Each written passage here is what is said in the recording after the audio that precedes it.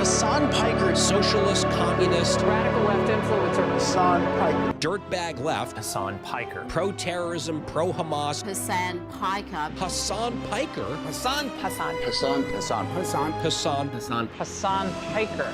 Going on this vulgar rant, mocking wounded war vet for losing his eye fighting for our freedom. Have you ever heard someone mention the Streisand effect and wondered what they were talking about? This phenomena is named after actress Barbara Streisand.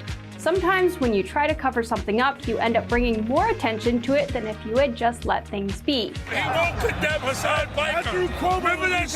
The assemblyman will not denounce Hasan Piker, who said, America deserved 9/11, dude. the assemblyman just said in his response, Hasan Piker says America deserved 9/11. There you go.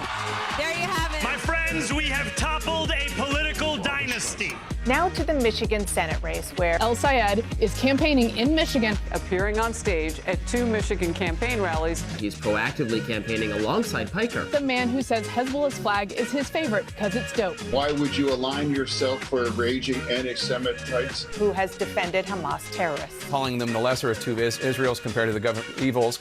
Lesser of two. That's what I find a bridge too far.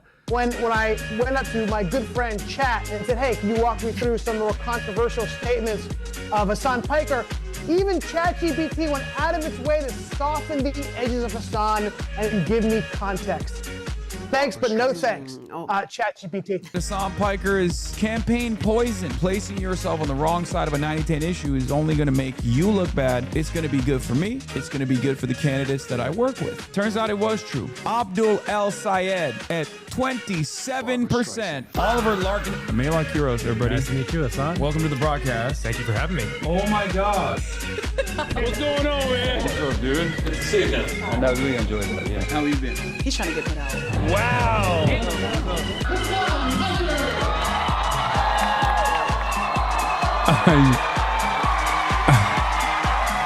That was insane. Okay, guys. I don't think Kai likes to be on camera anymore. I'm not even kidding when I say this. Randomly, when I leave my home, which is not always, but when I leave my home at times, I'll come back and she's laying on this bed. Okay? In the morning, she'll come and sit down when I'm working on my desk. She was laying there the entire time until I turned the camera on and she was like, all right, I'm out. And now she's back. Anyway, what's going on, everybody? I hope everyone's having a fantastic evening, afternoon, pre-noon, no matter where you are in the world. She's like, I don't want to fucking work, Dad. I don't want to work. Like, we're chill if we're not on camera when we're hanging out. I don't want to work. This idea that I'm back here for all of the nasty Fox News weirdos to see. Don't like it. But in any case, folks, this is a beautiful day. It's a wonderful day. It is so goddamn humid out here, by the way. Unbelievably humid. Southern California apparently is the most humid place in the United States of America right now. Can you believe it? It's like we're gayer Florida. I don't want to say gay Florida because Florida is pretty gay, but we are now gayer Florida, which is unbearable.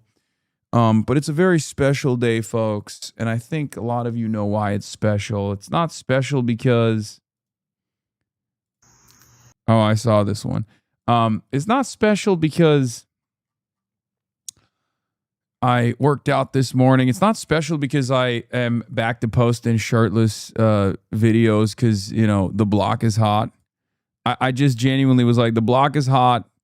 Fuck it. Time to post shirtless workout videos again.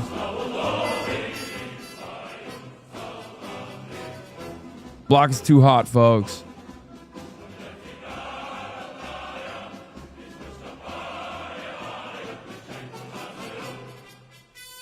I did this for Dingle.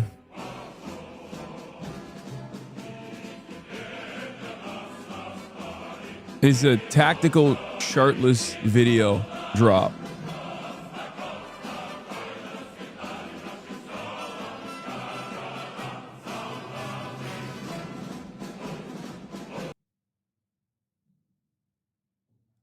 Got to cut that back fat and love handles down. Okay. I can't tell you what I think you should do to yourself, but I'm thinking it. Won't stop me from thinking it. You should kiss yourself really hard. In any case, we're back. Great blast off meme with Puss in Boots. Yes. All right, that's a good one. Where was I? Shout out to your mortal enemy Maya Higa on getting engaged. I know. I saw that. So made me angry. Made me angry to my core. She's having such a great time out there hanging out with bears and now also hanging out with a husband. What's next, you know? But we'll get into all of that and more. Maya getting engaged before Grand Theft Auto 6. That's funny.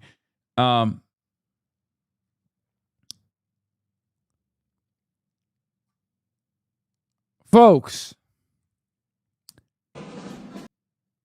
I was saying, is that the reason why it's a good day and a special day? Or is there a different reason for why it's a special day? I think many of you know why it's a special day, ladies and gentlemen, and it's not because Milo Yiannopoulos has been arrested by ICE.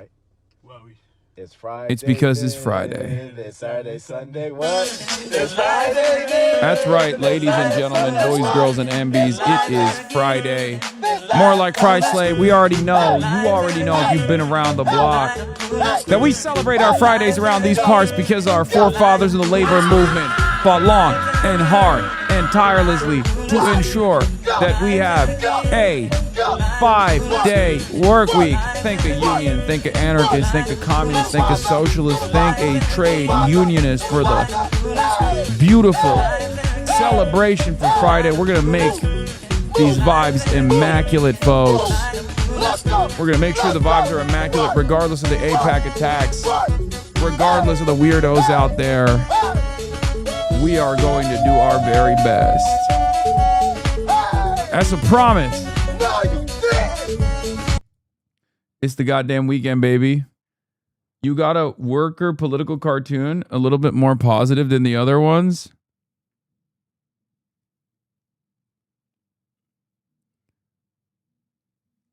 Oh my God. Dude, this is the best. I cannot. You guys don't understand. All of the hate campaign, the hate mob, the lynch mob, all of it is worth it. That boomer political satirists keep making political cartoons with me in it, and I love it. I need all of these framed. I need the originals. I need to frame them. You guys do not. I know every time I say this, but like at some point, I hope you'll recognize this. Like the significance of political cartoons in my development, in my upbringing, in my life is so huge.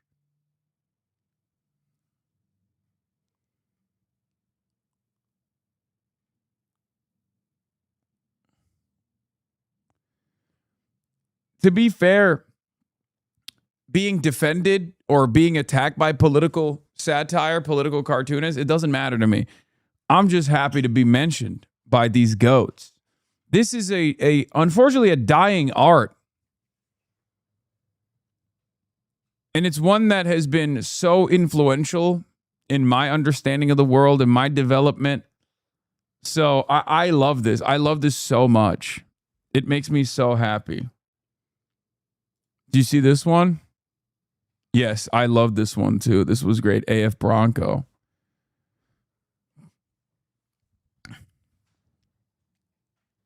I retweeted it. But yeah. We got to redo the background to include these? Yes. Incels in shambles. USDA has issued a recall of frozen buffalo chicken products at the highest risk level, indicating a reasonable chance of serious adverse health consequences or death after the products were sold without federal inspection. Death? The chicken tendies? What now? Asmongold's remaining marginal American audience of MAGA is going to wither away. And now the dinos are actually extinct for real. Bro, the new Jubilee vid is so bad. Dog, if you think here are a list of things that I would rather do than watch a Jubilee video with the Sex Pest versus Beanie Boy. Okay? Kill myself with a gun. Kill myself in a medieval style torture device. Walk into traffic with a blindfold with the hopes that a truck murders me. Strap myself to one of those auto cannons that they have on top of the USS Lincoln with the hopes that they fire me in a comical manner in the direction of the Strait of Hormuz as I evaporate. What else? Stab myself in the eyeballs with rusty nails over and over again until those rusty nails penetrate my brain through my eye socket. Have I made it clear enough to you what I would rather do than watch that piece of garbanzo beans?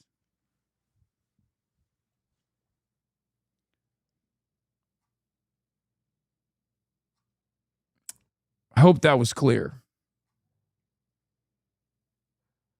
Why are you dressed like a Jewish New Yorker? What?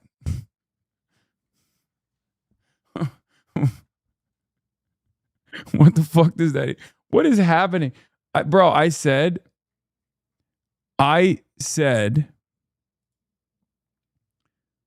personally that the vibes were going to be immaculate today. And people are really testing it, you know? Another one from the Washington Times. Don't judge me by my close friend Hasan Piker. Abdul El-Sayed. Americans are 9/11. Death to Israel. I love Hamas. Why did they draw me like this? They made me tall and skinny.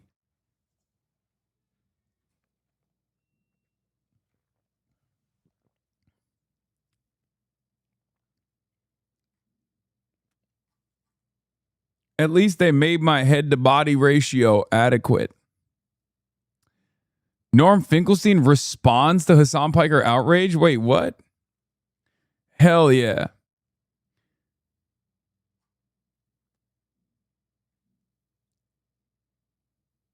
Have you seen this clip of Curtis Lewa defending the Intifada? You see next to me an Arab American. He supports the Intifada. He disagrees with Jewish Americans who are part of the Guardian Angels. They debate.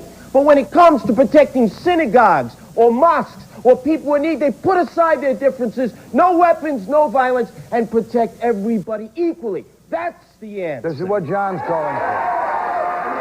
He's got a good point. He's got a great point.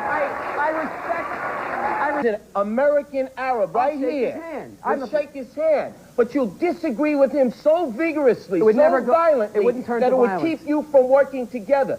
We have advanced. We know what indiscretions we had in history. I'm a Roman Catholic. I know there were Catholics who condemned Jews as money changers. We are guilty of that along with so many in humanity. But to undo the wrong doesn't mean to utilize the same tactics. I respect this man who was in the concentration camp because he should be the first to raise up his hand. Yet, he seeks dignity, pride, and a future in which... Dude, what the fuck? He's so awesome. Oh, my God. Dude, Curtis Lewa was unlocking dialogue options in the 90s that I did not even think existed. Also, there was the tradition of like robust debate back in the day on TV. Like you had actual public intellectuals. I guess you had more respect for discourse. Someone went beast mode on Fox defending you. Fox News, Julie Banderas, furious as Demsha. Yeah, oh, it's Corbin. Yeah, it's Corbin Trent. Former AOC comms person, right? Co-founder of Justice Dems. Yeah. That's my guy. I can't understand why. We'll watch this in a second. This will probably go viral if he went crazy mode on it. They've been juicing your YouTube? No. I think it might be the algo shift. It might be the algo change, but I also think it's not they. There is no they. It's us.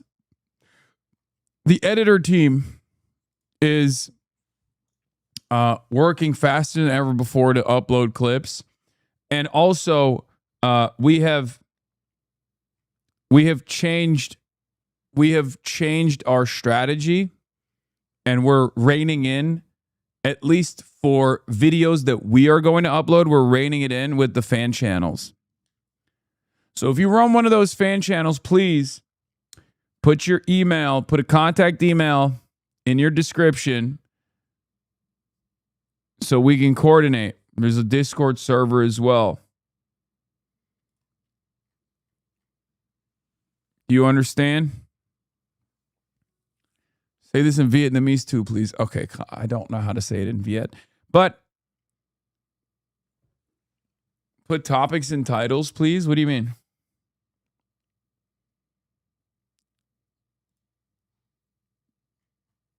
The Hasanabi YouTube channel team, yeah, this is how we run. This is how we're moving. This is how we're living, okay? This is how the editing team is operating nowadays. My day is 6 a.m. to noon, and I'm not crazy. You're crazy for thinking it takes 24 hours, just like some dude in a cave did 300 years ago. My second day starts at noon and goes till 6 p.m. That's day 2. And then the next day is 6 p.m. to midnight. What I've done now is I have changed and manipulated time. I now get 21 days a week. Stack that up over a month, I'm gonna kick your butt. Stack it up over a year, you're toast. Stack it up over 5 years, my entire life is different than it would have been otherwise. Yeah. No, that's the speech I gave the editors. That's the speech I gave Austinox. And he understood it. I don't know how. I don't know. I was just kind of riffing, you know, I was just making shit up. And he was totally locked in. He got it. He was like, that's right. That's our mission. You know, Fox News is still crying about you. Yeah, that's never going to stop. Fox News host loses after their own guest calls out their nonstop lying on Piker. That's not what he said. I got the full quote. You want to hear it?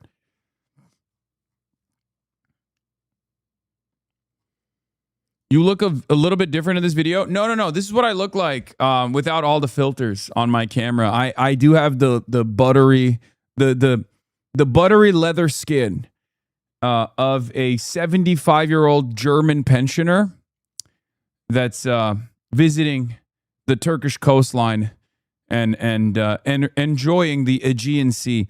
That is a very specific look. You can only arrive at this look if you are putting actual Coca-Cola on your skin in an effort to get that perfect leathery tan. Yeah.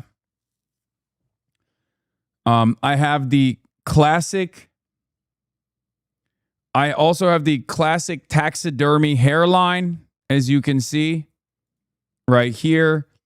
But a lot of that stems from the fact that your one day is 3 days for me, right? You are a fool. You live your day out in 24-hour sequences.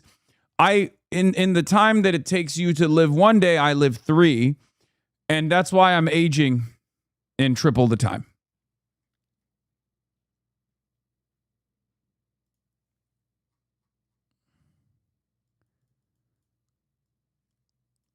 Yeah, Giannis Varoufakis. This is what the media does to you. Where's Earl Milford?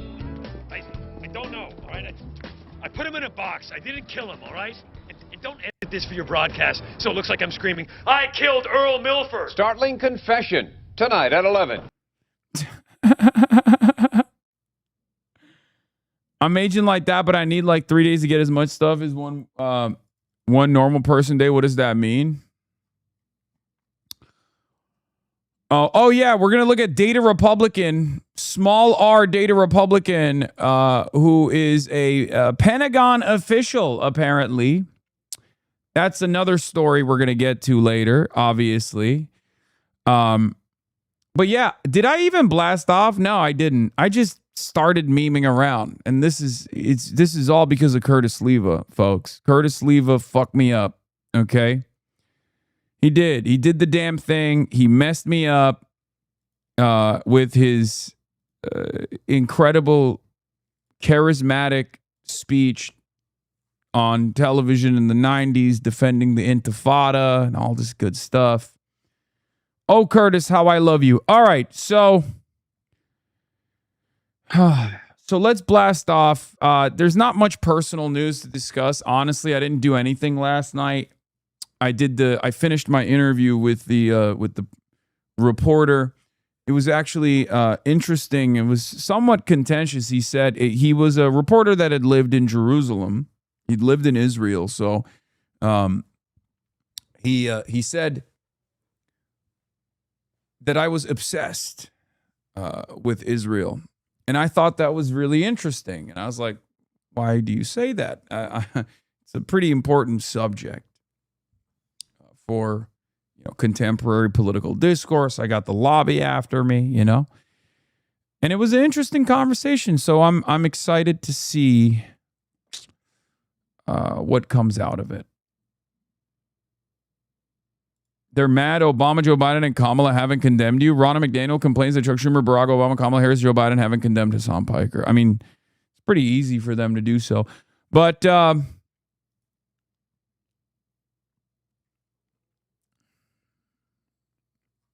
yeah.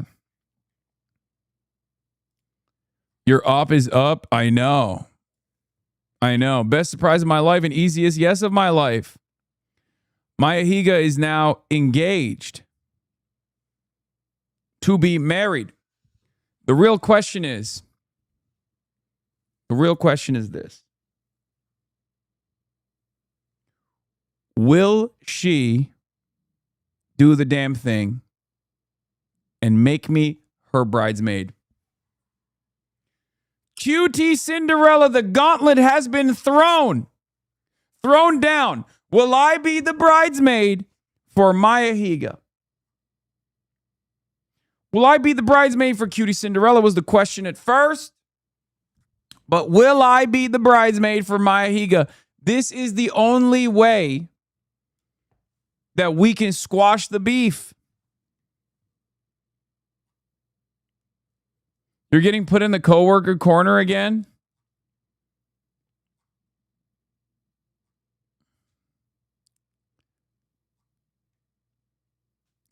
You can be the flower girl. Me and Winnie can be the flower girls.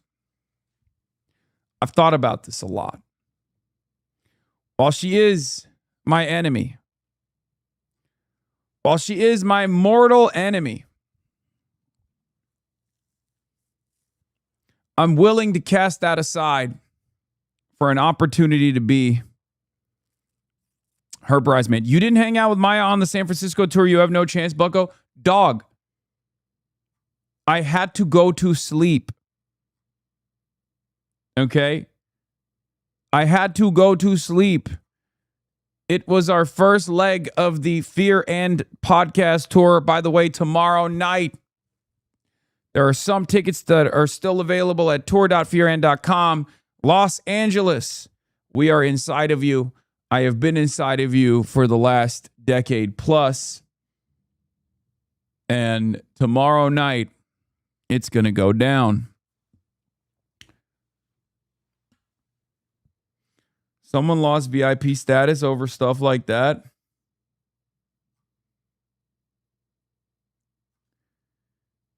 Anyway, if she lets you into the bridal party, will you wear the same dress as others? Fuck yeah. I don't give a shit. Yeah, I'll wear the dress.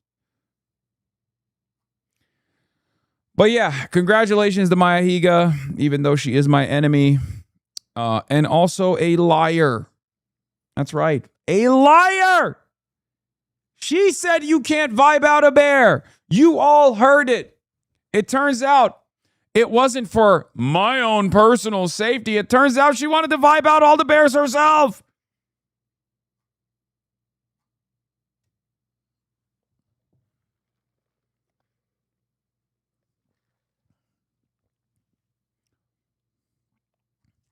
That's right. And now we know the truth. Now we know the truth. Turns out bears are endlessly vibeable. And she has done it. But yeah.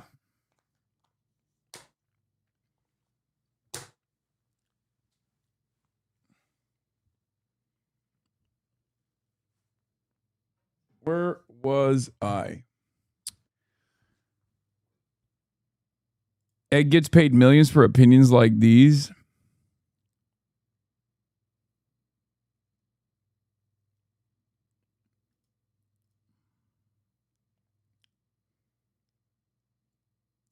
Big Animal Sanctuary doesn't want you to know you can vibe out a bear. Thank you.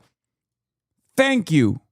I'm glad that there are brave, truth-telling warriors in this goddamn community who understand that you absolutely can and perhaps even must vibe out bears, and that the big anti-bear coalition is lying to us.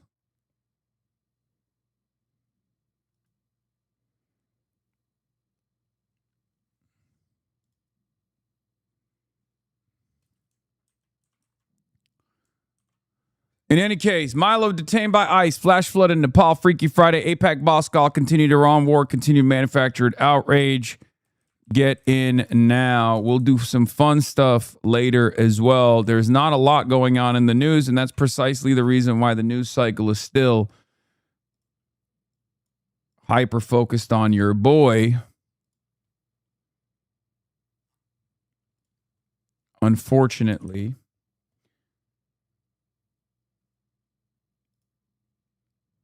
Lib's not understanding how Twitch works. So we went from praising Asaf to this. Hasan Piker's having a total meltdown on his live stream. Asaf, guys, we don't have to fucking look at any and every dumb fuck liberal content creator who either gets paid by the DNC or wants to get paid by the DNC. Please, I want to end the broadcast every time, dude. Like, you guys are playing into boosting and elevating some of these charlatans. You understand that, right? They know that the method to gain status just on, you know, on the right-wing algorithm on Twitter is to aggressively posture against me. Okay? To just be like, yeah, I fucking hate this guy. Come on, guys, please give me the likes. You know that we are promoting the right-wing playbook when we promote these guys, right? These guys are fucking losers. They're utterly irrelevant. Okay? Last time you guys did this, a YouTuber made a video, Hassan has a meltdown about me. Yeah, exactly. This is why we got to go back to no free clout. We have to go back to no free clout. We're giving these dipshits clout. Please. Your hand's too hot clicking these streams. Dude, honestly, it's because I'm a gamer. And I think many of you know that I'm a gamer because you've seen how excited I got with Grand Theft Auto. Okay?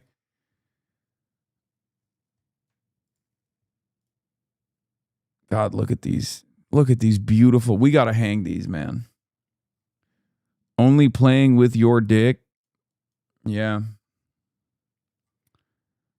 That's what your mom said. Got him. IRGC firing towards the Strait of Hormuz right now. I thought the war was over and the Strait was open.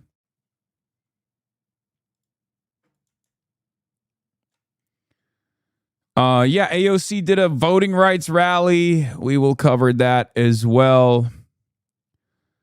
This person says, I hate these people because they're making me feel like I need to defend Hassan, and honestly, he has too much money and is too friendly with liberal Zionists for me to jump in front of him. But this is becoming a racist, Islamophobic attack and is going too far. I think your comparison of Piker to Loomer is exactly right. Both are vile and dangerous, and I don't just oppose Hassan Piker because he's an anti-Semite.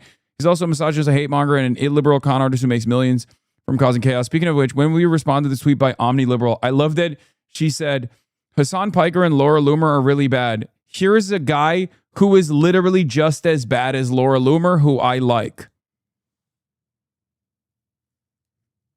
Like, Sex Pestany has an active court case. These people are so fucking shameless. These people are so shameless. They should feel the shame that they tried to invite in my direction for having the right opinions. They should unironically feel that motherfucker's shame, okay?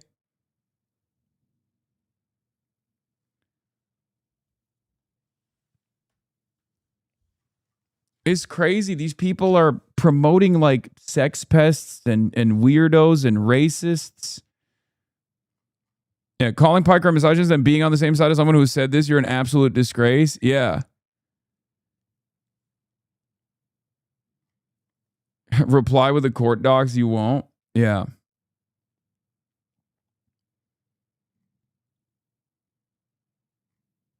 Calling Mehdi a radical Islamist is so vile too. Like you're a nasty little freak for that one. Anyway, yeah,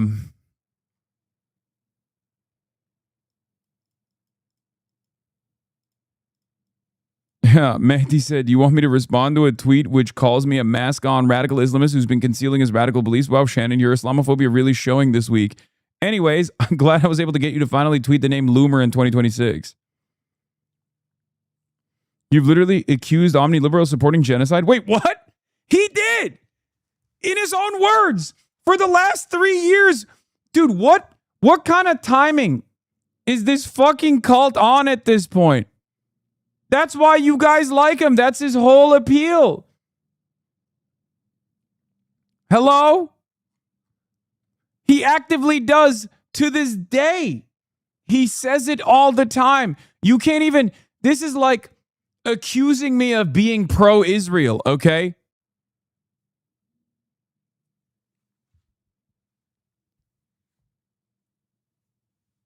It's the, like, saying,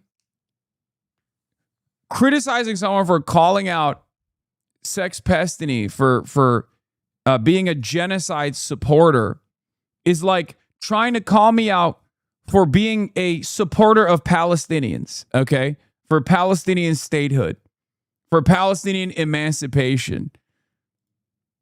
Yeah, I do that. And yes, he does that. This morning, anyway, Yeah, he went to Israel and gave the IDF advice in person about how to conduct themselves when they are engaging in war crimes.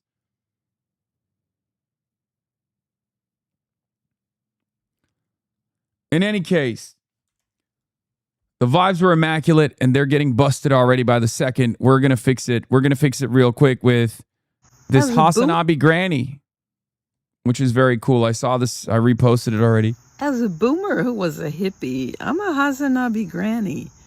I mean, come on. Wow. Mm-hmm. Hell yeah. Let's go. Youngest Hasanabi head.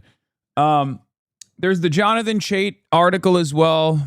We might read that in our article reading series. But before we do that, let's get to the war, which is not a war, but a special military operation that ended in victory. It ended in victory approximately 154 times since it began, and yet the war continues. That's right. We are passing the 6-month of Operation Epstein Fury, Operation Epic Fury, as all of the commentators on the Republican side, the Trump cult, actively denies reality and claims that the war is won. Let's take a look. Milestone. As we pass this pivotal milestone, since the U.S. and Israel launched go massive strikes against Iran, wiping out its conventional military and killing more than 3,600 Iranians, according to human rights activists in Iran, including 165 people after an elementary school was struck, most of them children. All of this loss in a war the president said would be over in a matter of weeks. Right from the beginning, we projected 4 to 5 weeks, but we have capability to go far longer than that. But already, 18 U.S. service members have been killed, including Sergeant Angel Sarah Rampersad, who died in an attack on a base in Jordan. She fought for this country and she died for this country, and I am a mother that is highly proud of her. In addition to the deaths, more than 750 Americans have been wounded, including Sergeant First Class Corey Hicks, who survived a deadly drone attack in Kuwait. He spoke with ABC affiliate KSTP. And I remember turning my head to the left and I seen the nose of that drone pop through. The Hicks family says he is now struggling with short-term memory loss and PTSD, and that getting proper medical care has taken months. Hicks, they said, was concerned about the lack of medical supplies in Kuwait even before the attack. Americans are also feeling the economic pain. The war causing the price of gas to hover above $4 a gallon, with the Strait of Hormuz still a flashpoint.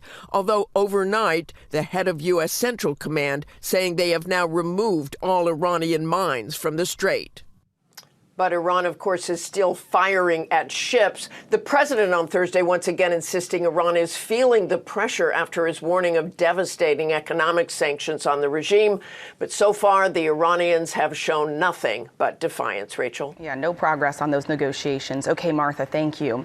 It's been 6 months since Donald Trump took us to this disastrous war in Iran. The United States military began major combat operations in Iran. This is what our servicemen and women have been living. This is what you've been living. Fire started in the ship's main laundry area and spread, leaving more than 600 crew members without beds. The senators say they're receiving reports about a shortage of basic supplies and water issues. Take a look at this. Today, diesel will cost $5.16 per gallon. That's up $1.40 since the start of the war. Meanwhile, this is what Mike Rogers is willing to say about it. I mean, I don't mind giving the president authority to continue. You can't stop in mid-negotiation. We have to go back to recontaining Iran. You cannot allow them to do this. Y'all, let's be real. This was never a war we should have fought. This is not something that we know how to get out of. And Donald Trump wants you to pay attention to anything else. Changing the name of Lake Ontario effective immediately to Lake America. So those are among the tallest buildings in the world. Spending hundreds of millions of dollars to build a ballroom. I love construction. It's tapered. This isn't a straight up and down job, which looks terrible, frankly. That's a tapered pole. Great. I'm very good at flagpoles. Mike Rogers, for his part, well, he's a non-playing character and has nothing to say about it, like usual. Now to the growing divide within the Democratic Party. Michigan Senate candidate Abdul El-Sayed, he's the nominee on the Democrat side, backtracking over his ties to left-wing streamer Hasan Piker. Sayed now saying he has no plans to campaign with Piker. As Semaphore reports, he sees the controversy as a non-issue in the race. Of course he does. But Senator John Ossoff's office going a step further, saying he, quote, rejects reckless and dangerous rhetoric suggesting that policy advocacy invites violence against the Jewish community or any community. Political commentator Stephanie Hamill joins me now. Stephanie, is it too late, though? Is Piker embedded in the Democrat bloodstream, specifically in El-Sayed's campaign? Good morning, Todd. And I think you're making a great point here, is that it is a little too late. So it's convenient that El-Sayed had no problem campaigning with Piker this whole time. And all of a sudden, when he discovers that it's politically inconvenient to hang around with somebody who thought America deserved 9/11, now he's trying to pretend that Piker was not part of this and supporting him. So, but El-Sayed doesn't just have a Piker problem. He has an El-Sayed problem. That is, he supports very radical policies, and he has made some very problematic statements himself. Absolutely. But that said, Piker brings votes. So do you expect other Democrat candidates to try and distance themselves from Piker? Or, Stephanie, could you see a situation where they maybe not embrace him, but don't keep him away from the campaign trail just because he's going to mobilize those young voters, and every vote really counts in a lot of these tight races? That's correct. It's been interesting watching a lot of these Democrats who are usually outspoken on so many issues, twisting themselves into pretzels, trying to avoid this conversation about Piker. The Democratic Party does have a Piker problem, and it is like front and center right now. They don't want to criticize him because they are afraid of his fans and the base who love and support him and support all of his. I mean, they're not wrong. They're technically not wrong. And they are, you know, for the most part. But that's also part of the reason why. That's also part of the reason why the Fox News operators are actively needling on this point, right? The reason why Fox News is constantly pushing this angle is because they want to drive a wedge between the establishment Democrats who fall for it hook, line, and sinker. Okay. Is this the automated mirror, Hassan the Hun? Hasanabi repeater? If Democrats defended the working class like they defend Israel, Trump wouldn't be president. If all they're going to do is make you the news and tell them what they're going to be talking about,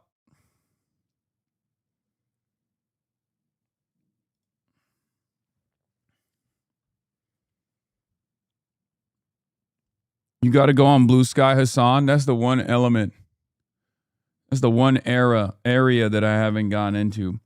Paul Josh trying to get people to stop talking about you. Yeah, it's. I mean, I don't disagree. I wish they started off. I wish everybody started off on that foot, and then eventually, when Fox News didn't let up, they moved on to. They eventually moved on to being like, yeah, this is ridiculous. And also, he's not this person. Did they make your beard thicker in that? No, that my beard was super thick at that point. They agree with a lot of the things that he supports. I have a question about the DSA and the Democratic Party. Where are they different? Because if you actually examine the things that they're supporting, there's a lot of similarity there. Yeah, and to that point, it's almost like there is a lot of similarity. The DSA is just louder and more aggressive as to how they talk about it. The Democrats kind of want to to soft sell it, but I think you're right. I think there is common ground there between them. And that leads me to my final question for you, Stephanie. Does all of this mean that Republicans are more motivated to head out to the polls? Because I've been head out to the polls. I've been reading some polls that show over the last month or so, you're seeing the enthusiasm gap that Republicans had close a little bit on the Democrats, meaning these Republicans are a little bit more interested. Do you think that's because they're looking at this and saying, uh-oh, we can't have a socialist win, and we've seen a lot of wins in the primaries? This is maximum cope. It's wish casting. There is no momentum whatsoever, like even remotely on the Republican side right now, where not only has the base diminished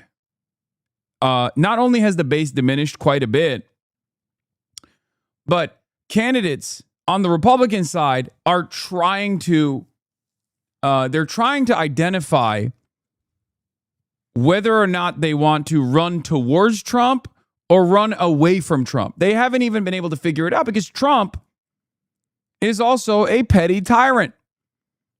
Trump has a commanding presence over the base, or what remains of the base, so they can't even do this thing where they run towards Trump in the primary and then run away from Trump. Like, they can do that. My candidates can do that with me. Democrats can do whatever they want. I'm a Twitch streamer. Donald Trump is the president. Yeah, McDaniel on affordability. Obviously, the economy is a concern, and Democrats don't want to be talking about Hasan Piker, but let's look at what they're putting forward. Look at what Mamdani's done to New York.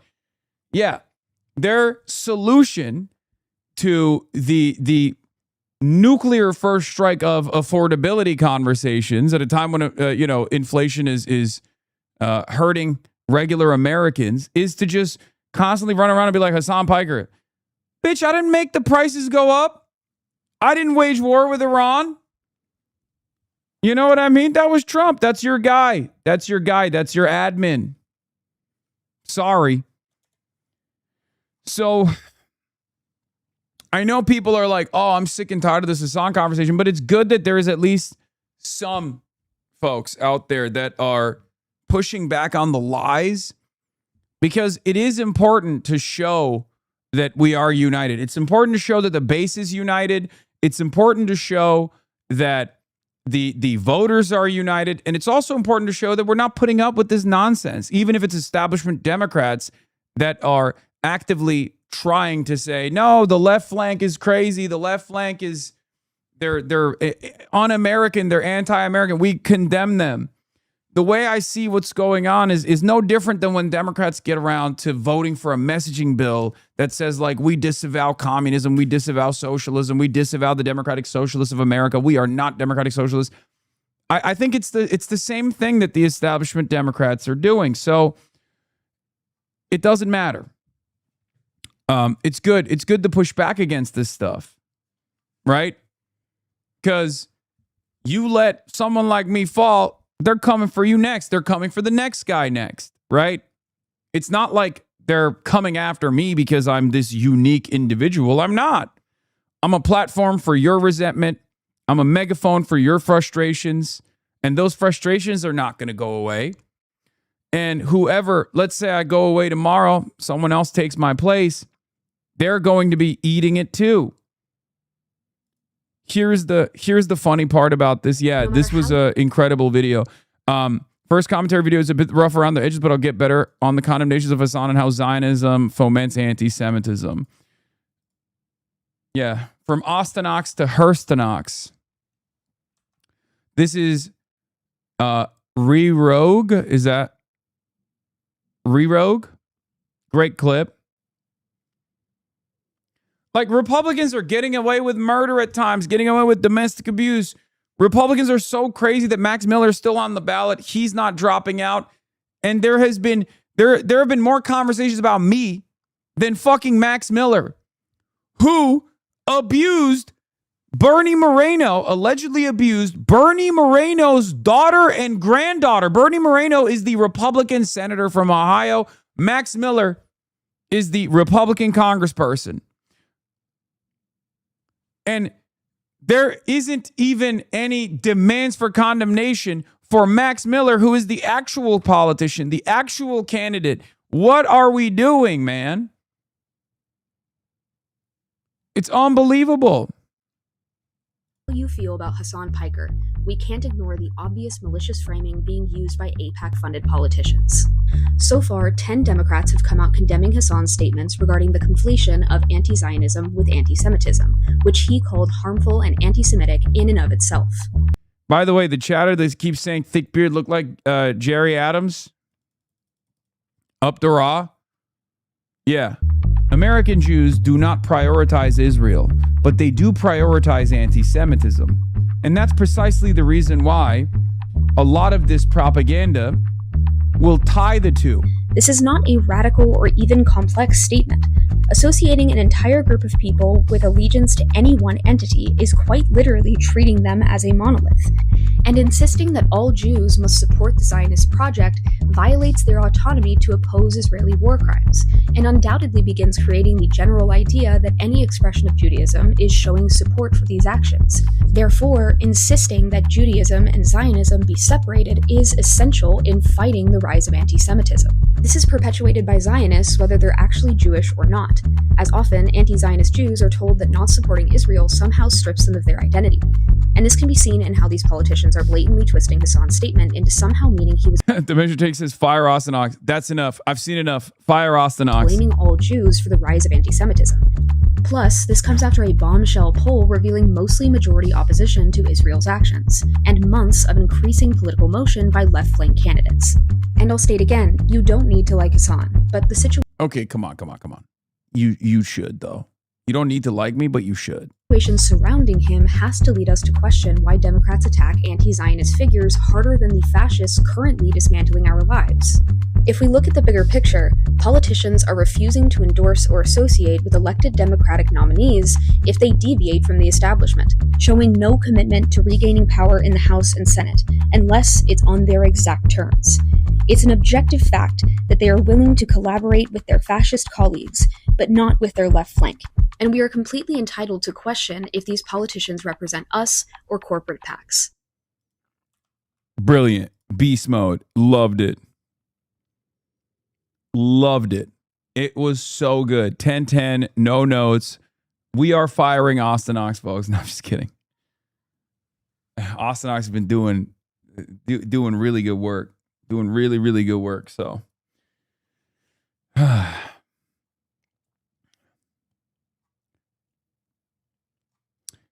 if Austin Ox makes stuff that puts you in danger when he's on your side, you don't want to know what he makes when he isn't. True. Maybe on accident, he'll start actually making content that fucking makes me look good rather than constantly puts the crosshairs on me. Who knows? Who knows, man?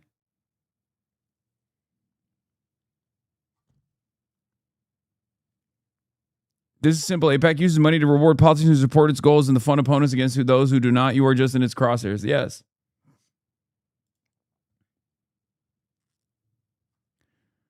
Yeah, we'll look at the Milo Yiannopoulos saga in a second. But yeah, to address the whole Trump's base is actually really motivated to go out and vote. Reuters Ipsos poll, Trump's strong approval among Republicans is cratered to 35% and 13% among total voters. 6 months ago, it was unimaginable that it could dip below 50% among GOPers.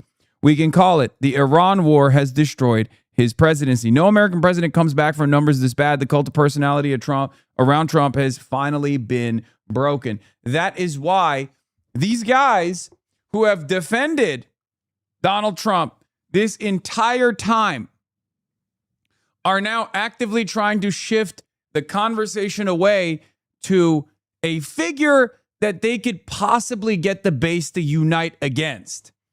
I happen to be that person, and it's unfortunate, I guess, for me that the Democrats, the established Democrats, the Israel firsters in the party are also leaning in to this line of attack. They are letting the Republicans run the discourse. They're letting the Republicans run the show.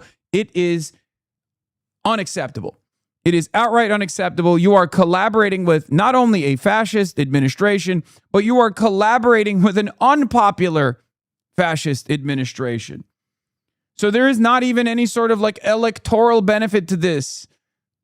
It's only downsides, no upsides whatsoever. So remember that, and we will remind these people where they were in this moment, which side they chose to be on in this very moment, when the fate of the Senate majority was in the hands of one race. They chose to attack that candidate. They chose to attack me as a vector to attack that candidate, Abdul al-Sayed. It's completely unacceptable, and I'm not going to let them live it down. I am going to repeat this. I am going to make sure that people remember what took place. And they did it with some of the most toxic lies, smears, slander, libel, defamation. They behaved alongside Republicans, and also, perhaps worse than that, they behaved just like the Republicans. That's unacceptable. There was one good point that Carl Bayer made, who said, Cheney crosses over from the right to help Democrats, and they love it. Hasan crosses over from the left to help Democrats. Fuck you. Cheney dropped Trump and her career to do the right thing. She put America over party. Hasan said Kamala was the same as Trump. Maybe you can figure out why we don't want Hasan in the party, let alone the face of the party. I love that these guys say like we, as though they have any say in this process. Like as though this is rigged and stolen. I do declare 83 is the gatekeeper of who gets to work with the party and who doesn't. That's awesome.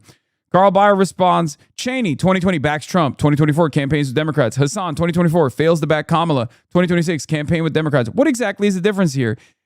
This person responds, he's campaigning with his Democrats, just like he campaigned for Bernie, then actively worked to hurt Hillary, Biden, and Kamala, which I didn't, by the way, not for Biden and not for Hillary, but they're still saying that.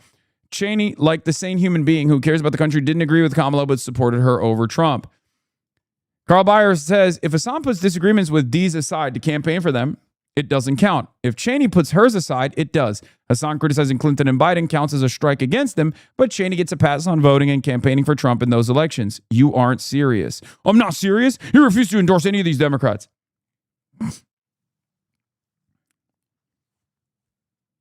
Not only is this guy fucking lying, the idea that I didn't endorse Biden or did not endorse Hillary Clinton is a lie. It's an outright lie. Okay? My red line was genocide. And I think that's a pretty valuable, pretty decent red line. Okay? Seemingly it was the red line of many others as well.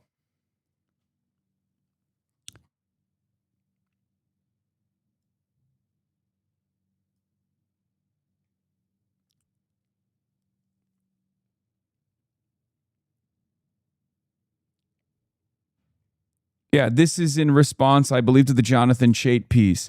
The entire reactionary centrist case is that leftist politicians must distance themselves from Piker to neutralize him as an electoral issue. But when they do distance themselves, the reactionary centrists still write articles making the link and criticizing the exact wording. If this was about electoral advantage, the thing reactionary centrists claim as their expertise, they would be writing about how this entire issue is a distraction. If you're concerned about the influence of fringe radicals over policymaking, Republicans are the bigger threat. Of course, they are.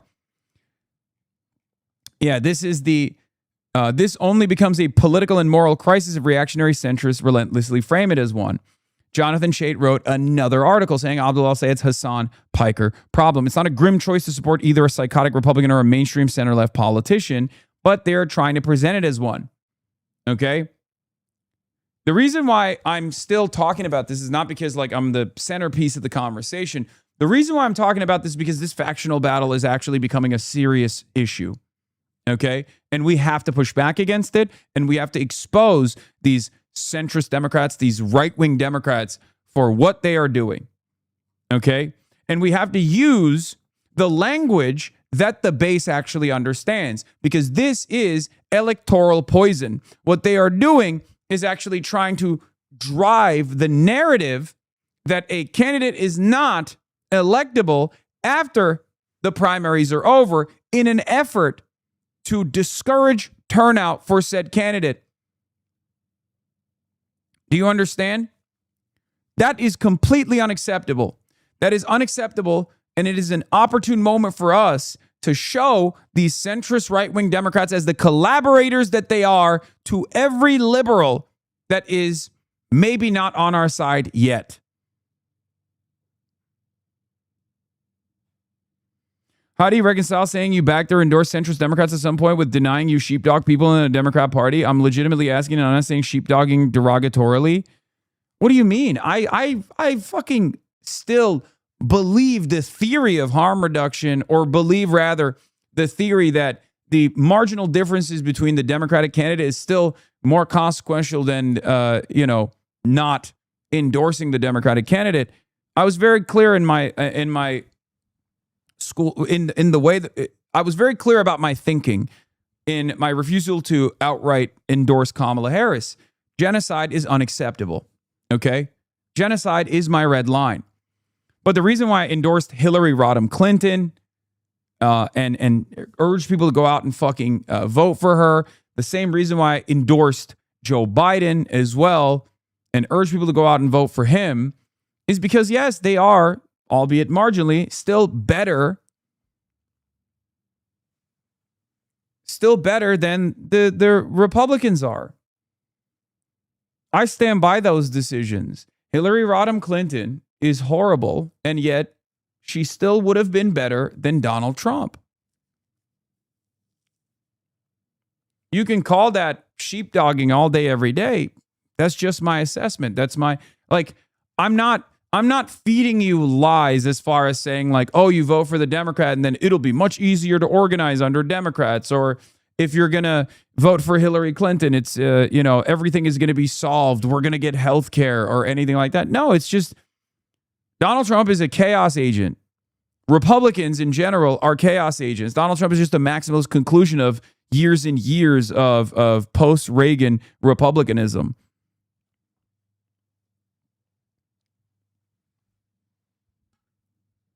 Do you understand? The problem with this conversation is I think people don't understand, I don't think voting is the most consequential thing you can do. I say it all the time. It's the most consequential, least consequential thing you can do. The most impactful, least consequential thing you can do. Okay? It doesn't end with voting. It's not like every 4 years I come out and I'm like, ooh, I'm going to vote. I love voting. Please go out and vote for the Democrats. They're awesome. And then I shut the fuck up for the rest of the year. Do I stop? Do I stop agitating? Do I stop trying to foment class consciousness? Do I not continue not only endorsing certain organizations, trying to send people to these organizations so they can get proper political education once they do have class consciousness? Do I not continuously advocate and continuously engage in activism throughout the entire process? Do I not criticize the Democrats endlessly? Part of the reason why these guys lose their minds over the space that I occupy is because I do actually viciously go after Democrats because they are worthy of critique.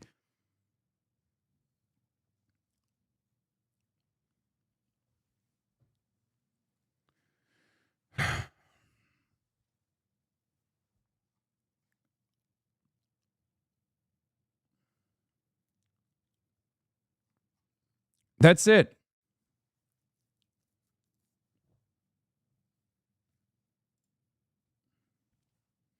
There's a lot of work to do before the elections actually happens. That's how you avoid having to pick between shit sandwiches. I mean, sure. Democrat Party, this guy's a fascist? No, he's not. He's not. Come on. Stop. It's just crucially.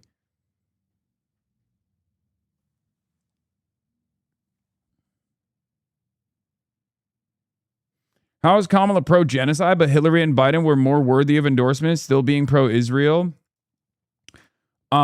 I do love the idea that newcomers into the pro-Palestinian movement will tell me, an avowed anti-Zionist for the past decade or so, or, as a public figure, that I was not allowed to make endorsements for any pro-Israel Democrat. That's awesome. We just move with how the public moves, right? That's how elections are considered. That's precisely the reason why the entire anti-Zionist movement was unbelievably supportive of Bernie Sanders in 2016, even though there were still plenty of criticisms. Hassan has such an ego now. Wait, what? Thunder Thighs 10, what? I don't know if you know this, but the apartheid still remained in Israel, but the genocide happened after October 7.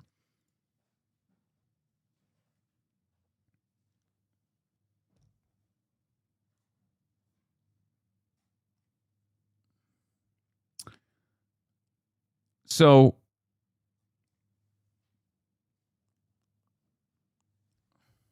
anyway, where were we?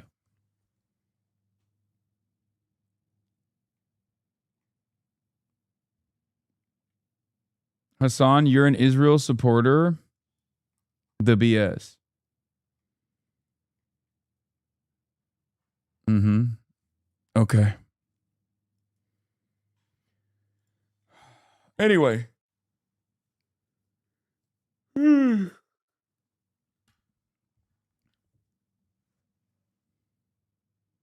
That framing, Kamala would have too, so not endorsing her under that framing is not good. That framing just opened you up to that attack? What do you mean? Dog, Kamala Harris was a part of an administration that was actually committing a genocide. If you cannot comprehend that it's that this is a valid, an apt red line, a valid moral red line that we can draw, I don't know what to tell you. I will always defend my refusal to endorse Kamala Harris and the Democrats, regardless of my commentary that was honest and critical of the Democrats in an effort to ensure that they changed their campaign strategy, to ensure that they changed their policies, and to actually defeat the Republicans.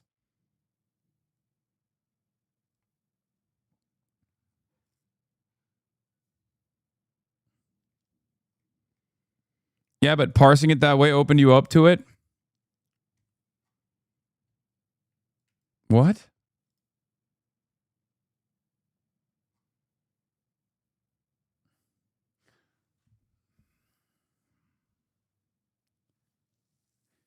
I think at times there are people to my left that just want to be heard. Like they get really bored and they really, really don't want to defend me against establishment Democrats. So they just kind of like lean into the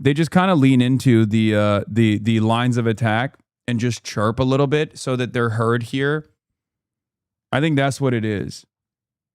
They're going to lose it. When you said the genocide began on October 7, it's true. The apartheid existed. The ethnic cleansing campaign existed. But genocide, a specific charge, began after October 7. This is correct.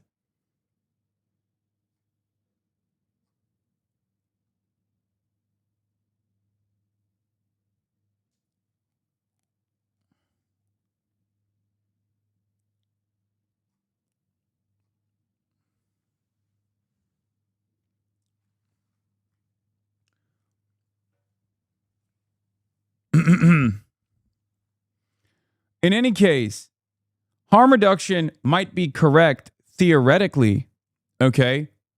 It might be the correct theoretical framework, but one, in a long enough timeline, it turns into a disastrous outcome. Donald Trump is a perfect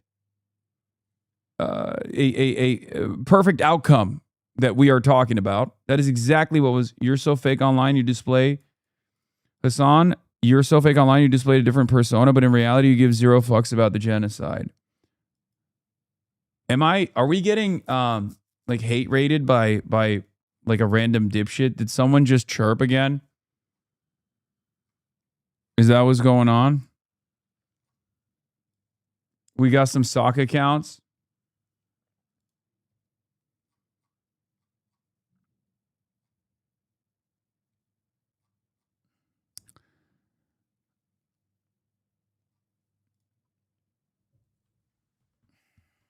Yes, you're a trot. Never.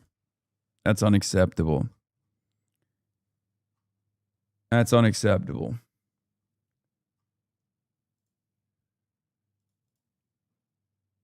Molestinies bots? No, I don't think it's a Molestini bot. We have a... Look. There are people of all different kinds of ideological variety who oppose what I do or what I'm trying to do for a million different reasons. Some of it is just like petty. Some of it is just jealousy and envy. There are a lot of like media.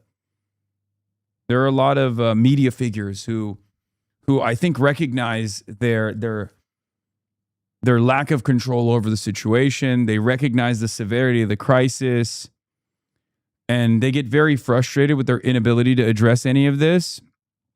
And perhaps maybe they want more attention. They're opportunists.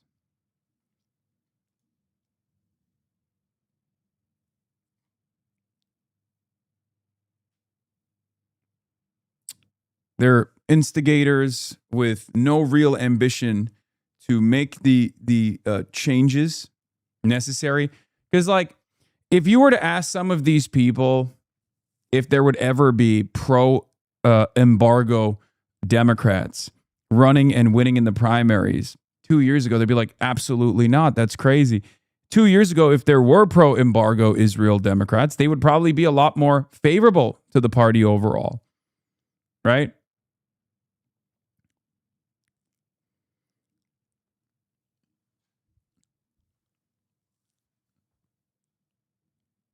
It's just, that's progress. And this stuff takes time. But for some, that is utterly immaterial. It's utterly irrelevant. The only best method of praxis is to post like a schizophrenic madman on the internet. You know? So that's what they do. They just keep doing that. And they judge you by your posts, not the impact. Somewhere Democrats have had good traction is this message of affordability. Our polling shows people are extremely worried about it across party lines. It's going to be what they continue to hammer going into the midterms. And for most people, you know, buying gas, getting groceries, it's a daily check. The other chatter was right. It wasn't an attack, but the way you worded it sounded like you endorsed Biden and Clinton because they weren't pro-genocide.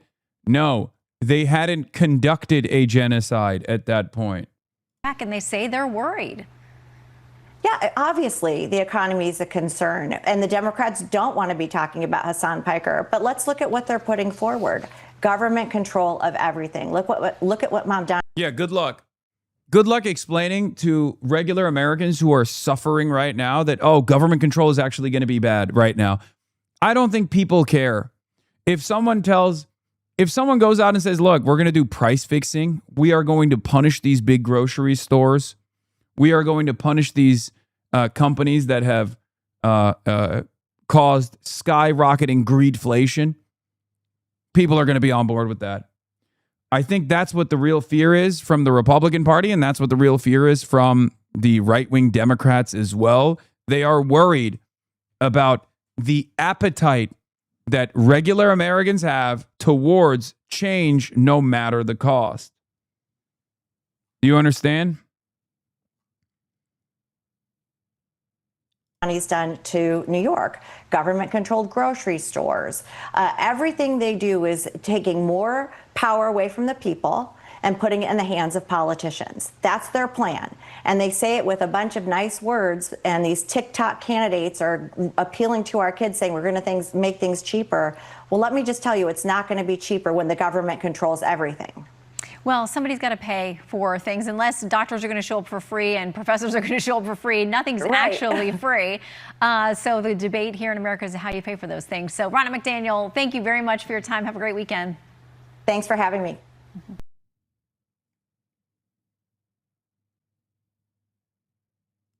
They're calling out the March on Washington for you not being there. Here's how Fox is covering the rally, marking the 63rd anniversary of MLK's March on Washington by noting Hasan Piker isn't there and playing a bunch of clips of people condemning Piker's comments. What the fuck? See further, to demand more, and to organize toward the future we know is possible. The tide is coming, and this time we intend to win it all. So lawmakers AOC and Bernie Sanders headlining a progressive march on Washington today. But one prominent voice on the far left is noticeably absent, Trace. We'll talk to former RNC Chair Ronna McDaniel about Hasan Piker and his rhetoric forcing. Dog, what the hell are they talking about?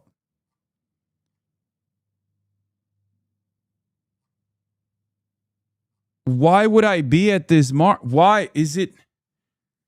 Have I been marching alongside Bernie and AOC everywhere they go? I have a live event in Los Angeles. I mean, they didn't even ask me, but I couldn't make it even if they did. And also, why should I be invited? What an insane take.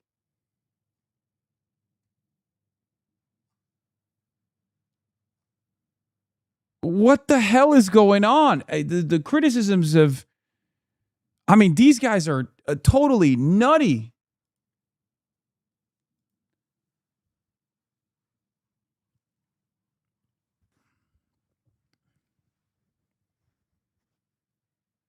There was a DSA meeting in Seattle last night. Notable you weren't there.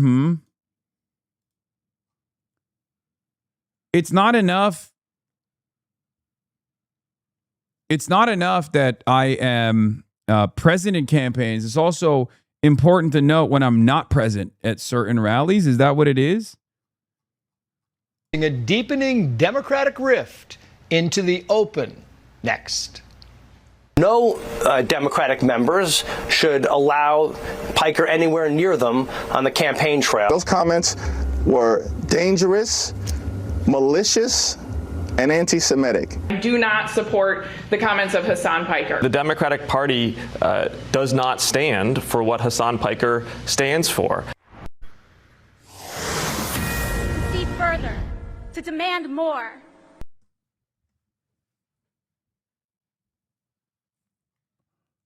Yeah, the comments are Israel puts Jews in danger. Like Israel's actions being falsely conflated with Judaism makes Jews all around the world less safe.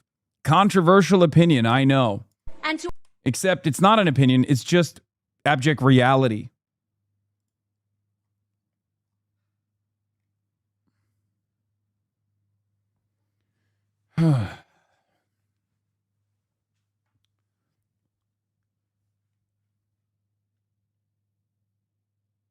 I hate the Abdul bending the knee.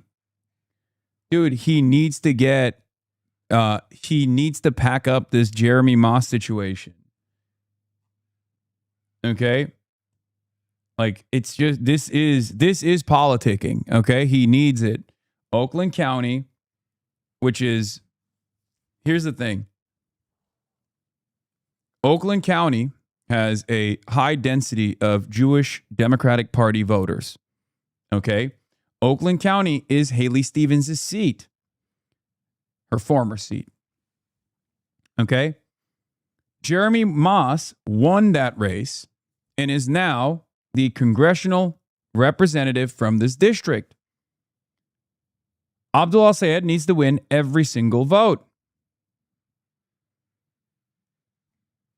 It's that simple. So yes, he needs to get Jeremy Moss to endorse him. With Hillary Skolton, it doesn't necessarily matter. Hillary Skolton, Abdul won that district. Grand Rapids, it's not even a question, right? Like that district is going to vote for him overwhelmingly.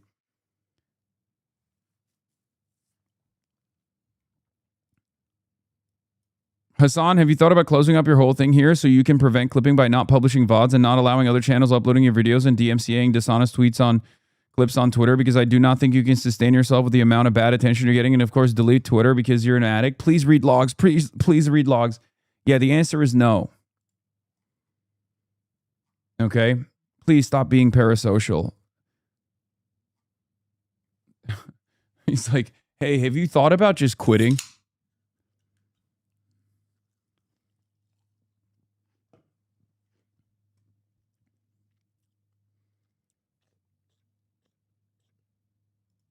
Yeah, Jonathan Chait has lost his mind about you so much. Yeah, I know. He's making Adam Gentleson look normal in comparison.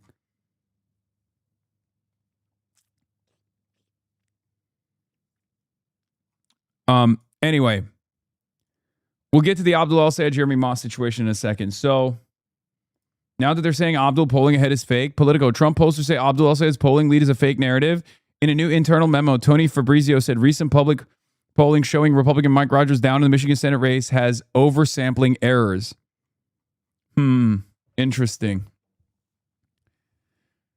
Well, it's funny because the Fabrizio poll also literally shows Abdul El-Sayed ahead. Dude. Pollster looks at his own polling and goes, nah, dude, Abdul El-Sayed winning is fake. Please don't look at my poll that also shows Abdul El-Sayed ahead.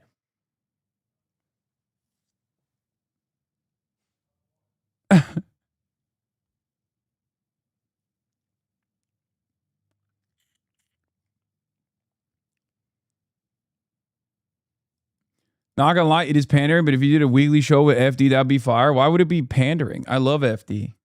He has great insights. Hope his charisma can save this. Guys, it's not a losing race. I think this like Republican backed narrative has set in. And because so many people are constantly talking about like Abdul El-Sayed, is he still electable? Who knows? Like in an effort to make you feel insecure about his chances, you have lost sight of where this race is. Abdul El-Sayed is not losing this race right now. He's winning this race. Hello? Don't let the stupid media narrative break your confidence in an objectively good candidate. Stop catastrophizing. Stop letting the media narrative actually, to be fair, that's all you talk about too, because you're just covering them.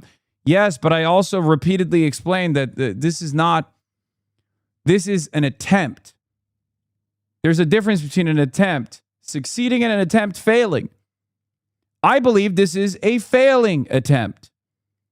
I think this will only harden people's opposition to establishment Democrats, because it will cause people to recognize that the real reason why they're doing this is because of Abdul's opposition to Israel, which is an objectively popular position across party lines. Okay? It's not just a popular position within the Democratic base. The diehard Democrats are the only people that want to embargo Israel or want to stop shipping weapons to Israel, want to hold Israel accountable, want to stop wasting our tax dollars on Israel and other initiatives in the region. No, this is a very, very popular initiative. And this only hardens his credibility on this front. And yes, the rat fuckery is shameless, but it doesn't mean it's successful. You think people are like, oh, Deborah Lipstadt, she's my favorite. Now I'm going to really not vote for Abdul El-Sayed. I might vote for Mike Rogers. Like, what are you, fucking crazy? Biden's absolutely shameless anti-Semitism czar admits that Abdul El-Sayed disavowing Piker would be fruitless because they keep attacking Abdul El-Sayed anyway, because they'll keep attacking it. David Frum nails it. This is bigger than a surrogate. Once again, engaging in anti-Semitism. Again, I predict El-Sayed will disavow Piker publicly, and some people say, okay, it's fixed, but it's not. Ben Shapiro prediction. Deborah Lipstadt aligning with Ben Shapiro, a straight up fascist. Okay? An unbelievably racist person. I wonder what Deborah Lipstadt and Ben Shapiro agree on. I wonder why Deborah Lipstadt and Ben Shapiro are aligned with one another. This is, again, a Biden administration official. How did this happen? Oh, that's right. It's obviously Israel. Of course it's Israel. Eventually, the pressure will get to El-Sayed and will backtrack and maybe even say it was a mistake to campaign with Piker. There will then be those who say, okay, we can put this behind us. He's good. Right. Sell them a bridge in Brooklyn. She's openly saying, lie to Abdul El-Sayed, get him to disavow so that we can continue pouncing on him and pummeling him with the past association at that point. It's fucking ridiculous.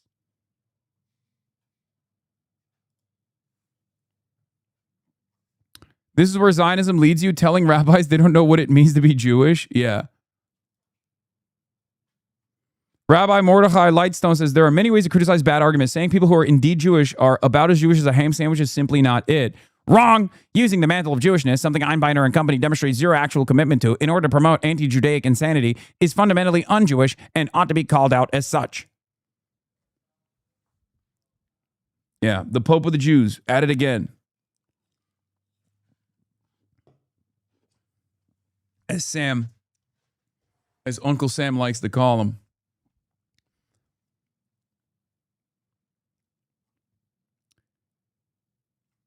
So yeah, this kind of stuff is really gross. This was a really good take from Dylan Stormday as well. It says, put Hassan aside. It should concern you that the Democratic Party has launched a coordinated smear campaign based on nothing he actually said against a private citizen who is not in or running for office. This reveals how comfortable they are with just lying to the voters. This is something they've also not done for actual hateful and more famous pundits like Tucker Carlson, Candace Owens, Charlie Kirk, Nick Fuentes, or Ben Shapiro, many of whom have broader reach and are actual anti-Semites, and some of whom are just Nazis of a different variety. Back to Hassan specifically, the Dems were fine inviting Hassan to the DNC in 2024. Most of the controversial stuff he'd actually said was before that, and they didn't care. They're not attacking him now for what he said. Be serious.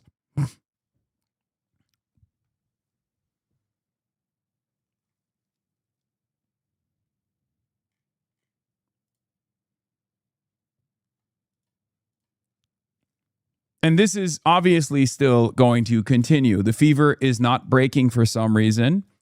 I know why the fever is not breaking for the Republicans, but it is alarming that it's not breaking for some Democrats.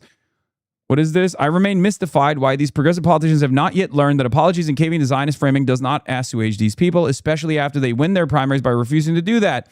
This is the same as that tactical retreat on globalized intifada when Mamdani had already won the primary. You refused to back down before that, and you won. Stop giving these people a fucking inch. Genuinely feels like the second any of them win a primary, they start believing bad advice about needing to moderate their views to the general, which despite being a centrist shibboleth, is not backed by actual data. It's so stupid. You don't win anyone new, but you risk demoralizing people who liked you before. No, it's worse than that. It's worse than that. You actually take ownership over a cynical framework. You never take ownership over your opposition's framing. Your opposition wants, if you're Abdul al-Sayed, the Republicans want to tie Abdul al-Sayed to me, okay? To the most negatively framed comments, the most ridiculous clips out of context, and they want to hammer him over the head with it. So when you disavow or when you cede ground on oppositional framework in a moment like this, you take ownership over it. You say, I'm so sorry I did this. Okay? Even if there was validity to the argument, even if there is validity to the argument, even if I was like legitimately a bad person, which I am not, but even if I was, you should still not do it. Politics is about being a cynical operator at the end of the day, and you should behave like a cynical operator, okay?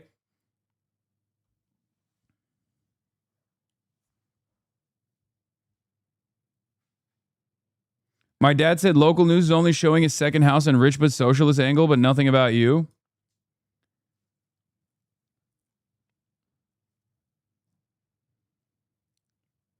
Because the moment that you apologize for something, the Republican strategy is to badger you with it over and over again to say, well, why didn't you apologize earlier? Now that you have taken ownership over this wrongdoing, when there is no such wrongdoing whatsoever, they will turn around and say, oh, look at you. You fucked up. You're weak. We have noticed that you are weak. Republicans never apologize for anything. This is a disciplining operation, but this is also a way to control the narrative. Not only do you not win them over, you end up validating their bullshit framing, and then they strut around like assholes bragging that they were actually right all along, and now it's open season on asking you to condemn the next thing and the next thing forever and ever until the heat death of the universe. If you want to make these attacks stop, you just have to say, I'm not playing this will you condemn game, ask me about something real. The first politician to figure this shit out and turn the tables on media will be ascended. Polls really underestimate how much people crave someone calling the media and the establishment out on their endless bullshit. I do it all the time. You know who did that, by the way? Fucking Donald Trump did. Donald Trump did it for, valid concerns coming from people, but he did it nonetheless, and he did it and won. People want a no-nonsense shit talker, okay? Bernie did it successfully as well for the longest time.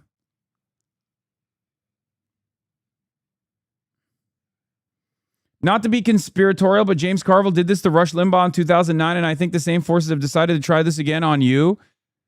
Yeah, it wasn't a successful strategy, for the record. Yeah, Democrats realized they could roll out a new GOP boogeyman for the post-Bush era by turning on an old one, Limbaugh, a polarizing figure since he rose to prominence in the 1990s. His positives for voters under 40 was 11%, Carville recalled with a degree of amazement, alluding to the question about whether voters had a positive or negative view of the talk show host.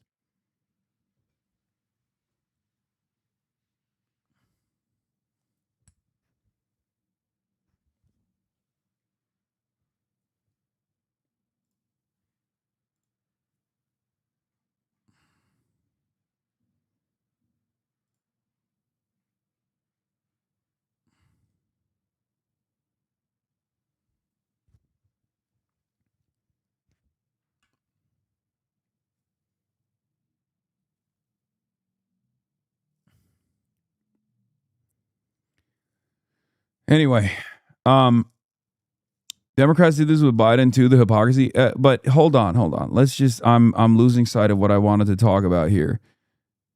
Yeah, Matt Iglesias says, I think when establishment liberals said they wanted a Joe Rogan, they meant a popular media figure who would support their candidates, not a media figure who would become their factional antagonist.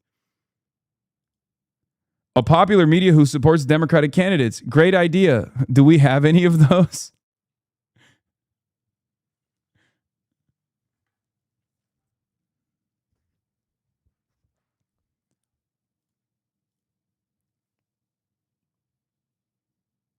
Did you hear Pod John Favreau's Go One Day Without Mentioning Hassan Piker challenge? Yeah, he failed to do the challenge himself. Look at this. This is from, I think, 2 days ago.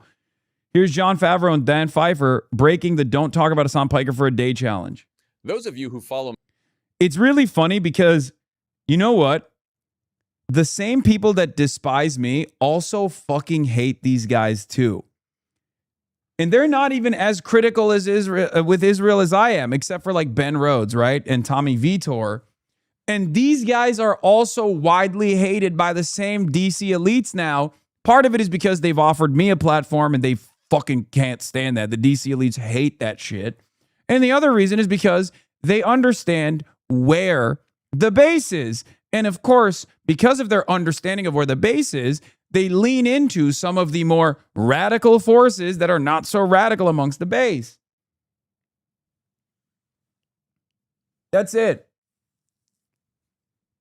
They are seen as the connective tissue between some establishment favoring liberals or liberal, like vote blue no matter who types, and people like myself. So they despise them for that reason, because they have bridged this coalition because they are actually invested in defeating Donald Trump. They are liberal, and yet they actually want to defeat Donald Trump, and they don't care if there are Democratic socialists in the ranks. They understand that the Democratic Socialist movement is actually quite appealing to large chunks of the base. In some respects, they are the real vote blue no matter who guys. You stick up for them 1,000 times more than they defend you.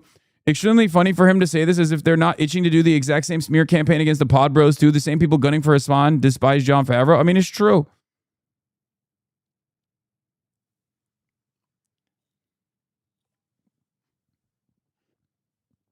They've been called rape apologists up and down the timeline for their endorsement of Graham Plattner. Me on Twitter might be thinking, John, didn't you just call on all Democrats to take the Don't Talk About Hassan Piker for a Day challenge? Why, yes, I did. And most of political Twitter, including several Democratic politicians, failed. So I am intentionally failing today in order to make another plea. I think it's one thing if, like John Ossoff, you are pressed by a reporter to respond to whatever the latest Hasan Piker statement is. I do not think that spending every day from now until November talking about, denouncing, defending Hasan Piker will either make Hasan Piker go away or help Democrats win the midterms. I think it will instead keep one very polarizing leftist influencer at the center of the discourse and give Republicans and right-wing media excuse after excuse to cover each new denunciation. What do you think, Dan? Is this a trap? Yes. If I answer the question, I have failed the test you set up. That's what I'm saying. I failed it. Okay. I've already failed. It's a failure. I tried, didn't work. Okay, so I'm going to do this briefly.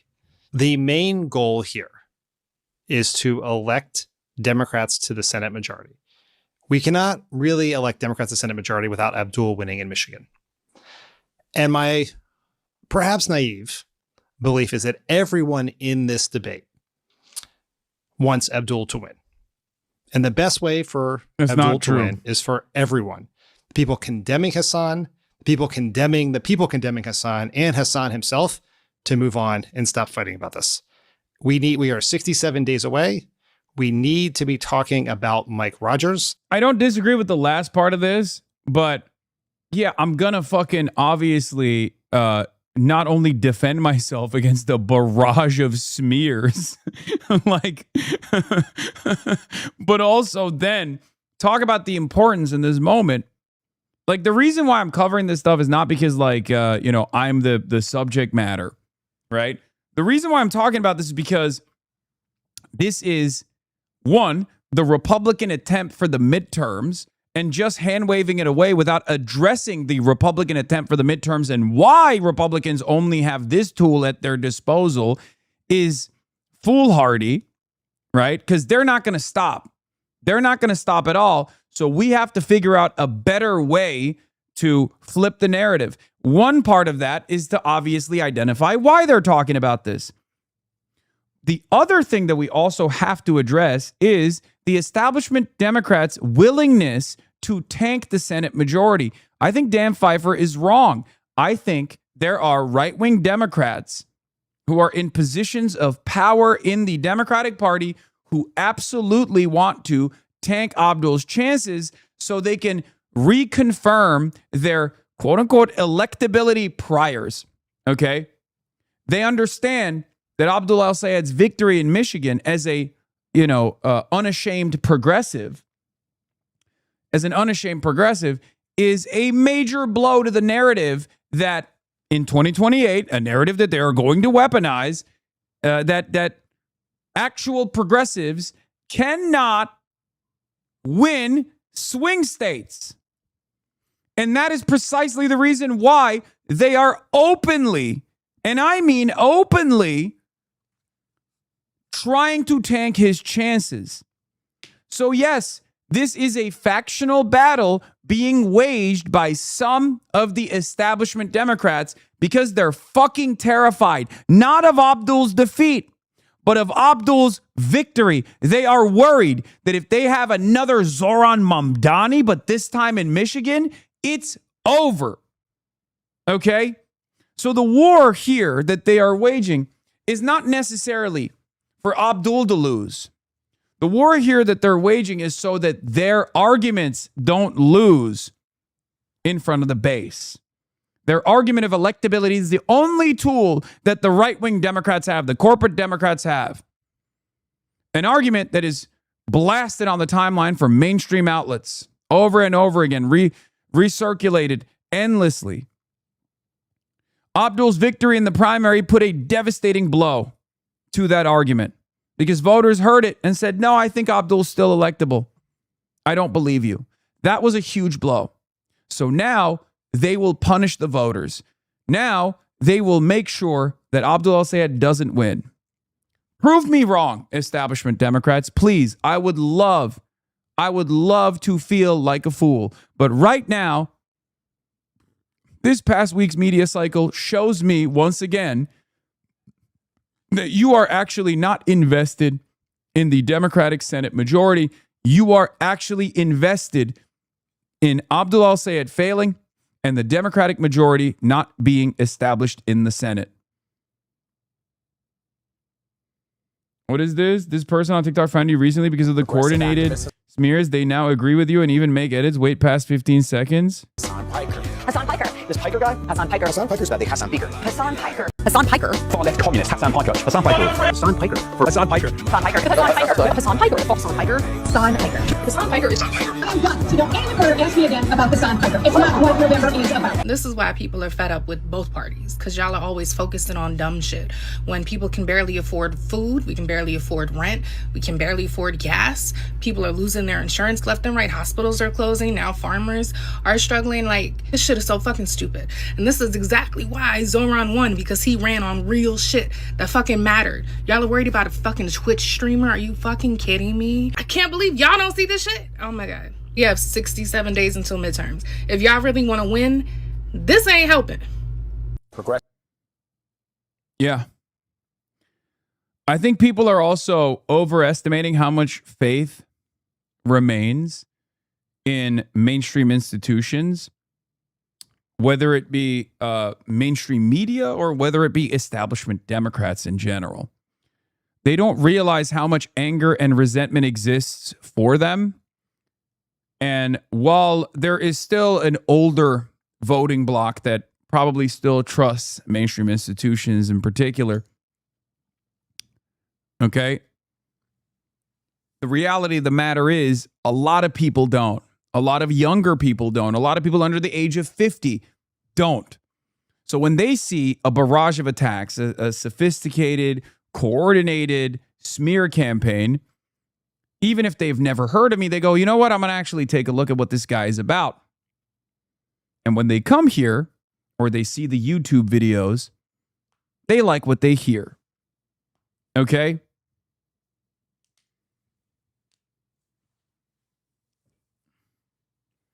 Even my brother said it. He said the reason he hates everyone else is because promise after promise after promise, they fail. And Zoran did what he said. He originally was iffy on him. Yeah. Yeah, we are restoring hope in good governance, folks. This is huge. We are associating good governance with democratic socialism. That is a major, major goal of this movement, okay? It's not just about winning. It's also about succeeding. It's also about follow through. That's how it works. At a time when Americans on both sides of the aisle have completely... Newsweek has a poll on it. If you scroll down, this is an old poll. This is for Echelon Insights from April when they first did attack ads on me. If you look, if they conduct a new poll with my name recognition, it's going to be abysmal, by the way. Are you kidding me? For the past 6 months, I have been inundated with a barrage of hate ads, almost tens of millions, if not hundreds of millions of dollars of earned negative media. It's going to be abysmal. Democrats are going to say they don't fuck with me and they hate me, older Democrats especially, and the entire Republican Party knows who I am now and despises me. It's going to be a devastating poll the next time they do it.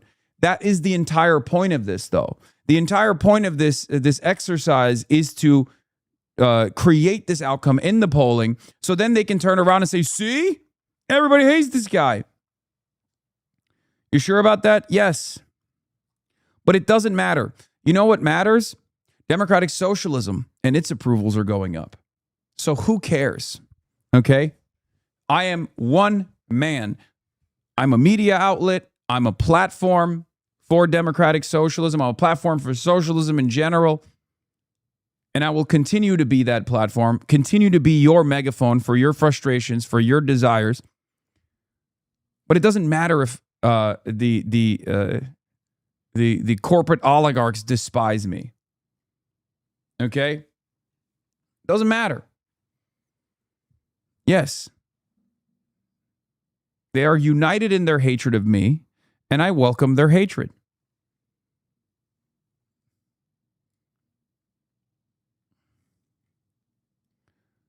just know that if you fight for the working class, I will be by your side no matter what. It does not matter. Same goes for Angie Nixon. Right now, Angie Nixon is in this interesting interim period where will the party actually back her? Will they not? If attention falls off of her, if she can't actually fundraise, if she is left alone, we will be by her side. Okay? I worry about this 100%.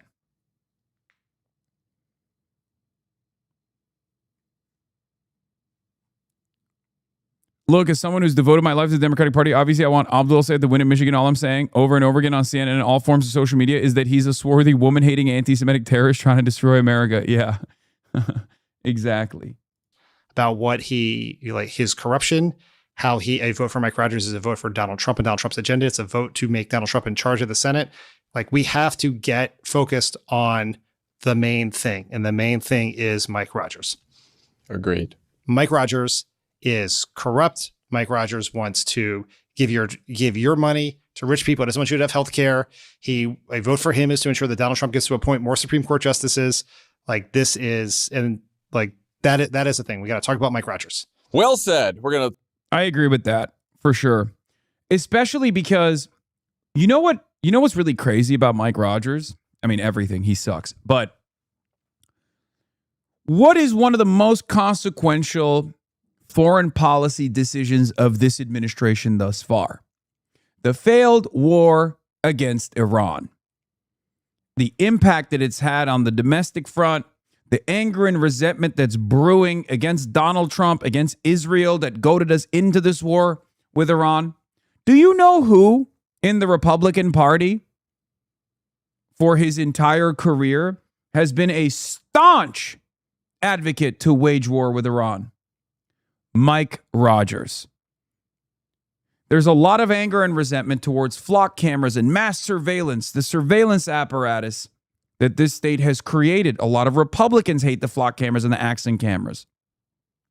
Do you know who has consistently advocated to expand the surveillance state? Mike Rogers. Mike Rogers is at the scene of the crime for every single damn thing that has happened in this country that people now fucking despise. So the very fact that we're not having that conversation and instead talking about Abdullah Sayed hanging out with a Twitch streamer is insane. Okay? And yes, we will talk about Mike Rogers. Actually, you know what? Let's do it right now. Jacobin reported on this. Media coverage around Michigan's Senate race and Abdullah Sayed's ties to Hasan Piker has become constant and hysterical. Less discussed. Michigan Republican Mike Rogers' career-long advocacy for an Iran war now wreaking economic havoc on Michigan. Mike Rogers pushed for war with Iran for 2 decades. It's not a secret that Mike Rogers supports the Iran war. Since Donald Trump launched the war 6 months ago, the Michigan Republican candidate for Senate called Iran an imminent threat to our country that must not have a nuclear weapon, said the war was absolutely right and a win-win-win for us, believes that we are better off today than where we were when it started, and has said he doesn't mind the idea of giving Trump congressional authorization to keep the war going. I was for all of this when it wasn't very cool to be for all of this, he boasted last year after Trump launched his first attack on the country. Rogers wasn't exaggerating. Wow, they deleted some of the statements. That's funny. Q&A, Mike Rogers on Iran deal, weaponization. And he's still defending it, ironically enough. It's not new. I mean, it's not old. It's like new shit. Do you think the president should have authorization from Congress to continue the war or to potentially start a new one? I mean, I don't mind giving the president authority to continue. You can't stop in mid-negotiation. I think that would not be good for America. But I want him to wrap it up. And my understanding is he's doing just that. He's negotiating to get this thing done. That's the right course of action. We want it done. And think of this. When Iran is no longer the lead sponsor of terrorism in the world, which it is, think about the peace that comes across the Middle East for the first time in my lifetime, for sure. That's the goal here. So for people who don't want to send money to Israel, guess what? Your way that you do that is make sure that Iran is no longer a danger and a threat to its neighbors or the United States of America. I'm looking. Yeah, that's Mike Rogers. A man who has spent his entire career in Congress petitioning to wage war against Iran. Okay? It's bullshit. Looking forward to that day where we don't have to send money to Israel because Iran is no longer a threat either to the Middle East, our allies there. Look at the way he tries to position this. He says, oh, yeah, we'll eventually, once we pack this up, we will never give money to Israel. Get the fuck out of here. The very fact that Mike Rogers also has to lie about his ambitions of cutting off aid to Israel one day because it won't be necessary, it shows where this conversation is now. The very fact that Mike Rogers has to act as though he's against data centers shows that we are winning. So in our moment of cultural victory, in our moment of social victory, in our moment of political victory, to focus on distraction after distraction, led by the cynical Republican Party that is responsible for all of the struggles that Americans are experiencing, is an abdication of responsibility. It is outright collaboration with the fascists. It is outright unacceptable. Or the United States. Okay, we are short on time, but I do want to talk about some local issues, data centers. We have a story.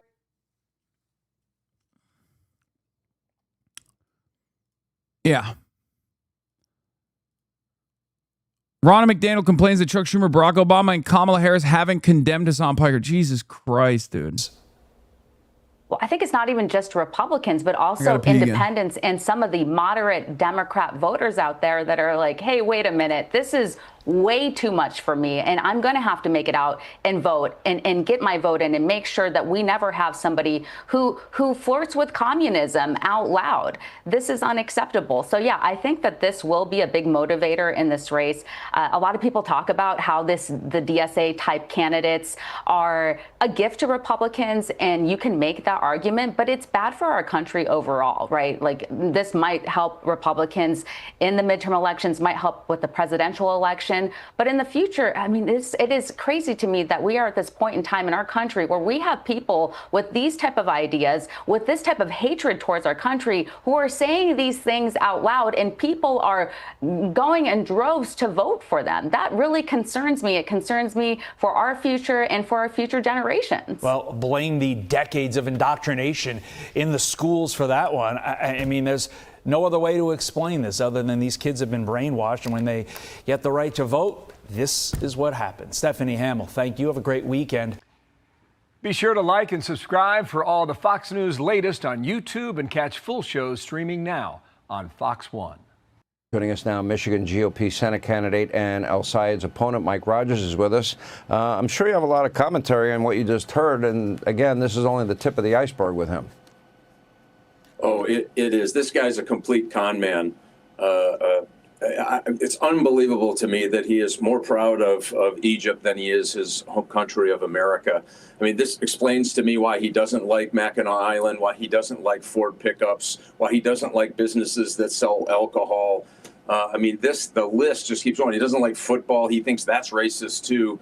I mean, this guy is the same guy who couldn't answer the question on transgender surgery of children because he supports it. He couldn't answer the question on defunding the police and letting hardened criminals out of prison because he supports it. And he can't distance himself from Hasan Piker at all. He is clearly his running mate in this thing, came as his closer, still maintains his relationship. And this guy has said vile things about America. They don't like America. I think that's disqualifying. All right. Well, he compared transgender mutilation surgery to circumcision with our own Jesse Waters. On top of that, he continues to defend Hasan Piker, the guy that America deserved 9/11, picture of the Twin Towers behind him when he does his podcast, among many, many other controversial things. He won't even criticize that specifically. I don't know why, you just heard him. I don't know why they're demanding because the guy has said a million crazy things, and any sane person, I don't think, would ever want to. It's so funny. Dude, you're Sean Hannity. What are you talking about? I've said crazy things. You are Sean Hannity. I don't even need to say anything other than that. It's Sean Hannity speaking. I've said crazy things. Your entire career is saying the craziest possible things that you can get away with saying. Also, this is cancel culture. This is anti-woke posturing. These are social injustice warriors. Okay? That's what these guys are. Instead of virtue signaling, they're vice signalers. Instead of being social justice warriors, the hysterical social justice warriors, they're social injustice warriors. I got it, guys. Got it. Yes, his name is Scott Hannity. Oh my God, I'm starting to get annoyed. Oh my God. Everyone has one fucking joke in this goddamn community. Campaign with this guy or even talk to him, to be very honest. Yeah, I think Hasan Piker is the alpha male in that relationship. This guy follows him around, can't wait for his next hateful speech about America.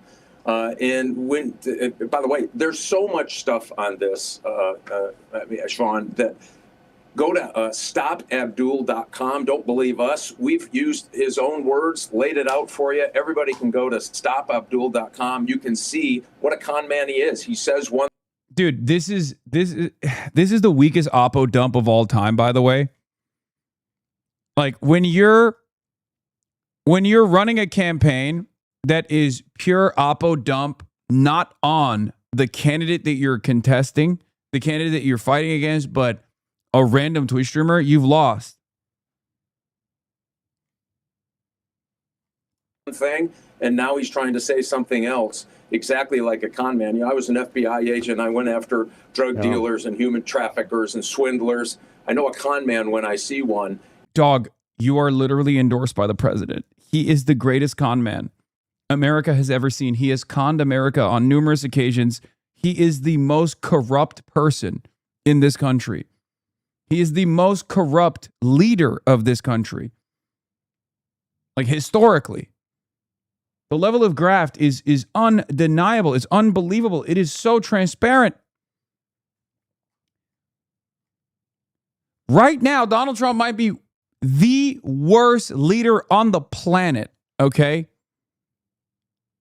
Like, broadly speaking. He is certainly, I suspect, the most corrupt, the most openly corrupt leader in every OECD nation, and even developing nations do not have this level of corruption, this level of transparent corruption, mind you. Okay? Like Vladimir Putin and Recep Tayyip Erdogan are corrupt autocrats. Everyone knows this, everyone understands this, right? But even they, at the very least, try to hide how they are stealing the money. They hide. They try to hide their paper trail. Donald Trump doesn't even have a paper trail. He just says it out loud every day. He's like, I'm fucking you guys over.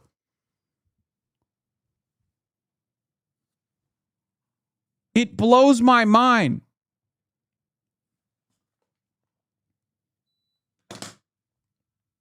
Boy, he ranks right up there. And I think the Jesse Waters interview just completely showed that. And he's just too extreme for our state. Well, he doesn't. I would imagine Panama Papers would do zero in 2026. Dude, Panama Papers is a Trump tweet at this point. Like all of the investigative work that was put forth to try to identify who these like tax dodgers were, how they were sheltering their assets in Panama. Donald Trump, there is no Panama Papers. He just tweets it out. He just tweets it out. Also, Panama Papers, ironically, didn't really do much either. But that's besides the point. Donald Trump, every day is another Panama paper for Donald Trump. He's just revealing it himself. Detroit Lions fans aren't happy, and, you know, Big Blue fans, Michigan fans, and, you know, Michigan State fans aren't particularly happy with his football comments or his comments about fireworks on the 4th of July or Mackinac Island. I understand everyone in Michigan loves Mackinac Island. It's a great place, Sean. If you haven't been, you got to go. It's a great place to take your spouse or your family. It is iconic here in the great state of Michigan. He also believes we should ban gas cars. And I'm not sure if you noticed, we build gas cars here. We have a lot of folks who earn their living I did notice. in the middle class to make those cars. This guy is just way too extreme. And if you go to stopabdul.com, Sean, God, you're going to find promoting out. his fuck-ass website, bro. Just debate him. One-on-one with Michigan U.S. Senate candidate Abdul Sayed. Yeah, really well. We feel really, really good about the momentum we've been able to pick up. The contrast couldn't be more clear. You've got a guy who voted 19 times to raise prescription drug prices, helped to move legislation that expanded opioids in a time of a crisis, who took $1 million from the pharma industry to do it versus a doctor who rebuilt the health department and put Narcan in vending machines for free, eliminated up to $700 million of medical debt.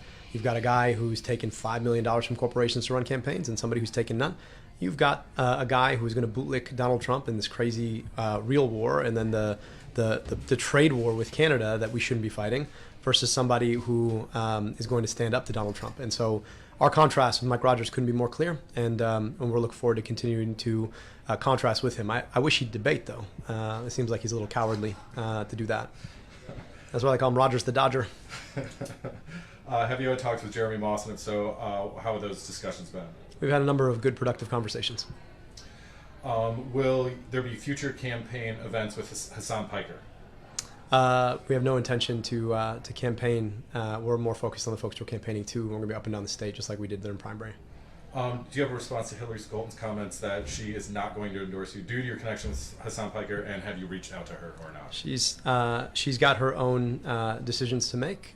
If her differences with me to her are bigger than our collective differences with Donald Trump, that's for her to decide. But I see Donald Trump as an existential threat and Mike Rogers as a... You were used and abused by this man? Wait, what? Oh my God, he hates you? Are you guys being parasocial?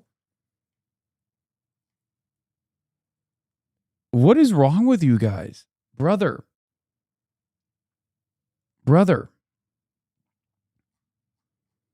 We want Abdul to win. Okay? If his calculation, is he making a political play? He's not disavowing. He's not saying like, oh, I fucking hate this guy. He's saying, in his mind, his calculation is, if any attention going forward, if we were to go out and do a campaign rally or something like that together, it's going to cause a media shitstorm that will not be beneficial for him to talk about policies. Okay? We can't afford distractions. And yes, in some respects, the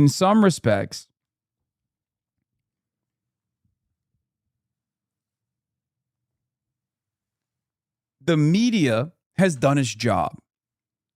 It is now officially a distraction. If we go out and do a campaign, I become the story. You don't want that. You got 66 days remaining. You don't want a random California podcaster to become the main story. You want the story to be on Mike Rogers. Okay? That's it.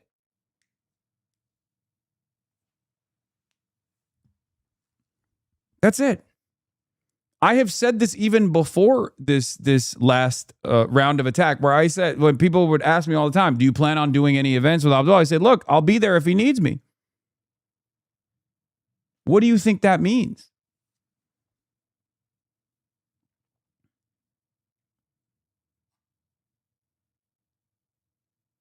Do you understand? And the reality is, it's better if he doesn't need me, because if he needs me, that means that there is real trouble. That means that establishment media is absolutely hammering him. That means that he's having a harder time fundraising. That means that there is less enthusiasm and less excitement for his candidacy for the under 45-year-olds. So that's an issue, right? It's not an unsolvable problem. We can solve it, but that would mean that his campaign is not doing as well.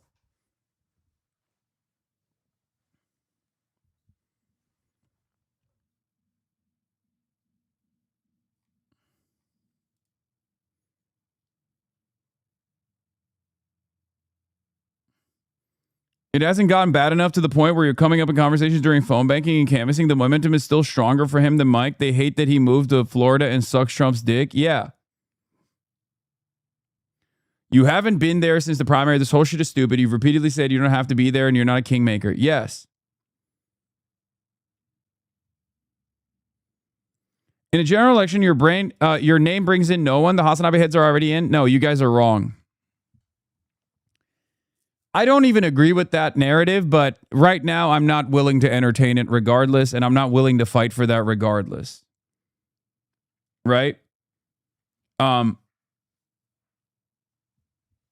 Because there's no reason to do that right now. There will come a time and place where that argument will be tested. Perhaps in 2 years. Okay?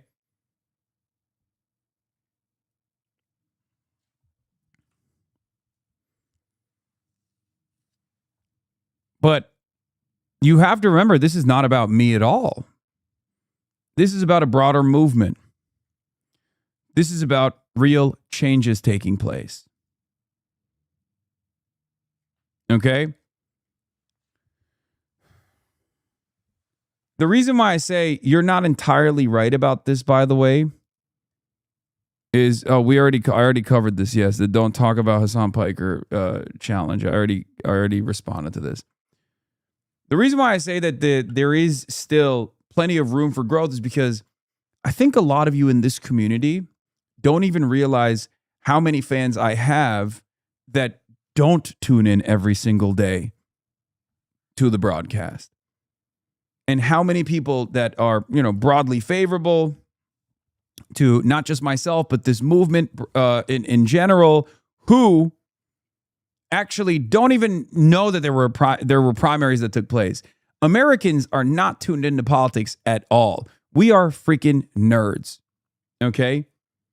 We're very unique with our with our intensity and with our level of interest in politics, in the primaries, in the midterms in general. You have to remember, the majority of Americans don't even go out and vote in the midterms, even in the general.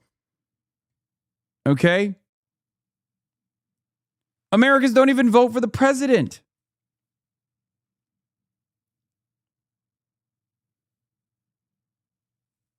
So there are still probably so many people who might even be fans of mine who are oblivious that the midterm the primaries ended and they don't know when the midterm elections are. So yes, there's always still room for growth. There's always still opportunities to reach out to newer audiences, another college run, that kind of thing. But the calculation, I suspect, from the campaign is that it would be a distraction more so than a benefit.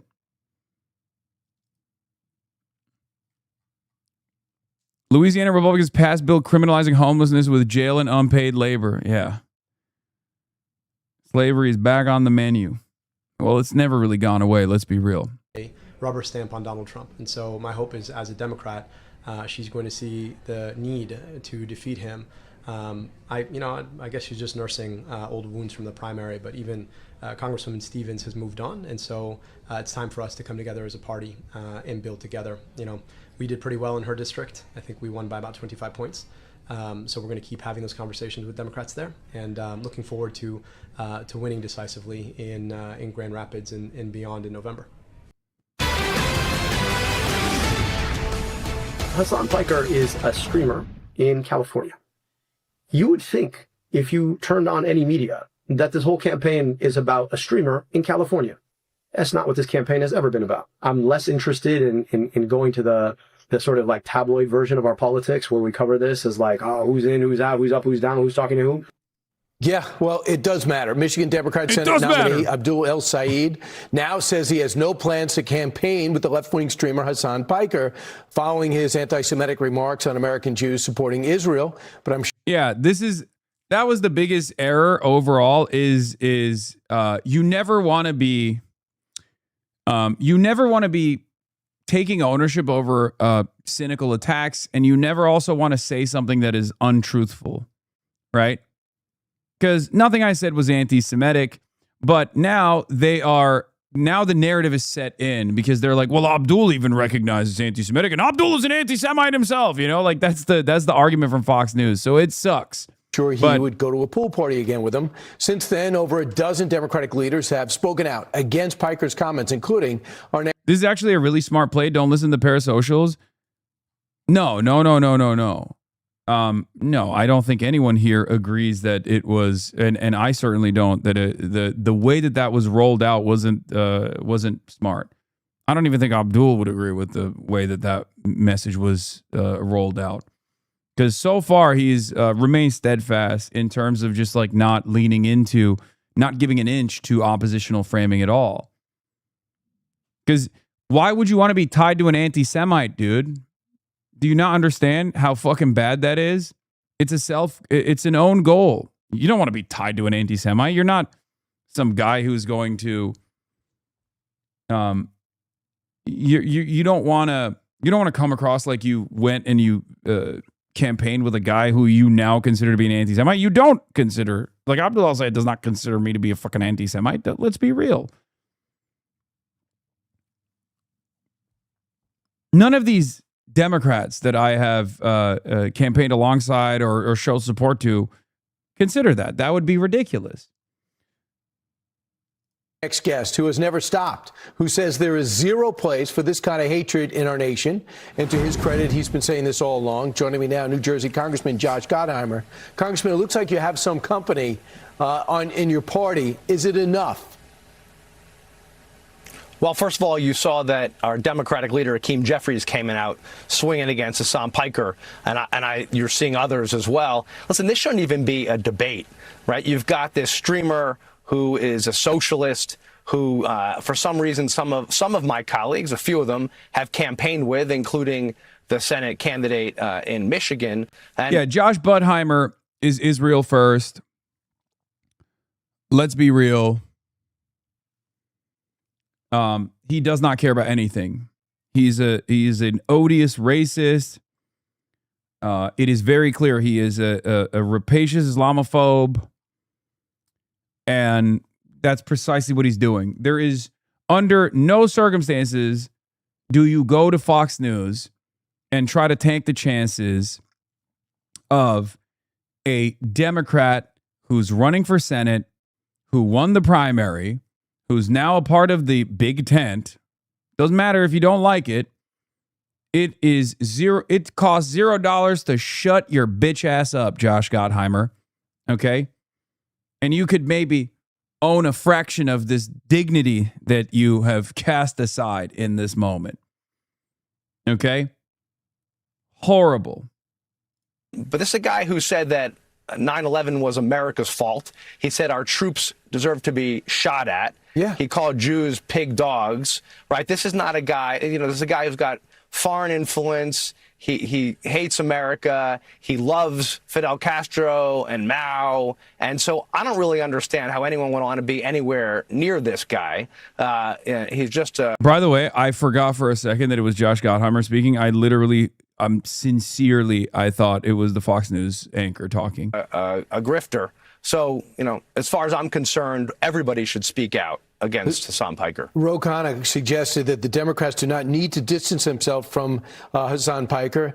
Doing so would be weak. Is that weak? Because he went on his podcast.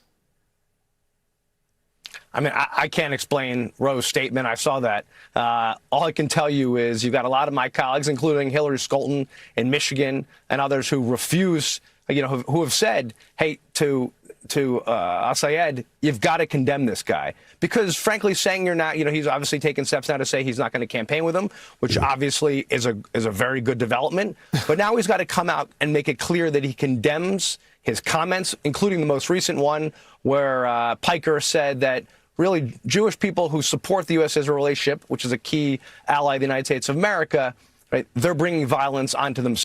I love that he also had the audacity to say, I have foreign influence. Josh Gottheimer, you're the last person to talk about this. Like, your entire point here is to advance foreign influence, the influence of Israel. Israel is a foreign country still, Josh. We haven't officially recognized Israel as the 51st state, big dog.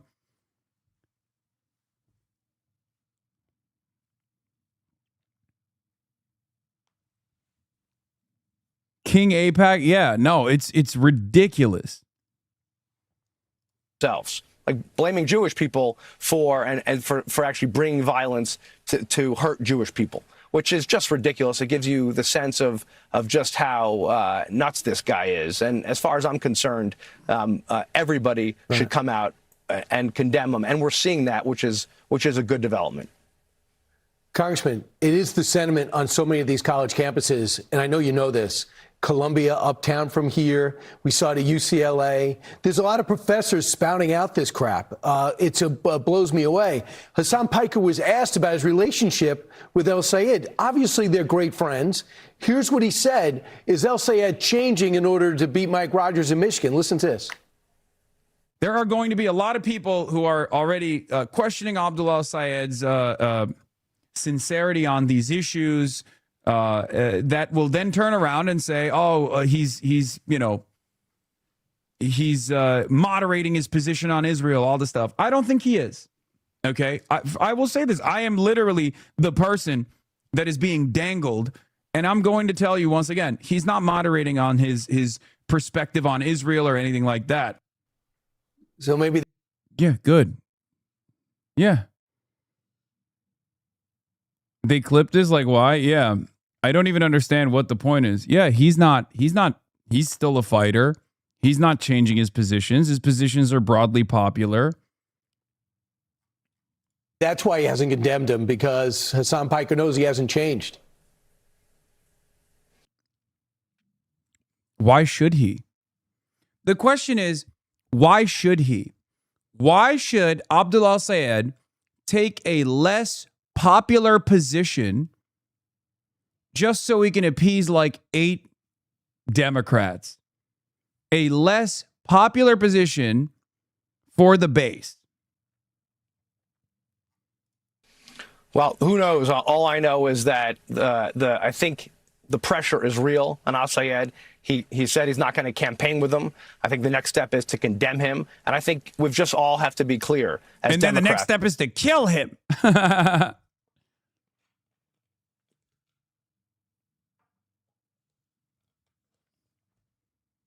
That there's no place for this kind of hatred in our party, this anti-American hatred, and we've got to stand up to it. And frankly, famously, Fox News also never says Democrats broadly hate America. Isn't it that interesting? The only time Fox News will have Democrats on to present the narrative that some Democrats actually don't hate America is when they're attacking the left flank. It almost feels like politicians in D.C. are united. They're united against you, chatters. I've said very clearly, we've got to make it clear that the DSA, the socialists, are not Democrats. They're attempting to hijack the party, but they're not welcome in the party. And they're welcome to go do their own thing and have their own views and have their own party. But, Yeah, the problem for our boy Josh Gottheimer is that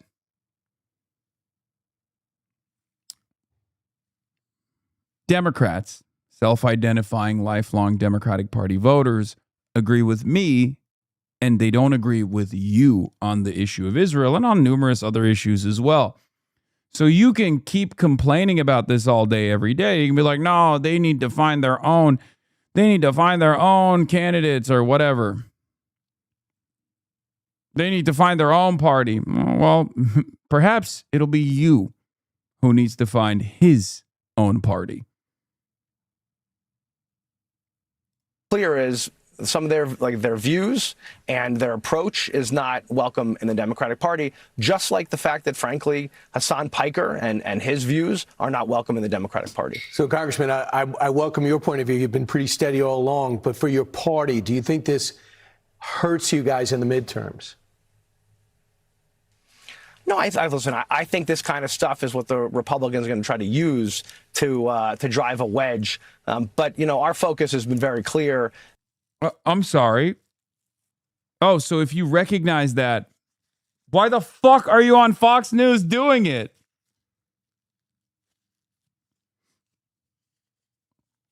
Why are you on Fox News doing it then? You dingus. Next week, he's going to be like, dingus. Hasan Piker called a prominent Jewish lawmaker a dingus. Everyone knows dingus is the worst anti-Semitic slur anyone has ever used.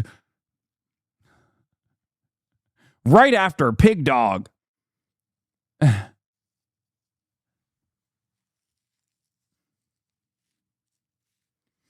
I fucking hate Josh Gottheimer so much. He is such a piece of shit.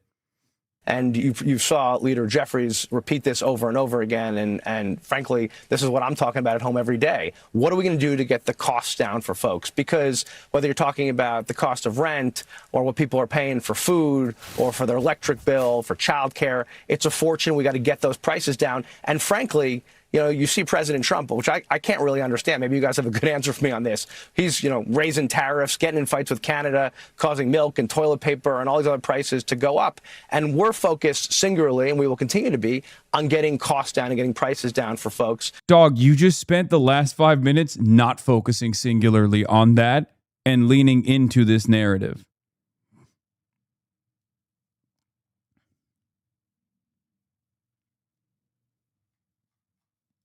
And to me, that's the most important thing. You guys will try, the Republicans will try to distract, but at the end of the day, we're focused very clearly on this. And you're talking about an aberration in, just a few people on the other side who are saying these sort of things. And you have it too with Freedom Caucus people saying things that I know a lot of people don't agree with in the Republican Party. But what's clear is where Republicans famously don't agree with the Freedom Caucus, with the Tea Party movement. Yeah.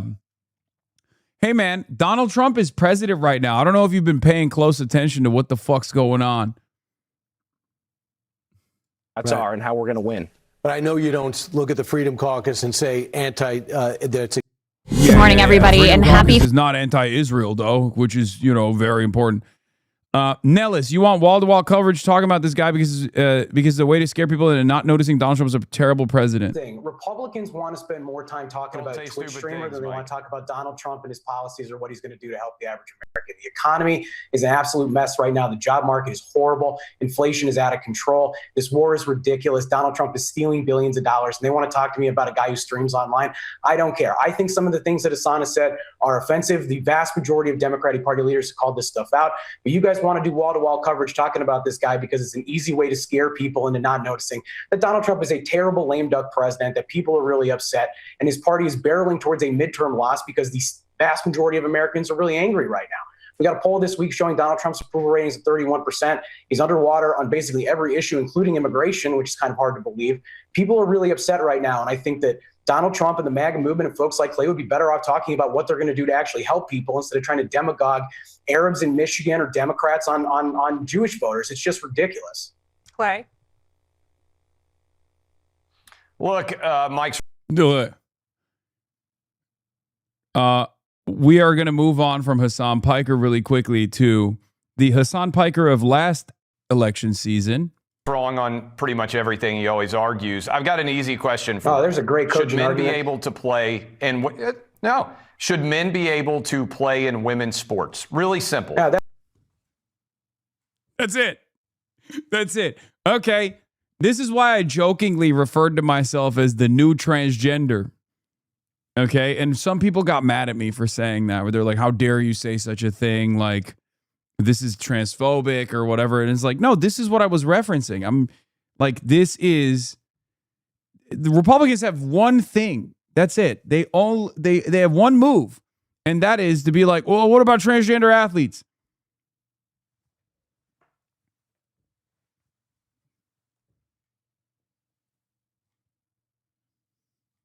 That's all Clay's got. He's going to go right back to the talking points on social issues so he doesn't have to talk about the economy. It's a culturally, the noun, a verb, and culturally transitive. this That's all matters, Clay's Mike. It's got. a very simple, Clay. question.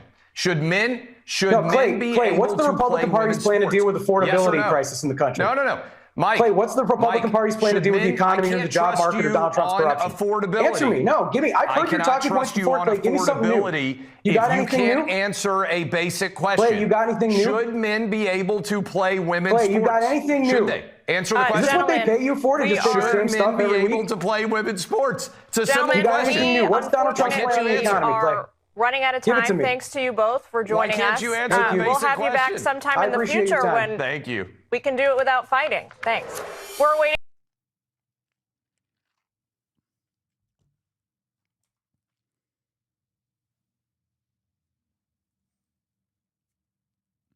The people, guys, can we have more affordable living? Republicans, best we can do is trans athletes bad. Dems, best we can do is condemn Hasan Piker. It's awesome.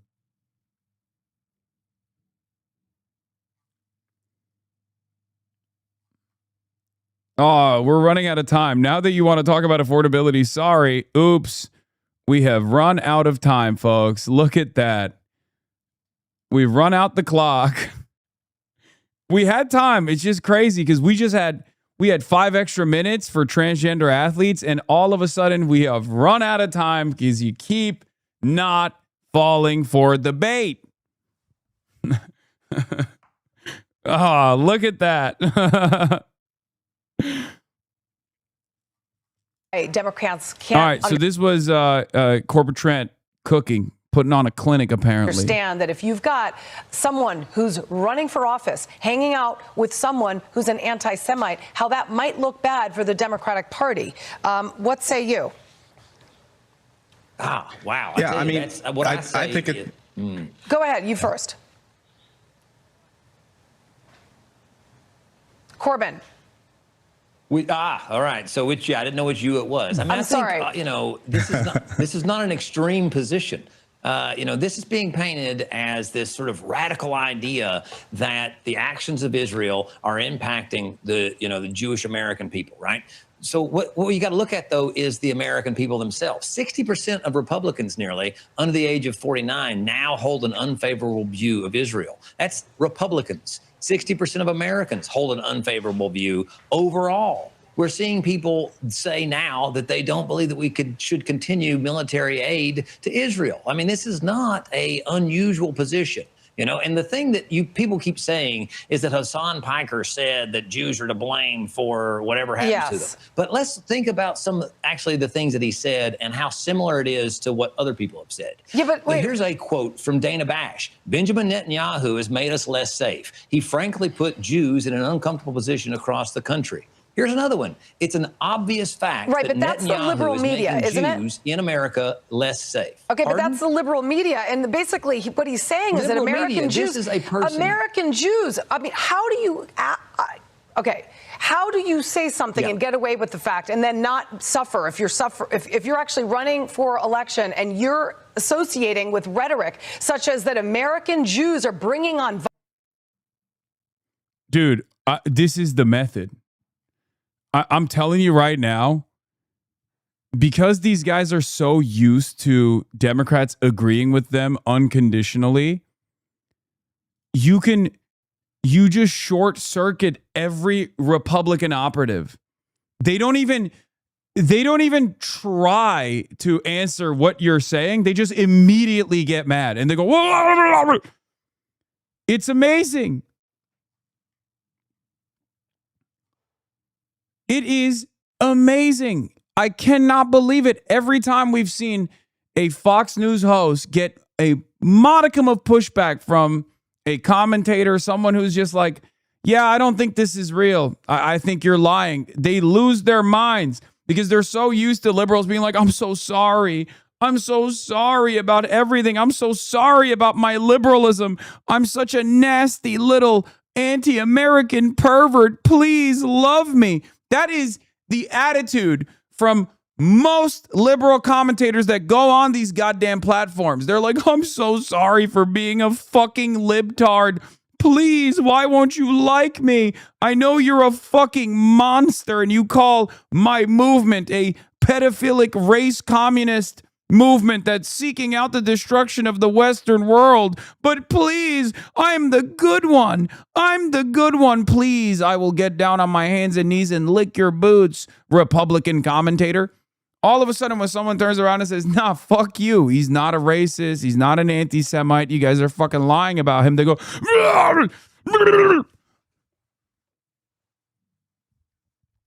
God, I hate this desperate need for validation from some of the worst scumbags in fucking media, from so many liberals that have no self-respect whatsoever. Have some fucking decency, you know? Thank God for Corbyn. Violence to themselves because they support Israel. That's just pure insanity. What the man said, here's that's what's what he crazy to me. said. Like, do you understand, like, after 9/11, everybody had to denounce the attacks. Everybody that was Muslim had to say, I don't agree with that, right? So you Whether want him to denounce Israel? Where are you going with this? What I'm saying is, it's clear that the actions of other people can absolutely impact Americans of a certain group, right? And that fact is happening right now. And it's not the liberal media saying it. It's not just Hasan Piker. It is happening across the American public. The actions of Israel are so extreme, and our support for that is so extreme and unending that people are having backlash. And yes, that does indeed create a problem for Jewish people. And that's not just extreme people that are saying that. It's people like Ezra Klein, people that are active in the Jewish movement. There are a lot of people that are saying the actions of Israel and Netanyahu are making us less safe. I can't wait for someone to just openly say the quiet part out loud in the way that Matty Iglesias said the other day, which is like, well, he's Muslim, so obviously he fucking hates Jews. He can't sincerely care about anti-Semitism. Because that's what it is. That's a part of the reason why these guys keep repeatedly saying this over and over again. Like, they're like, oh, Hasan, well, he's anti-Israel, so of course he can't sincerely care about Jews. Oh, Hasan, he's a Muslim. Of course he can't sincerely care about the well-being and safety and security of American Jews. It's fucking bullshit. It's racist as hell. That is the whole point. Okay, but the difference between opposing Israel and American Jews, I mean, there is a complete difference there. And those who are here in America that support Israel, of course they're going to support Israel if they're Jewish. And of course they're going to be against terrorism. And that is what a lot of these comments are basically promoting. What you just said would have been considered anti-Semitic. Against Jews. I mean, it is. Deborah, what you just I want you to said would jump have been in. considered anti-Semitic. Yeah, I think the bottom line is the fact that this panel is even happening today, the fact that this is the dominating talking point and not the issues Abdul wants to focus on, tells you there was a miscalculation here. On one hand, he wanted to use the access of Hamas Piker, is what the internet is now calling.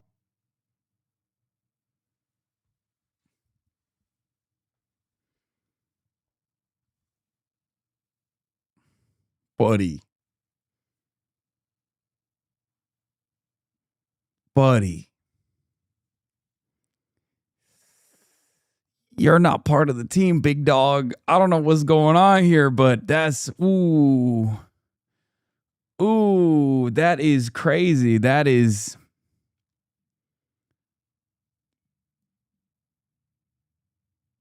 bro, my dad listens to Devery.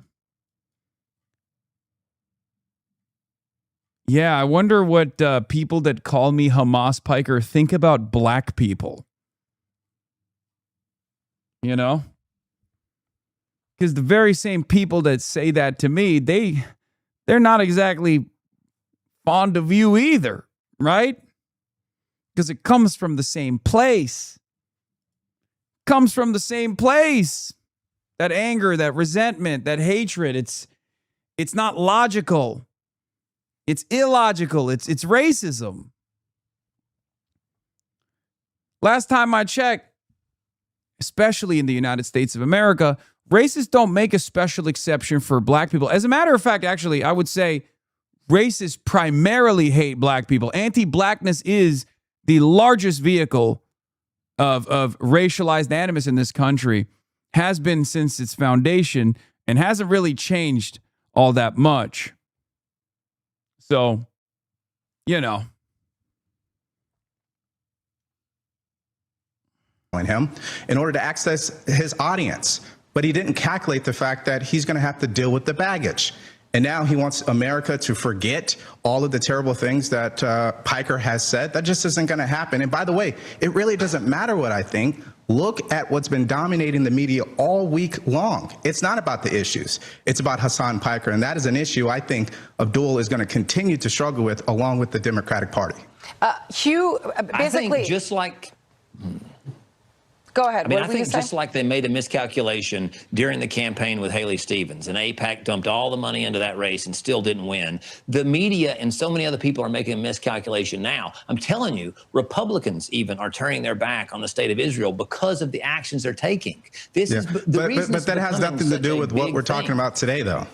What it has to do with is elections, and elections are going to have consequences. And the idea is that this will somehow hurt Abdul and the general. I don't think that's actually true. I think people want to see America focusing on America again. I think that we should also, but what we're focusing on right now are American Jews. Why is she so mad? Why is she so mad? What the hell is going on? Lady, you don't know me? Like, yo. I mean, sure, people will say, oh, she's on the payroll. She's on the payroll. She's paid to, like, react this way. But honestly, it's kind of wild that she's just, her brain is so bricked. Jews, and how somebody actually came out like Piker and said that American Jews are basically bringing violence onto themselves for supporting Israel. That's just crazy. And I'm sorry, but Syed, that is what he said. And if Syed is going to... That's not what he said. I got the quote right here. Do you want to hear it? He basically said that American Jews are essentially... No. I mean, that is the point that he's trying to make, is that American Jews are almost putting themselves in harm's way by calling violence onto themselves for supporting Israel. My best friend works as a comms director for a major GOP House member. He flat out told me they don't have another line of attack. That is why they're so mad. Yeah, no, I recognized this early on when that Axios report came out and the Republicans said that their midterm strategy was just say, fuck Hasan Piker. And the Democrats were foolish enough to lean into it, some of the top Democrats, because they thought, oh, well, we condemned him. What more do you want? And move on. Because if I'm being charitable, here's what's going on. This is the only line of attack the Republicans have. They're going to make me the most famous man in America, the most infamous man in America, with the hopes that, someone, I guess, takes me out or I shut the fuck up. And they do sincerely believe that, like, associating me with all these campaigns and then talking about all these clips, that doing the clip show over and over again is actually going to be a successful strategy. The problem is it's only as successful as the Democrats let it be. So if the Democrats respond to that by saying, yeah, no, we hate this guy too, let's move on, all of a sudden you took ownership over me. Okay? You took ownership over me because I'm not going to go away. I am a person who has voted for the Democratic Party my whole life. And not only that, but also a lot of the positions that I have, your base identifies with. So you're literally, you're turning around and you're telling your base, like, fuck you. Okay? You're telling your base, actually, we care about Israel more than we care about punishing Israel. We more than we care about your needs, more than we care about anything else. Okay? That's a mistake. The real way to tackle this issue is to be like, look, I don't like Hasan. Hasan doesn't like me. It doesn't matter. You guys only want to talk about this. If you are one of these people, if you're Hakeem Jeffries, you can just come out and say, look, Hasan is no fan of mine, and I'm not a fan of his. Okay? But the reason why you're talking about Hasan is because you cannot talk about the affordability crisis. You cannot talk about the wars that Donald Trump is waging after claiming that he was going to be the peace president. Of course, Hakeem Jeffries would never say that because he likes what Trump is doing in Iran. He likes that Trump is chaotic, but ultimately there are a lot of things that Hakeem Jeffries cares about, or Hakeem Jeffries' donors care about, that Trump is advancing. Right? That's all you need to do. If you don't like me, you don't have to come out and be like, no, this guy is awesome. I love him. That's not my expectation at all. My expectation is for you to do your fucking job.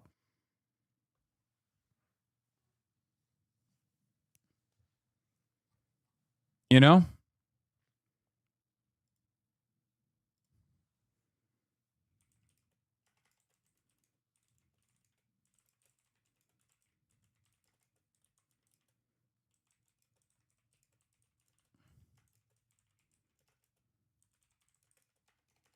It turns out you can short circuit every Fox News host by simply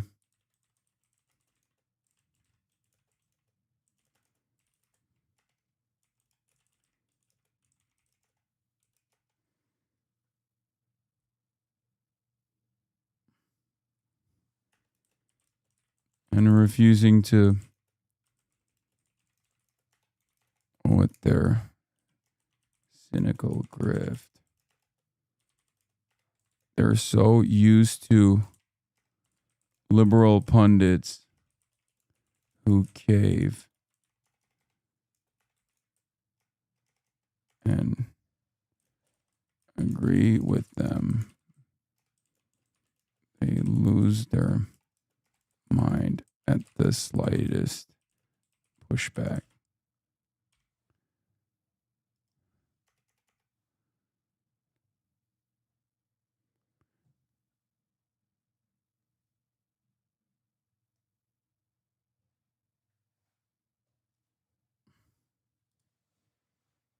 Tell me that suit jacket doesn't have elbow pads, please. No, it does.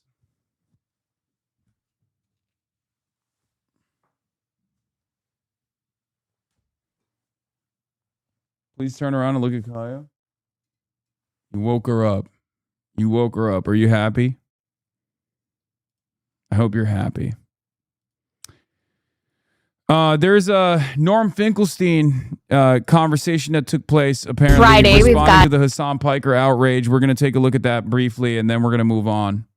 But I got to pee. A special edition. I got to pee again. I've been drinking so much water. I'm pissing Not only by the great like Ryan a goddamn Grimm, but fountain. by the world-renowned Norm Finkelstein, who has a new book out that everyone needs to check out called Gaza's Gravediggers, an inquiry into corruption in high places. And Norm, it's always a pleasure and an honor to have you. Well, you know what? It's always a pleasure to be your interlocutor. You're smart, you're serious, and you're competent. So I respect that. And I always, whenever I meet a stranger and we get into conversation, at some point it comes around, do you watch Crystal Ball and Breaking Points? Yeah. Well, that is very kind coming from you. High praise indeed. I never praise. I speak facts. I have a lot that I want to get to with you today. I want to dig into your book, which I think is extremely important. I want to get into a particular chapter in your book about the mass rape allegations, probably the most controversial part of the book, although you have a way of courting controversy by stating facts, I would say, in general. But I wanted to start by getting your reaction to something that's been in the news lately, which is that Hasan Piker has come under attack from the right, but also from a lot of quote unquote liberal Democrats for comments he made about the rise of anti-Semitism. And so let me just read his comments for you, Norm, and then get your reaction to the attacks on him and also the substance of the comments. So this is what sparked all of this outrage. He said, quote, "Look, the anti-Zionist Jews in my community, you have a very tough job ahead of you where you have to go back to your communities, try to get your elderly relatives to understand that this connection between Israel and Zionism that's expressed over and over again through a lot of these Jewish institutions is teaching people the idea that Jews are monolithic, and this is a dangerous mode of propaganda. If Jews in America keep putting this idea out there that they are singularly invested in Israel, eventually someone's going to come around and take action, not against the state of Israel, mind you, but against American Jews. I don't know how many different ways I can explain this. I don't know how people don't recognize how dangerous this predicament is, how dangerous this is for Jews." Your reaction to those comments and the outrage surrounding them? Well, first of all, a qualification, which is I don't really know Hasan Piker as a podcaster. I don't watch podcasts with any kind of regularity. So it's no offense to him. I just don't, that's not my mode of. Dog, you talked to me for 3 hours. What the hell? That's crazy. He is Mr. I am going to. It's so funny. He has to like over explain everything. Intellectual engagement and inquiry. Having said that, I think we should make some general remarks and then specific ones. As you become more, Norm says at one point later, I find it hard to take someone seriously that streams 12 hours a day. Where is the reading? No! Norm is cooking me. He was here. Also, I read your book, Norm. I read Gaza's Gravediggers. What the hell? Become a bigger public figure, your personal responsibility increases. The things you might say in your room in your house, or you might say in a bar, you don't say in public. Wait, also, there's no way Norm Finkelstein is saying, I am not being serious about my commentary. That is insane. Brother, you sat right there and you were saying things that I was arguing against because I was like, I think you're blaming Jews a little too much overall. Like, that is crazy. I never thought I'd see the day. And it's the same thing here. If you have an audience of 10, it's very different than if you have an audience of 1 million. That's because words can have an impact. This was recorded 3 months ago? No shot. This is new, right? Mean in the sense that a word is the equivalent of a physical blow.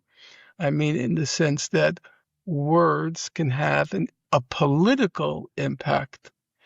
They can determine the result of an election. And here, Abdul Sayed's election is at stake, and wrong words can put that election at risk. So let's make it clear. Legally, morally, some might use the fancy word epistemologically, of course he has the right to say what he believes or even wants to say and doesn't believe that right is there. But politically, you have to weigh your words. You have to be careful. As I gained a bigger and bigger audience, I won't say I didn't say what I believed. I did say what I believed. I was more careful. Because I realized suddenly my words can have a political impact. After October 7th, many people were very curious how I would parse morally and factually what happened. And that was for me a very fraught moment trying to figure it out. No. This is not an old interview. This is an interview from this morning. Because my words now would politically count. So having now said that, the second qualification, I would like to enter a third. I was on Hasan Piker's program. I have to say, I was positively impressed. He had done his homework. It was clear he read the book. It was clear he had thought through what would be the right questions to ask. And as you must know, most interviewers do not read anything beyond a blurb for a book they're interviewing. So I thought, okay, the young fellow, he's trying to be serious. We're back! And I respect that. He was trying to do his job, as you do. Okay? As to the remarks themselves, I find it a truism. If Israel calls itself the state of the Jewish people, if Jews do not repudiate that title, or what's 1,000 times worse, embrace. Yeah, by the way, I know what his worldview is on this issue. I know his position on this issue. We argued a little bit on this issue. So it's really funny where he said, politically, you have to be careful about what you say. And then he's going to go, quote unquote, beast mode. Okay. He is going to go to town, which is why it's so funny because he goes way further than myself as far as, how certain things work and what this allegiance with Israel looks like. And so, yeah, I do find it funny because he's going to, his advice to me his advice to me is, be careful with your words because you didn't go far enough. That's what his argument is. His argument is Hasan Piker did not go far enough. He was being a coward with what he was saying. This is jokes. This is jokes. I have already, we parsed through our words. We had our back and forth. Everybody knows my position. I am currently joking, okay? That title uncritically, then the reasonable, and we have to say reasonable, not irrational, the reasonable inference is that you support the actions of the state of Israel. You accept that those actions represent you. Israel is calling itself the state of the Jewish people. You are embracing that title. Well, then you are embracing the genocide that Israel is carrying out, allegedly in the name of the Jewish people. And that being the case, you can't be shocked if people react very angrily and more at what then naturally ensues. I just think that's obvious. Every country endures that. In the 1950s, there was a book written, it was either the 50s or the early 60s, it was called The Ugly American. And it was about how if the United States carries out in a certain way, don't be shocked if the citizens are being held accountable for the actions of that state, and Americans are regarded as ugly, the ugly Americans, the supporters of criminal actions by the state. We all understood that during the war in Vietnam, that a lot of people were going to feel a high degree of resentment against Americans until there was a large anti-war movement, which made clear there was a distinction between the citizens of the state. Didn't every German, brace yourself, for the last 80 years, hasn't every German had to bear the burden of what happened during World War II? They still carry that burden 80 years later.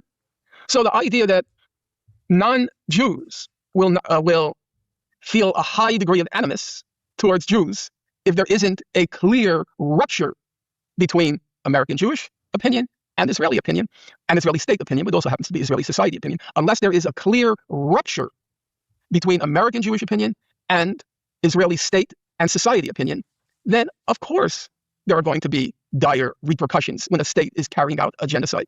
I want to add one caveat to that, and then we're done with the question. The caveat is, I feel that Hasan Piker, not from any malice, absolutely not from any malice, but maybe oversight or maybe myopia, I believe he left out a crucial point. The most recent polls show that between 30 and 40% of American Jews believe Israel's carrying out a genocide in Gaza. No, I did say that. Norm, I did. Damn it, he don't got internet. I did. The argument was about how there is no monolithic Jewry, and that Jews in America, by and large, tell his webmaster, his webmaster will be hearing from me. Okay?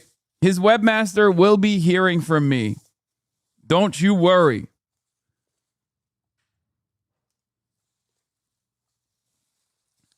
The argument was literally that Jewish institutions that masquerade as Jewish advocacy organizations, when their primary focus is actually defending Israel, are doing a disservice because they're teaching people the wrong lesson. They're lying to the broader American public. Because Jews are not singularly invested in Israel. It's not the top priority, it's the 9th priority out of 10.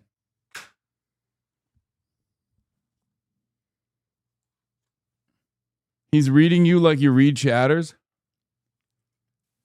That rupture has occurred to a significant degree, and it's a very public rupture. You must remember, but some of your audiences, their memories are very short. You must remember the biggest mobilizations at the beginning of the Gaza genocide, the mobilization at Grand Central Station in New York, the mobilization at the Statue of Liberty, they were all initiated by Jews. It was Jewish organizations. It was Jewish Voices of Peace. That organization, I always get its name wrong, not in my name, or if not now, if not now. Those are all Jewish organizations. Not in my name. I happen to believe, and I don't have a jot of Jewish chauvinist blood in my body. It doesn't exist. All right, I don't want to say not a jot. I'm Jewish. I have to say the fact that 30 to 40% of American Jews are willing to acknowledge that Israel is committing a genocide, when you bear in mind from their early childhood, they're being brainwashed at home, often in synagogue, on high holy days, and so forth, that Israel is a critical, if not the critical element of their identity. That's what they carry around. When you're asked the question, what is the main thing that makes you Jewish? Very frequently, the answer to the question used to be support for the state of Israel. And that they managed to work themselves out of that bubble and say, well, facts are facts. They're committing a genocide. That's pretty impressive. Actually, I don't believe it. I really doubt any other collective would be capable of that. If you were asked Americans during the well, I don't know. I suppose it would be what stage in the Vietnam War. But even towards the end, I don't think a majority of Americans would have acknowledged that the U.S. was committing massive war crimes in Vietnam. I don't believe a majority would acknowledge. I could be wrong. I'm sure there are many polls. So I think it's an impressive fact. If you look at the encampments in spring 2024, Jews are very prominent in those encampments.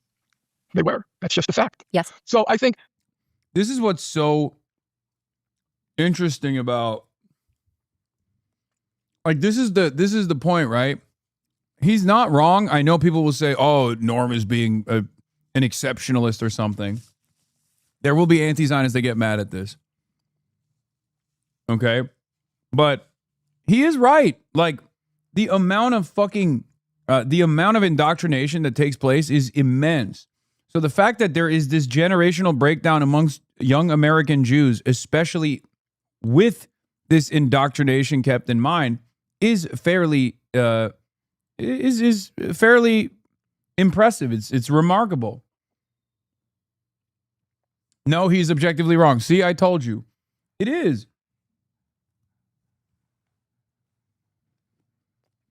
that element was missed in Hasan Piker's remarks. And I suspect because I hope, and it's really a hope against hope, I hope he won't turn into a grandstander, which is one possible path at the fork in the road when you become a prominent personality. That's one possibility, one path, the fork in the road. And the other is... Dude, Norm is so funny. He just spent the last 15 minutes arguing a position that I maintain in the broader transcript. I wish he would have just seen like 2 additional minutes of the commentary, and then it would have identified his concern. And I'm speaking for myself. I don't believe it's self-praise. It's simply a fact. And I'm serious. I'm deadly, lethally serious. Why would he think that I don't maintain this position when I argued against him?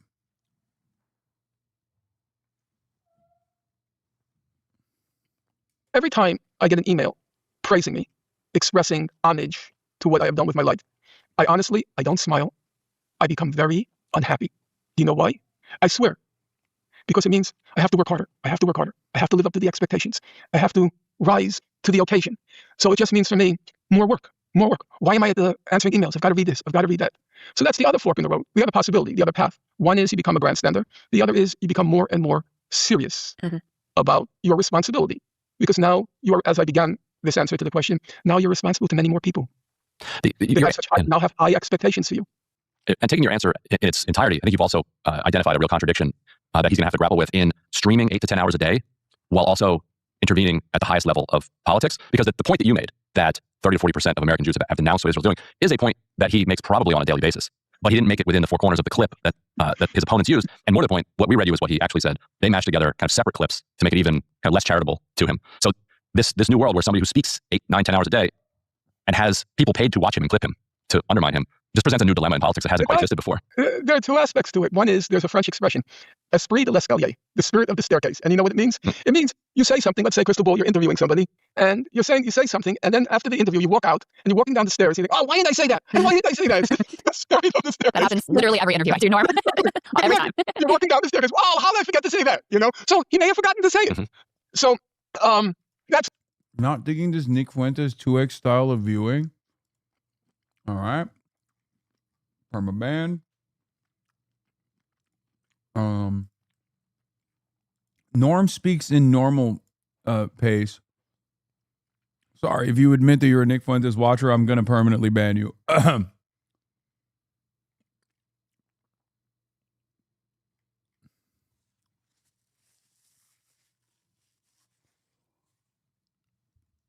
Gross. Secondly,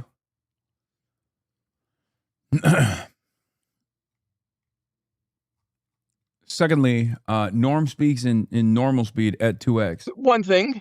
And the other is, it is true I find it difficult to take anybody seriously who streams 10 or 12 hours a day. Where's the reading? Where's the preparation? I asked him once that, he's actually reading right there. It's wild. It's a whole other world. It's like, imagine if you just streamed yourself reading. I should just let me say two things. It was, first of all, the first thing I want to make an acknowledgement. I make mistakes like that of leaving things out. And I have a very close collaborator, friend, and comrade, Jamie Stern-Weiner. And he said to me on several occasions, he said to me, Norman, I think you should remember that in the midst of denouncing American Jews for this and that and the other, remember the fact of the achievements, the things they did that in many ways vindicate American Jews. That's why I was careful to say it now, that I do. I'm more conscious of remembering. Yeah, I bet his collaborator after our interview was like, Norm, what are you doing? You're cooking Jews too hard.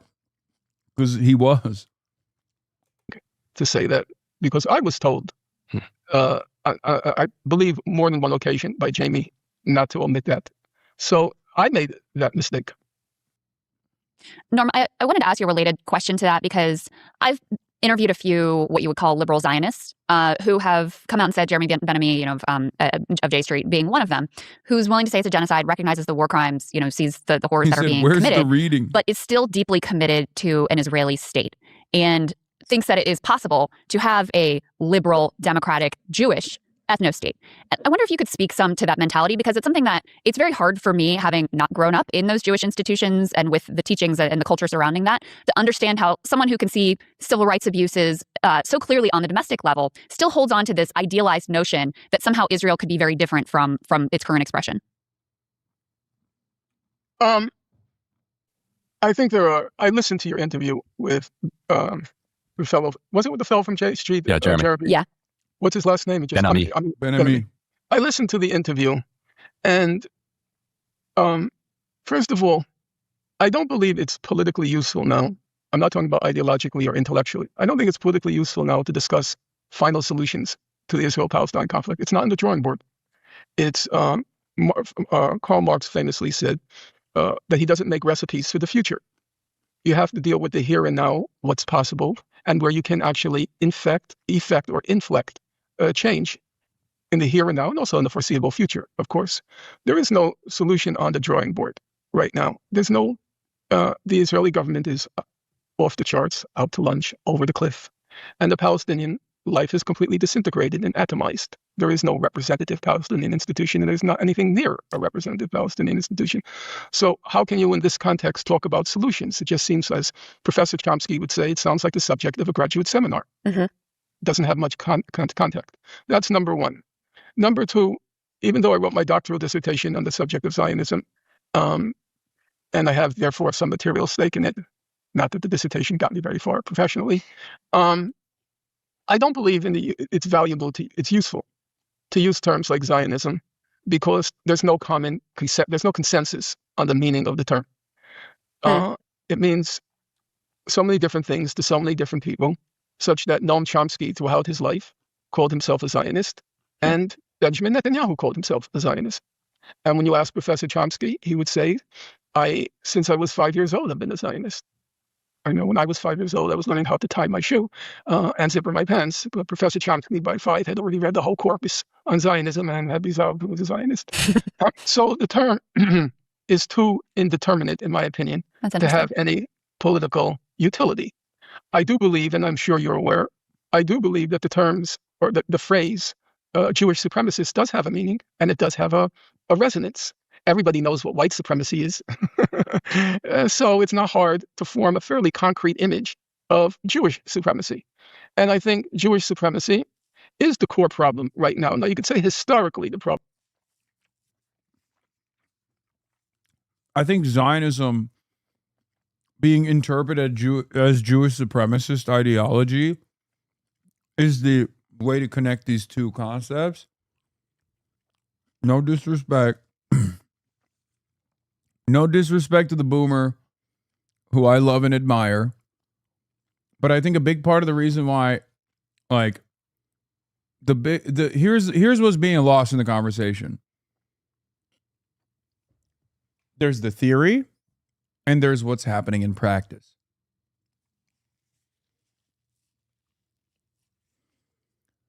And the issue here is Zionism is Jewish supremacy. It is a ethno-religious supremacist. What? You're fully disrespecting him right now? No. It is a ethno-religious supremacist ideology that is exterminationist in both principle and practice. So I think the real reason why Norm doesn't want to say it is because, and I've had these conversations with many super Israel critical Jews who would be normally considered anti-Zionist. I mean, Chomsky being one of them, right? Is that this is basically like the last bastion of the significance of the term. Like the last defense of the significance of the term, because internally within the Jewish community, it does mean very different things. It does. That's why I don't fault Omar Bartov too much for arriving at the conclusion that Zionism has become fascism and not that it was always going to be fascist. So we might disagree on the theoretical framework, and that's why you'll hear from a lot of Jews who are very critical of Israel and Jews that you would assume are anti-Zionists never actually say that they are, especially older Jewish theorists will always shy away from saying that. Even Sam Cedar, I believe, says like, oh, I'm a non-Zionist or something like that, right?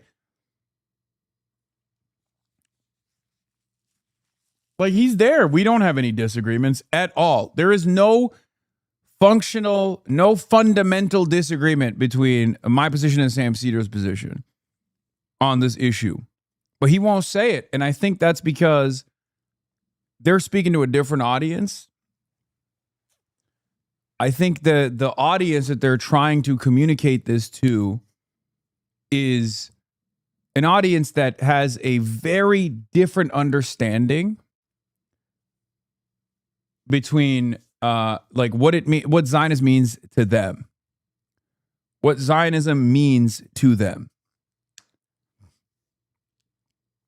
I don't know about that. No, 100%. I know this from my own personal conversations with people that many of you have never even questioned, and why they don't call themselves. This is a Jewish community inside. Like this is an inter-community affair. To the outside, to non-Jews, there is no, if you're against Israel, you don't have an issue being called an anti-Zionist. You call it yourself. Sam Cedar doesn't. Have you ever asked the question why? Well, it's because of what Norm is explaining. You're not blowing up his spot, right? No. Sam Cedar personally says it. He says, I'm a non-Zionist Jew. Why doesn't he say he's an anti-Zionist? Because like the term Zionism is loaded, but also intentionally vague. And I think that is by design. So on the one hand, I disagree with Norm saying like, oh, we shouldn't use anti-Zionist because the definition is too vague. I do agree with him when he says Jewish supremacist.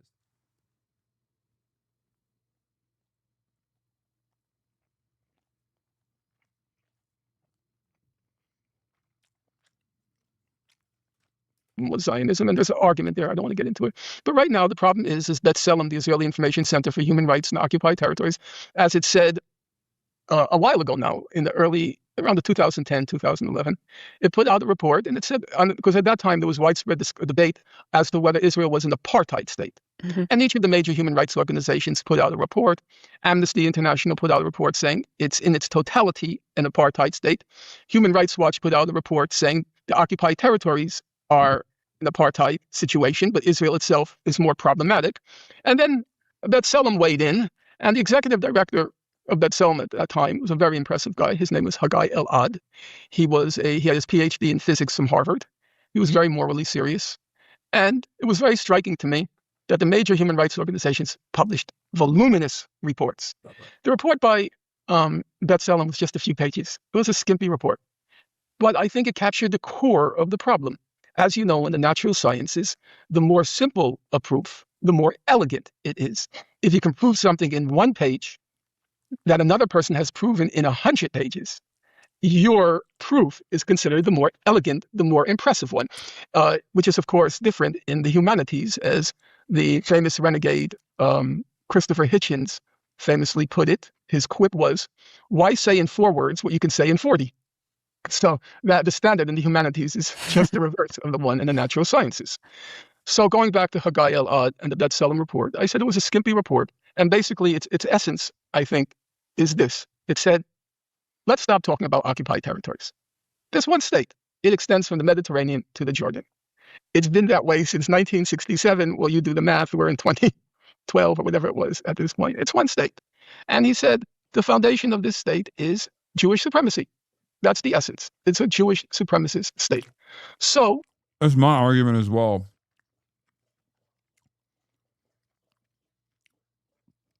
That's why a lot of this like aesthetic appeals to a 2-state solution is just simply hand waving away the real problem at its core.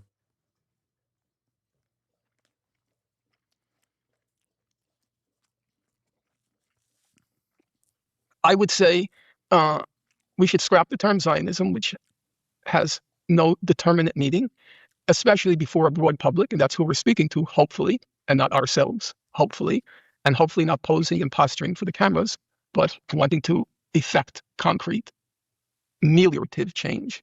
I think you should use that term. Now, having said that, we return to your question. And the question essentially is this.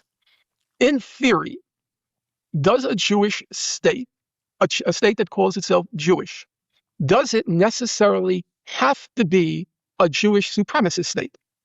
That's the essence of your question. Is it possible for a state to be a Jewish state without being a Jewish supremacist state? And your point of contention with Jeremy Ben-Ami was that's not possible. That a Jewish state, by definition, has to be a Jewish supremacist state. That's your contention, in essence, if I'm not mistaken. And my answer to that would be, and here I have to say, Professor Chomsky convinced me on the point, it all depends on how, and I'm not saying this out of deference to him, I use the verb, he convinced me, he persuaded me. It all depends on how, in what aspects is the state Jewish. Hypothetically, if it simply honored Jewish holidays as the national holidays, if it had Hebrew as the national language, even though at the time Hebrew and Arabic were both national languages in Israel, I believe, I'm pretty certain on that. If you used to see signs, they would be in Hebrew and Arabic. But I could be, I don't want to stand on that point, but that's my recollection. So if it's a matter of holidays, national holidays, celebratory holidays, in the Hebrew language, you can say those are, and also Saturday is the day of rest rather than a Friday or a Sunday, things like that. You could say its Jewishness is more or less innocuous, But when there's discrimination in every department of social life, whether it's in housing, residence, jobs, if the army only has Jews serving in it and all sorts of benefits, social benefits come from service in the army, then obviously it becomes much more problematic. And then it reaches a very, very high level of problematic when its objective, its goal is to make a homogeneously Jewish state. Yeah. Then it becomes obviously very problematic. Yes. So I think and that is just to pause you for a second, that is my central contention of what most people, when they say a Jewish state of Israel, what they intend is that the majority population from a demographic perspective in Israel would be Jewish. And you can, feel free to correct me if you think this is wrong, but I think all of the discrimination, the apartheid, the atrocities really flows out of that view of a quote unquote Jewish state. Because the moment that, you open up all possibilities of citizenship in an equal way to the entire population from the river to the sea, then you have a threat, an existential threat to that conception of a Jewish nation. Look, I agree of, and there's no question that there's a very high degree of plausibility in what you're saying. Because the moment you say it's a Jewish state, it's the natural next step is that Jews have to be in the majority. And the next natural step from there is then non-Jews inexorably pose a threat to your majority status. So since non-Jews inexorably pose a threat to your majority status, and your majority status is a keystone of a Jewish state, then it follows that the best way to meet that threat is to get rid of everybody who is not Jewish. It's just built in. The Zionist view was we can tolerate a 15 to 20% non-Jewish. Can we take note of the fact that Norm Finkelstein, who only has a landline in his home, has now gotten his webmaster to literally put together a setup that is clear, a setup where he can be clearly heard from his home, a setup that has a computer in it and a nice camera. W production for the webmaster. Even though the webmaster failed me, webmaster should have shown Norm the entire quote, the entire clip.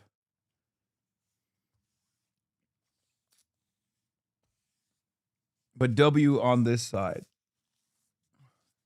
Also, it is the funniest line in this entire interview is he goes, 12 hours a day on camera? Not enough time for reading. Minority in our state. That was ideally the state would be where's homogeneous the reading? and Jewish. That was the ideal. Practically, they were willing to tolerate a 15 to 20% non-Jewish minority. So here's the thing. They expelled about 80% of the population in 1947 to 49. They got it down to about 15 or 20% non-Jewish. And then lo and behold, by the 1990s, it looked like Israel was slowly but surely losing that Jewish majority. And what saved them? You know what saved them? It was the miracle of Russian Jewry, of Soviet Jewry. About 1 million Russian, allegedly Jewish. In fact, in the last stages, 40% were not Jewish. But I love that he said allegedly too, because they're not even Jewish. But yeah, post-USSR, the Ashkenazi, quote-unquote, Jewish population, it is in contention whether or not all of these Russians are Jews, by the way. But they came in, and the population of like Ashkenazi Jews rose tremendously because they left the USSR. They came to Israel. Called themselves Jewish, and Israel didn't care. Just as long as you were publicly Jewish, they took them in to rectify or to preempt that potential growing Arab minority. And now Israel is, if we accept that Selim's statement, that it's one state, and I think it's a correct statement. It's been one state for a long time. That's why it should never be said the occupied territories. That's incorrect. The essence of an occupation under international law, its essence is very simple. An occupation is temporary. That's what makes an occupation an occupation. If it's permanent, it's become an annexation. If it's illegal if that permanence was a result of illegal acts, it's an illegal annexation. But it's not an occupation. Bro, Jews traveled all over the planet. Anyone can be Jewish for the most part. Wait, what? Dog, we are talking about something very specific about an ethno-state's desires to maintain a demographic majority and then literally dropping its quote-unquote standards for what it means to be officially declared a Jewish citizen of Israel with the express purpose of, what is this? I don't give a fuck what Hassan says or does. For the next 67 days, we're on the same team, locked in and ready to win. Wow, that is a surprising development from the Unfuck America tour people.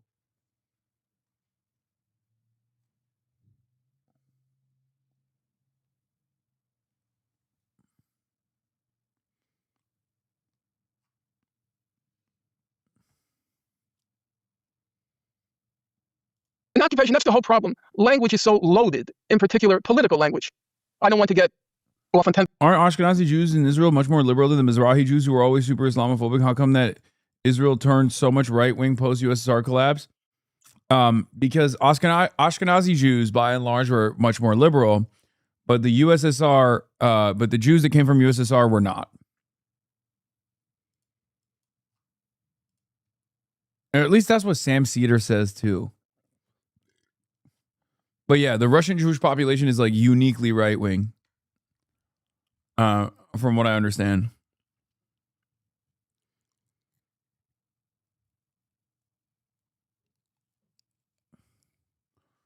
Ashkenazi Jews are not a monolith, of course not.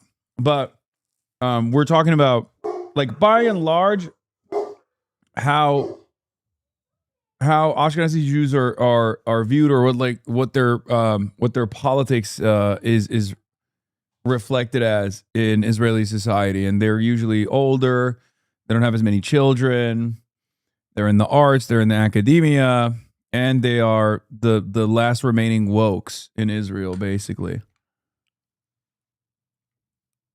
Some digressions, but the biggest myth of what happened in Gaza after 2023 was that it was a war. There was no war in Gaza. I just read the new crisis group report. They were very scrupulous in describing it as a war. They knew exactly what they were doing. Very careful. There was the Hamas massacre on October 7th, and then what ensued was a war. And they say it over and over again. The moment you say that, Israel's won 95% of the propaganda war. It's propaganda war. It wins it the moment you start describing it as a war. In the same way, this is not an occupation. Go look up any legal definition of occupation. Its essence is it's temporary. It's an annexation. And it's also, as the International Court of Justice said in July 2025, it's an illegal annexation. They call it an illegal occupation, but it's an illegal annexation. So that being said, Norm is so funny, man. He gets like hyper invested in these semantics arguments. You know what I mean? Like he just gets like, and he's such a stubborn guy, which, by the way, is a superpower, of course. He has tremendous integrity, and he is also unbelievably stubborn, and he's exactly the kind of guy that could be this stalwart defender of Palestinians, a chronicler of the harms of the occupation, or as Norm would correct me and say, the annexation. But it is really funny. If you know his history, like, this is exactly the reason why the BDS movement yelled at him so much. Like, because he got blacklisted because of his steadfast nature. He got blacklisted for obviously being in support of the Palestinians and being one of the most important chroniclers of the Israeli ethnic cleansing campaigns. This is why he can't take you serious. Words are important. Weren't you listening? I know. But it is really funny. Sometimes he has no capacity to let bygones be bygones. He is the guy who lets minor differences in opinion become like massively consequential almost.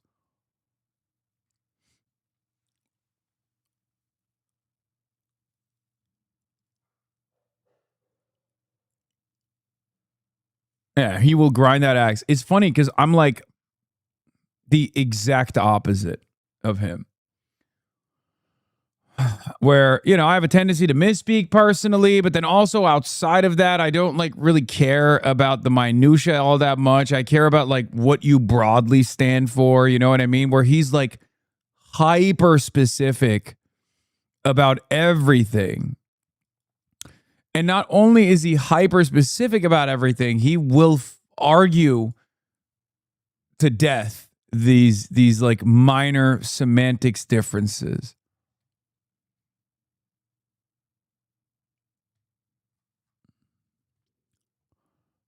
But I love him and I respect him. And you both over-explain sometimes? Yes. Said, let's accept what that Salem has said. One state between the Mediterranean and Jordan, and it's half and half. So you admit you're anti-semantic? Yeah. It's half Palestinian Arab, half Israeli Jewish. And if Israel says it will only tolerate a 15 to 20% minority in its Jewish state, then expulsion is built into it. It's built into it. Just like Benny Morris said in one of his rare moments of lucidity. Benny Morris, he said that transfer, which was the euphemism for expulsion, transfer was, and now I'm quoting him. He doesn't like it when I quote him, but I'll keep quoting him. He said, transfer is inbuilt and inevitable in Zionism. That's what he said. It's inbuilt and inevitable in Zionism. There are two reasons. One is the ideological reason, namely, how can you have a Jewish state if you don't have a Jewish majority? That just doesn't gel. But there's also a practical one. The Jews own no land, virtually no land in Palestine. They owned by 1947, they owned about 17% of the land, 18, 20%. How do you build a Jewish state if you have no land in which to build it? So of course he was correct that it was inbuilt and inevitable. But as I said to you, there's a kind of a discrete question. And the discrete question is, can you conceive a Jewish state that's not a Jewish supremacist state? And I would say that's a slightly more gray question, though I acknowledge what you say. You say that it's hard to conceive the notion of a Jewish state without a Jewish majority. And if the two are kind of inextricably For the record, I don't disagree with his framing around the importance of words. And when you say war, you've already lost the argument because it's not a war, it's a genocide. And like Israel has won that framing.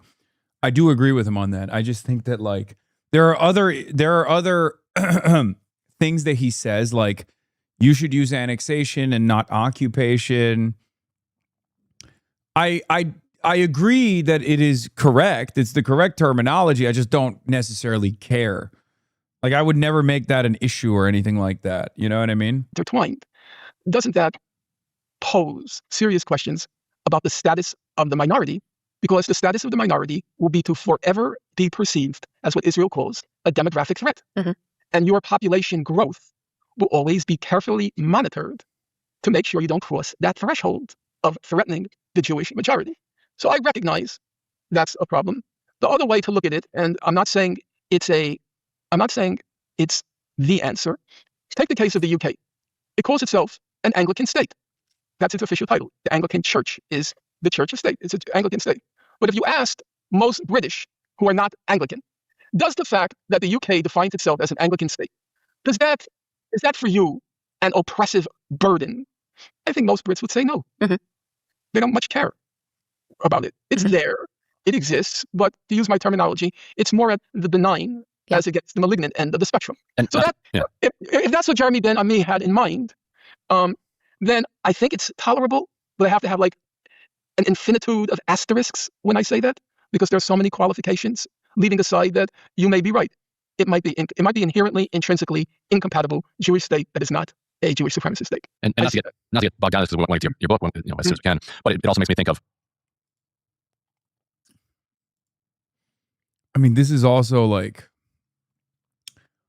what matters is what's happening. And I know Norm wouldn't disagree with this. And what's happening is obviously, as he said, is a Jewish supremacist state. It's an ethno-state. It's an ethno-state project in this permanent annexation. These are not minor semantic issues, especially in terms of international law arena.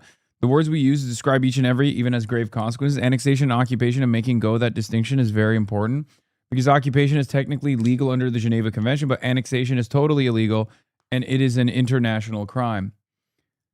Okay, that does make a lot of sense. And I know it's not Norm who wrote that, even though this is something that Norm would probably say. So I'm going to go ahead and assume that you're Norm Finkelstein's webmaster, and he is dictating this tweet to you.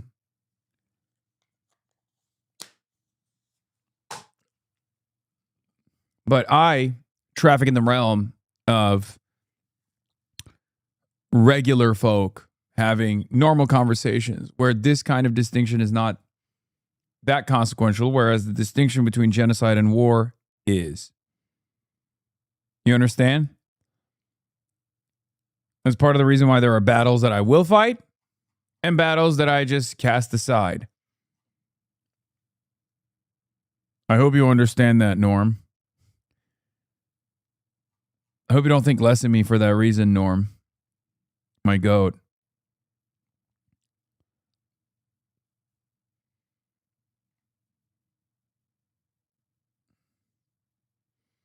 You're so Twitter brain, you just call the chatters chat a tweet? Yeah.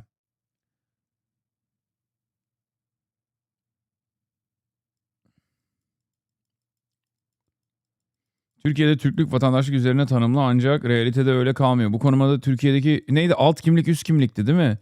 Bu konuşma Türkiye'deki türkücülerin paradoksuna benziyor abi.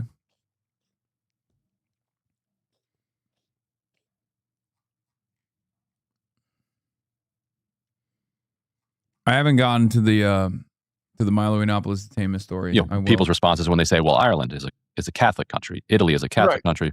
Right. At the same time, as you're seeing more and more Muslim migration into those countries, you have a surge of xenophobia, and we don't know what the shape of those countries will look. I think it's clear your analysis has gotten sloppy from not reading 18 hours a day. I know. I need to only have a landline in my house. That'll be my only access to the outside world. Like, we don't know if the Catholic monk will maintain some apartheid control. Or, You're totally correct.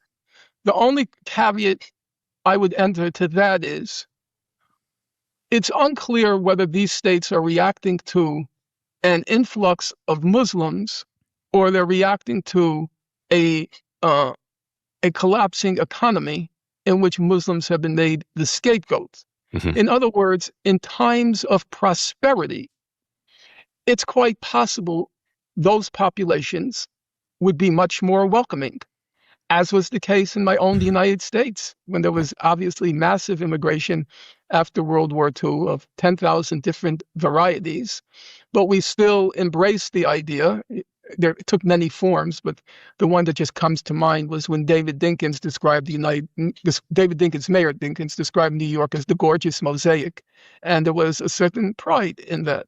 But when times, when the economic situation significantly deteriorates, people become much less generous. Yeah. I see it in my own life. I went out to dinner with some people the other night, one of whom was... Oh my God.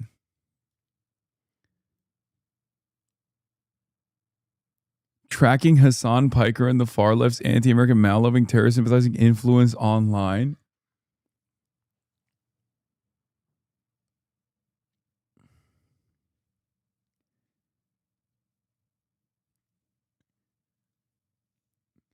At what point do people look at this stuff and go, dude, you're just mentally ill?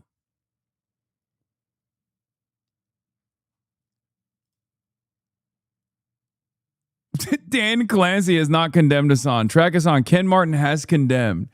Dude, I love Track AIPAC so fucking much. Track AIPAC has to be the most successful social media born operation that has had real world political impact. The Dan Clancy part makes it clear who's behind this. Yeah, of course. No, so many of these people are insane cultists from the sex pestiny orbit. But I'm not even talking about that right now. I'm talking about what Track AIPAC has been able to do. Track AIPAC has been able to successfully and easily allow people to identify with the red. It's become like a brand, an institution in and of itself.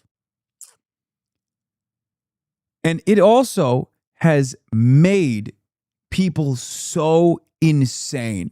There's the Track Islam one. There's all these like different tracker accounts. None of them hit the same way. Okay? None of them hit the same way.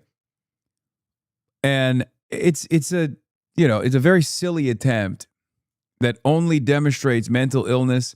I thought it was a parody when I first saw it. Like I was like, this is actually a really funny parody. And then I clicked on the account and I saw Dan Clancy. I was like, oh, it's not. This guy is actually real. Like, this is a real person. Yeah, here's another one. Track Commies. Commie Socialist Tracker. There's the Track Islam one. There's the Track Commies one. And I guess it's kind of cool that this is like, busy work for some of the maladjusted, mentally ill shut-ins of society. Like, this gives them something to look forward to. This gives them something to do. So it's cool. It's like a jobs program, but not really. It's the equivalent of getting that one weird possible school shooter kid to put their energy and their efforts into something they consider to be productive. It's not dissimilar to, having elderly relatives that may or may not have dementia, Alzheimer's, having them do the crossword puzzle. and talking to them daily to ensure that they're still communicating, to keep the brain working, and to hopefully push off some of the worst elements of dementia. That's basically what it is. Is it? Yeah, habitat enrichment. Yep. So that's nice. Nice. I can't remember. Well, 2 foreign countries, no point in naming them. And on the immigrant question, they were very tough, even though they were immigrants. Well, we came in legally, they're coming in illegally, my taxpayer money, and so on and so forth.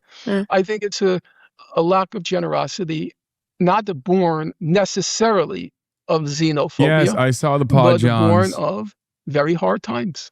Let me ask you this, Norm. So I think, one of the things that we're all grappling with is we all watched what was done in Gaza with our taxpayer dollars. It was not hidden. It's often boasted about. In fact, an Israeli, top military commander just came out and bragged about, I would order the strike on the World Central Kitchen aid workers all over again. I have no regrets. They're affiliated with Hamas. Just to give one example of how brazen and how proud they are of the many of the atrocities just that were one committed. qualification, and Sure. I want to hear you. It wasn't that it wasn't hidden. It was that it couldn't be hidden.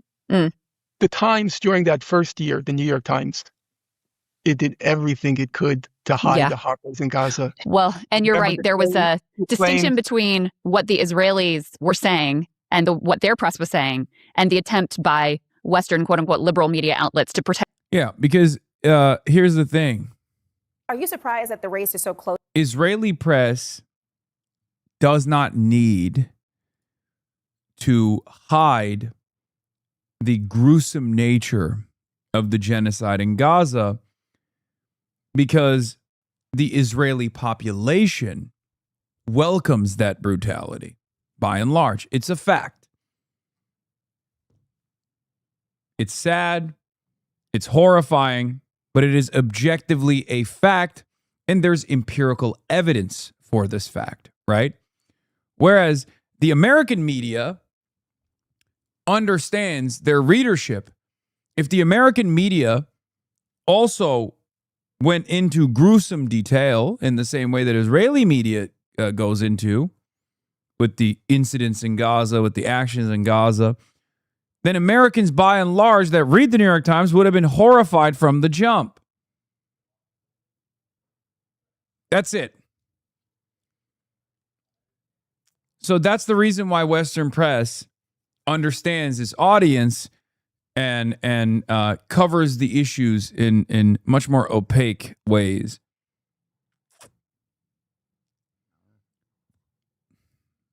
The Israeli audience is already propagandized. They're excited to hear about the atrocities. They take great pleasure in hearing about the atrocities. Not all Israelis, but to varying degrees, most Israelis.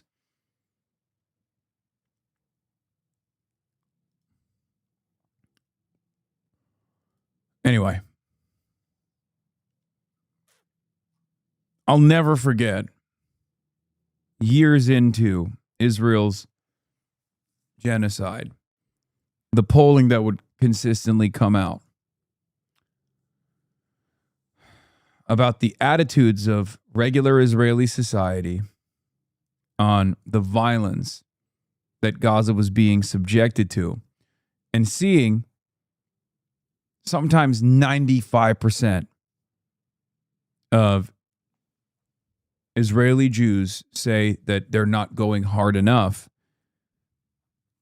Horrifying. The only objections inside of the Green Line were coming from the Palestinian citizens of Israel.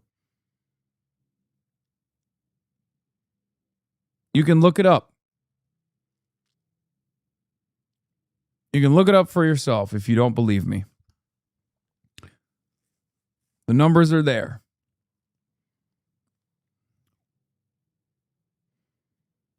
It's insane.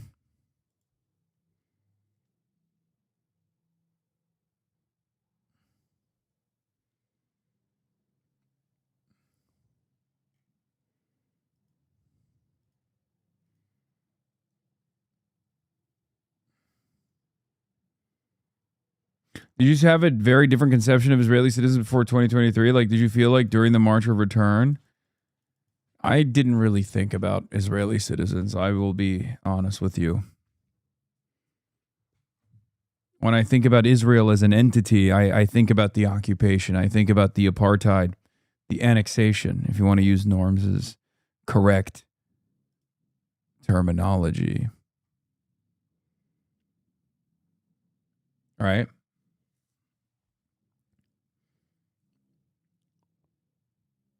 That's what I focus on. I focus on the victims. Illegal annexation, yes.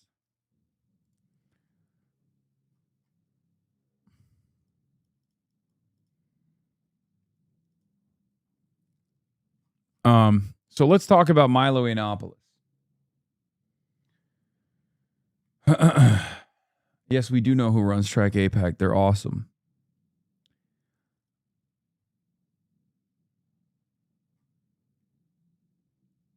Milo Yiannopoulos has been detained and is slated for deportation. Kanye West executive Milo Yiannopoulos detained by ICE in Louisiana. Homeland Security, after TMZ broke the story, released the report, quote, retweeting TMZ because why not? Saying on August 27th, ICE arrested Milo Yiannopoulos, an illegal alien from the United Kingdom, at the Louis Armstrong New Orleans International Airport in Kenner, Louisiana. Yiannopoulos legally entered the country on May 14th, 2019, through New York City, New York. He chose to overstay his welcome in violation of our nation's laws. Yiannopoulos was issued a final order of removal by immigration judge on July 22nd after failing to show up for his immigration hearing. He will remain in ICE custody pending removal. Being in detention is a choice. We encourage all illegal aliens to take control over their departure with the CBP Home app. The United States is offering illegal aliens $3,000 and a free flight to self-deport now. We encourage every person here illegally to take advantage of this offer and reserve the chance to come back to the U.S. the right legal way to live the American dream. If not, you will be arrested and deported without a chance to return. Now, here's the thing. Milo Yiannopoulos is a right-wing, was a right-wing icon. If you guys recall, Joe Rogan elevated him. I think that was the first time where I realized Joe Rogan might not be the best guy. For me, that was my like complete separation point with Joseph Robinette Rogan was Milo Yiannopoulos. I was like, why are you talking to this guy? He is a Nazi. I remember. I think it was like maybe 2014, 2015. You took your time. No. The first ever Milo Yiannopoulos Joe Rogan Experience podcast appearance was like 2015, maybe 2016.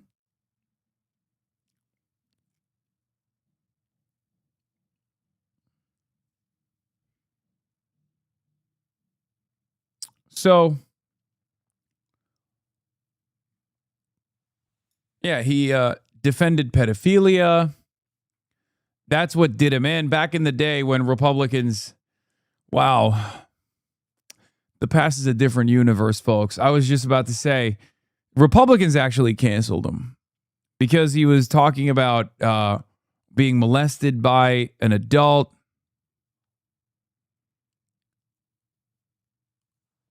And on the Drunken Peasants podcast, yeah. And at the time, Republicans were horrified by it. He was, defending his molestation as a child and saying it's not that big of a deal, all this sort of stuff. He was a firebrand who flew too close to the sun.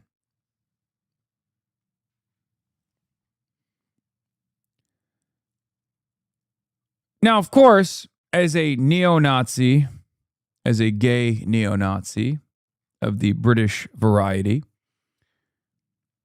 Milo Yiannopoulos had many exposés. They talked about how at Breitbart he was deliberately trying to bring in open, self-avowed neo-Nazis, white supremacists, white nationalists into the fold. giving them positive coverage, things of that nature.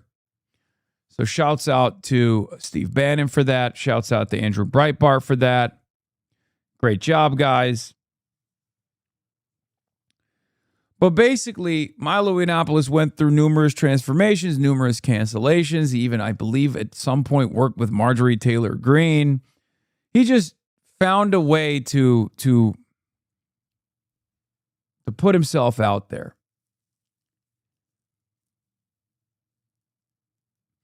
Still a right-wing hatchet man. The last iteration of this grift was working for Kanye, becoming an ex-gay, while still, of course, living with his husband, who he then said was his roommate. That's the other thing. His husband is black. He is a white nationalist neo-Nazi who is gay and has a black husband. Before I forget.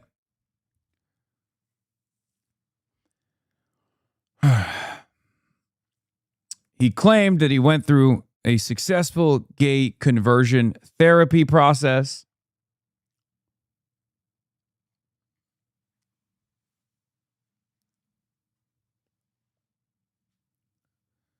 And became a Catholic grifter.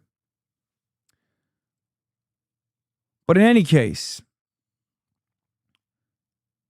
this last iteration of Milo Yiannopoulos, the grift, was, I guess, a bridge too far because he frustrated someone who is somehow even more psychopathic than he is. Someone who has the ear of the State Department. Her name is Laura Loomer. And it seems Laura Loomer's next target is an American citizen. And the American mother of an American citizen. Me. What is this?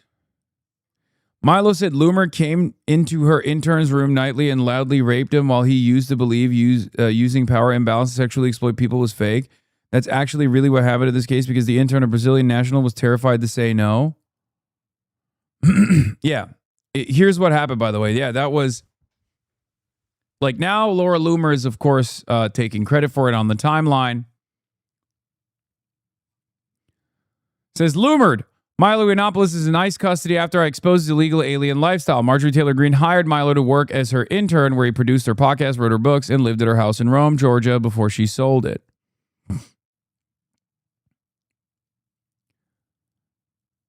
Laura Loomer, all the way back in March, saying, why hasn't the Trump administration deported Milo? He is allegedly living in Los Angeles on an expired visa. He's calling for regime change in the U.S. and post-Holocaust denial as an immigrant. It's time for him to be deported. He didn't campaign for Trump. Milo is a foreigner. This is, of course, because Marjorie Taylor Greene and Milo Yiannopoulos turned on Trump over Israel, and Laura Loomer is obviously Israel first.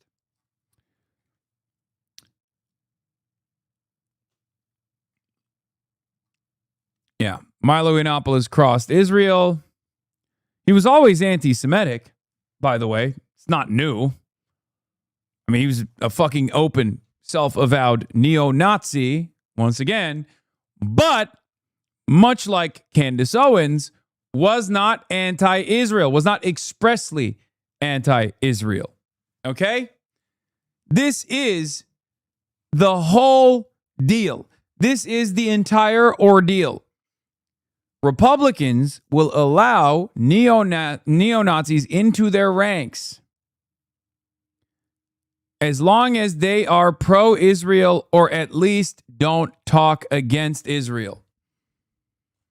They do not care about anti-Semitism. They welcome anti-Semitism. They will weaponize anti-Semitism.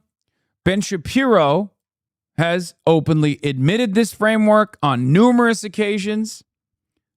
As long as you are not calling into question the Republican cooperation with Israel, the American cooperation and allegiance to Israel. Is that why the gay Mexican neo-Nazi suddenly is pro-Israel? I think that could play a role in it. I don't know.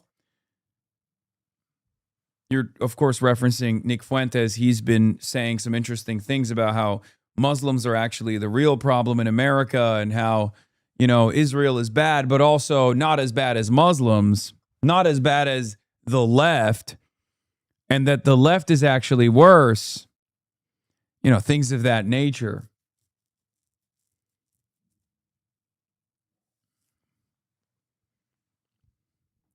He even openly admitted Shannon Watts going to do a show with Sex Pestany. Oh, that's awesome.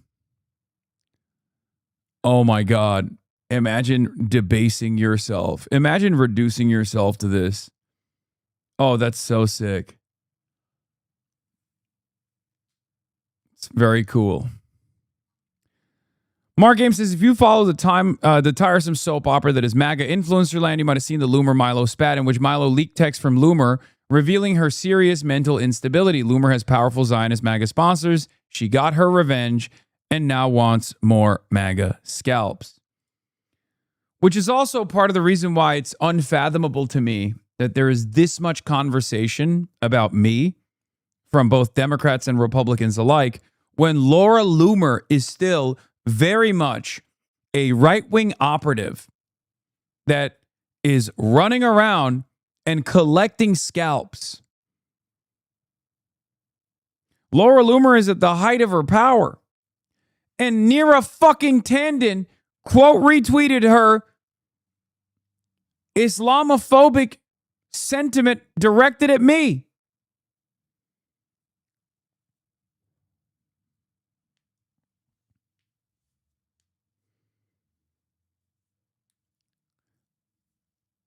This is the nature of the beast. This is the reality of how much these operatives in the Beltway will align with one another and work alongside one another, collaborate with one another to take out opposition to Israel, to take out opposition to corporate interests broadly.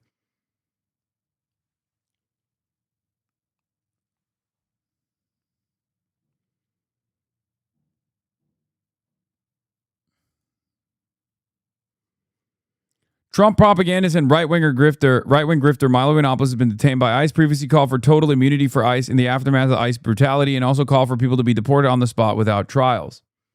Yeah.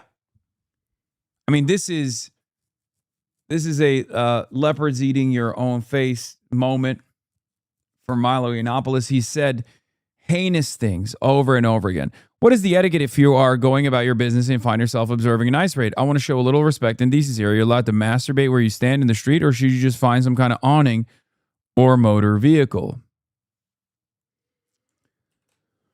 He has more quotes on the timeline. Total legal immunity for ICE agents when they're on duty. If ICE has 90,000 employees and we are all asking for his 10,000 deportations a day, that's 9 agents per illegal. More than enough to cover investigation, apprehension, and removal. What are they all waiting for?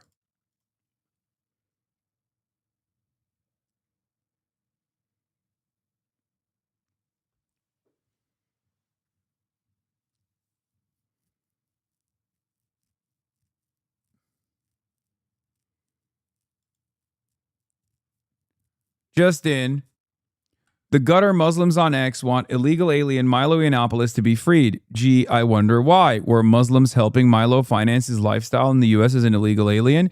He used to be anti-Islam.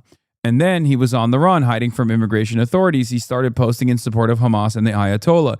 Don't worry, I saved it and gave it all to FBI and ICE.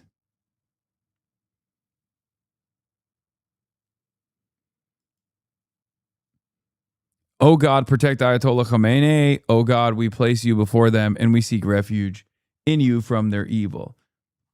So when Milo Yiannopoulos was doing this exact same thing, by the way. Yeah, oh yeah, he did this too. Laura Loomer is telling our mutual friends that her intimate relationship with the president led to the best blowjob of his life. His words, according to Laura.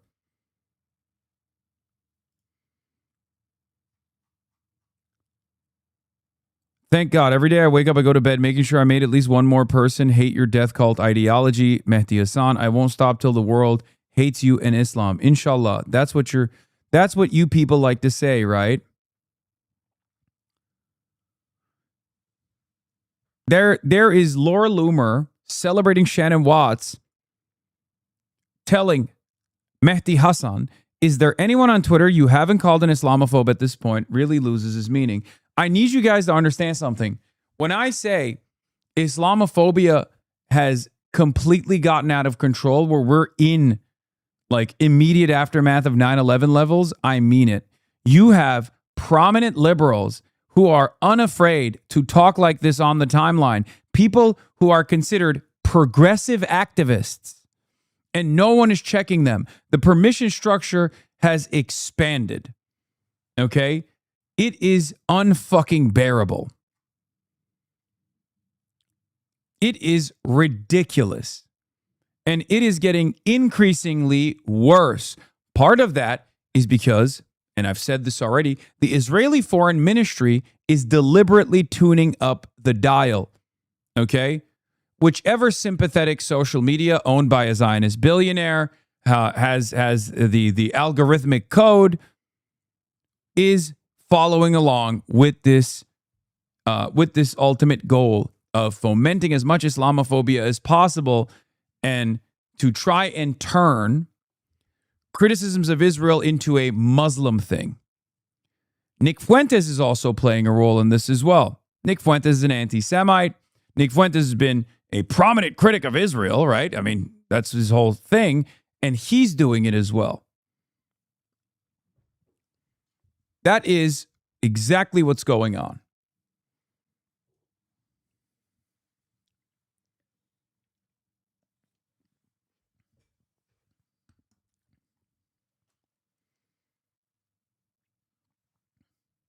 Getting deported for trolling the president's genocidal fascist fluffer is crazy. What part of the Burger Reich is this again? It's getting really fucking bad, dude. It's getting really, really, really bad. And yes, there are a lot of Americans that are also tuned into this frequency. Can confirm my dad is insane about Islam right now. He's all fixated on Dearborn and thinking that Islam is going to destroy American culture. He brought up how his wife wouldn't wear a hijab like it was being forced. Yeah. We are in the throes of collective hysteria. We are in the throes of collective hysteria right now. 100%. And because this resentment, whether it be resentment towards anti-Zionists or outright hostility towards Muslims in particular, this resentment is shared by so many prominent figures in mainstream outlets as well, that they're letting the mask slip.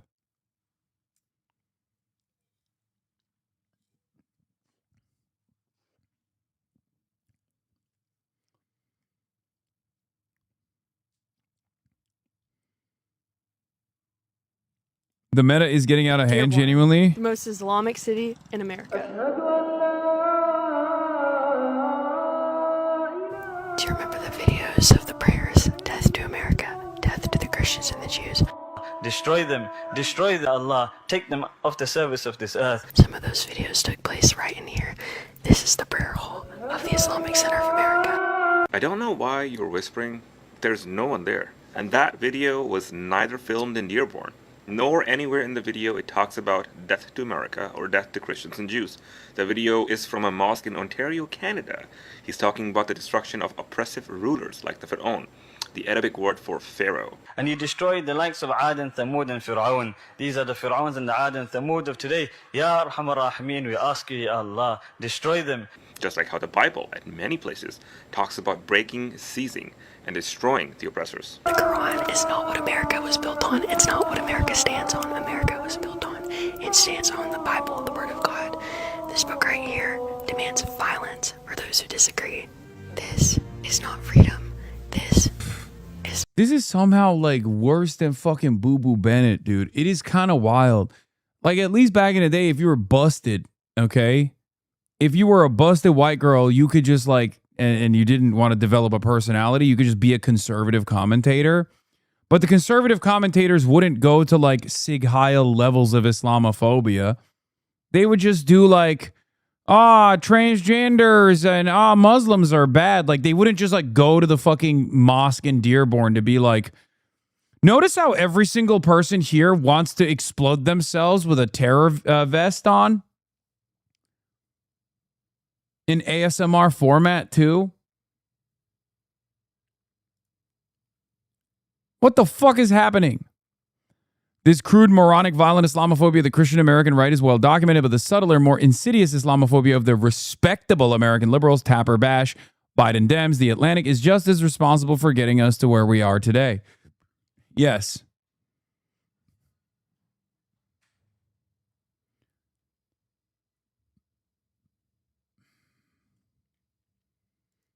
Boca Raton Tribune.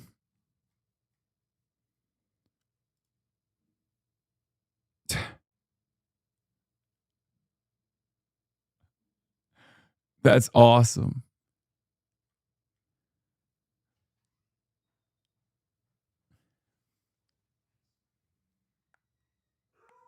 That's fire. Who you barking at, Fiona?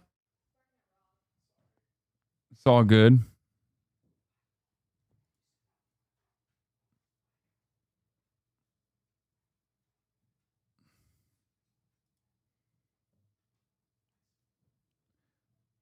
I still like the steamroller the best. There was a whole ass media cycle when you called some Dems Islamophobic at the AES party. Yes. Yes. That was so fucking insane. Isn't that crazy that I correctly called out the Islamophobic sentiment that Democratic consultants were leaning into when talking about Abdul al-Sayed, and then they had the audacity to yell at me? And even allies, even people who I thought would be sympathetic, were fucking leaning into it, dude. It was incredible.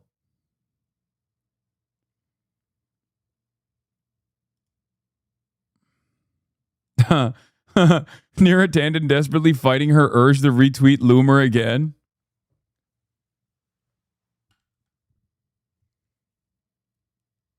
"2010 Mike Rogers doing Islamophobia on the radio in Michigan." While we're at it, speaking of terrorists, this ripple now around the world, I saw there was an incident in India and now in Afghanistan having to do with the potential Quran burning in the United States.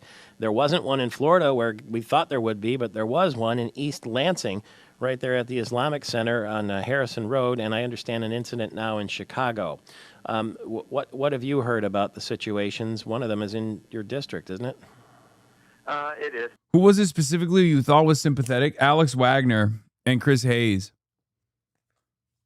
That was so disappointing.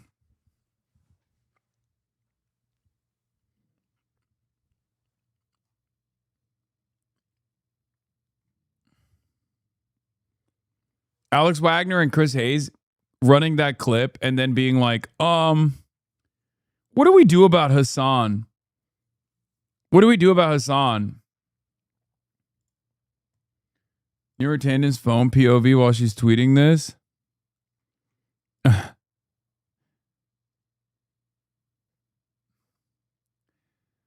That's the limitation of liberals, man. They always have to backstab. I mean, I don't even think it's like a backstab moment. I think it's just there. It's a look, man. Jesus, even more Piker slop. Wait, what? Piker slop? We're talking about we're talking about Laura Loomer and Islamophobia. Not freedom. We live in America, a Christian nation built on biblical values. Yeah, we're called to love the Muslims, but also we're called to keep this out of our nation. Would you imagine the outrage if a Muslim went inside a church and filmed a similar video? It's funny how you're freely filming in a mosque in the United States, in a city that also has churches, yet accusing Islam of getting in the way of your freedom. America was built on European Enlightenment philosophy that emphasized reason, science, and individualism over tradition, religious dogma, and absolute monarchy. Nowhere in the Constitution does it mention a single... Yeah, these guys are not really with it. You know what I mean? Like, they're not... Like, there are obviously very redeemable aspects and redeemable qualities to liberalism that none of these guys give a shit about. And it's so ironic that they constantly talk about how, like, Muslims don't care about any of this stuff. And it's like, no, you don't. Like, you're unironically anti-American. Okay? And goddamn, every time I talk about the redeemable elements of America, you don't have to immediately go, it was built on slavery and genocide. Okay, yes, it's true, but like, holy fuck. Jesus Christ, guys. I know.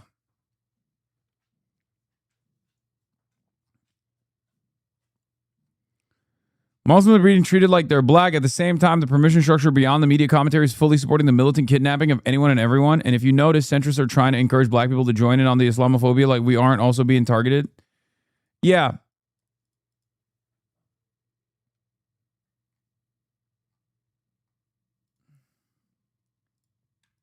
Bible verse, or even the name of Jesus himself. Some historical documents even explicitly say that America is not a Christian nation. Are you not ashamed? The mosque opened its doors. No. The answer is no. She is not ashamed. Shame left her body a long time ago.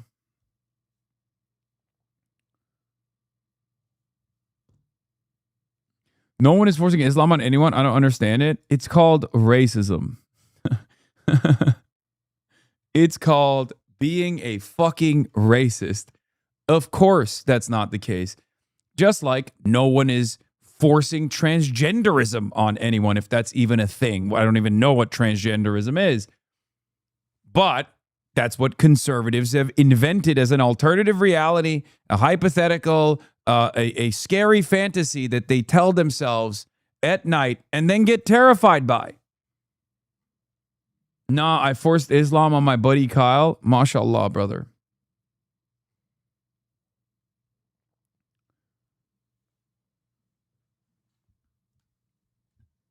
It's just bigotry. It's low IQ nonsense. That's what it is. It's inventing a separate reality and then terrifying yourself with this separate reality of your own invention. That is 99% of conservative grievances. They're fucking made up. They're made up.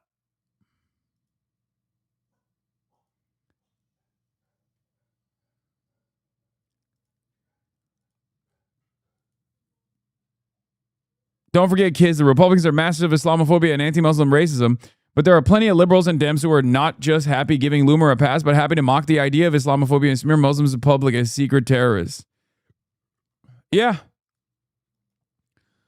I'm going to be honest, I don't know what to do about it either.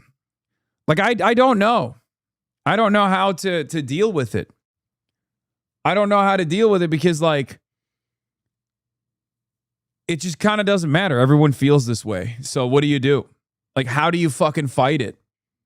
Simply calling it racist is not going to work. These guys are like, yeah, they're racist. I've never met a racist person that has been called a racist who's then turned around and been like, oh shit, my bad. I guess I won't be that way any longer.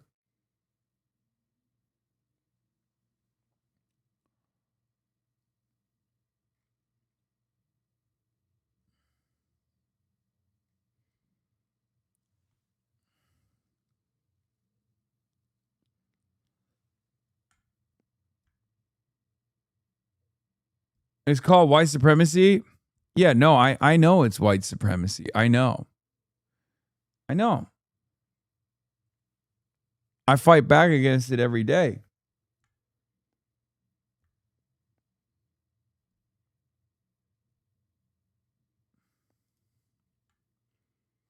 Yeah, I saw this. I retweeted it earlier. What would you do in this situation? Condemn Hasan Piker. No.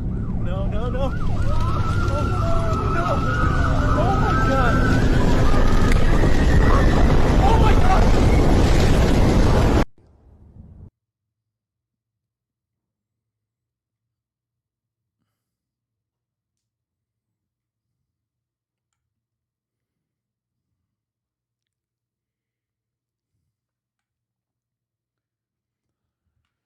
I think greater Muslim solidarity and collaboration might be something. Fuck these haters. I mean, I'm working on it, but I do worry. I do worry about where this is going. Anyway, so yeah, this psychopath Laura Loomer is now taking credit for it, for the Milo Yiannopoulos deportation, and I assume that is what happened. I assume that they had the back and forth spat. Milo leaked text messages from Laura Loomer. Not sure where those text messages are. I don't know if you guys have seen them.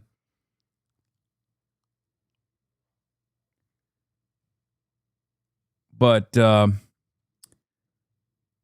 she's also demanding my deportation, my mom's deportation. Absolute psychopath.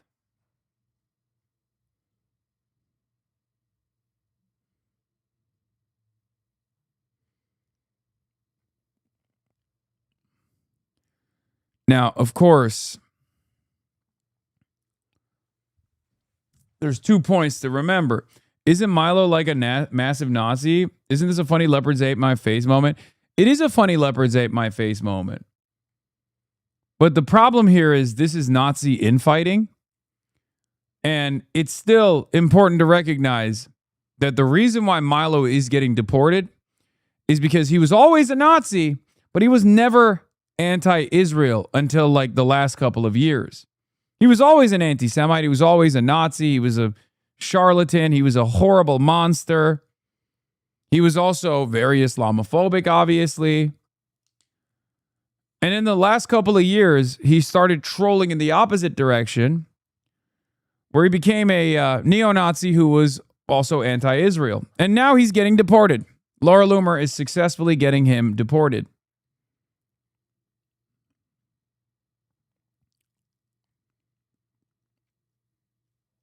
Yeah. It's fucking psychotic. The entire woke Reich knew Milo Yiannopoulos was an illegal alien, yet many of them did business with him as an illegal and harbored him from authorities. There needs to be an investigation. Tucker Candace, Marjorie Taylor Greene. What did they know and when did they know? I'll happily speak to the FBI. Next up, Trita Parsi.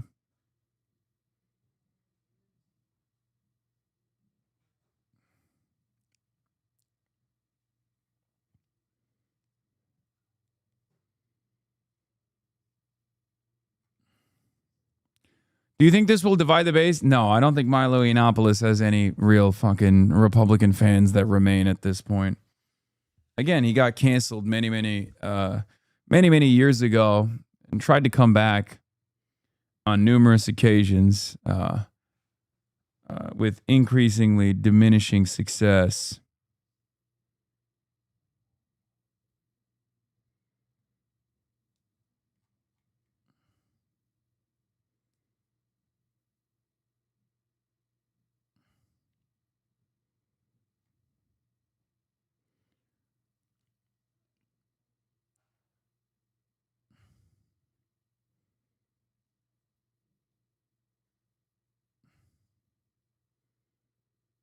Anyway.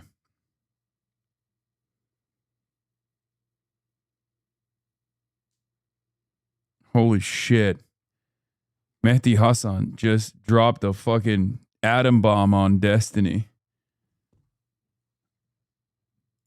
Jesus Christ. We got to take a look at this. This is also the Shannon Watts saga as well.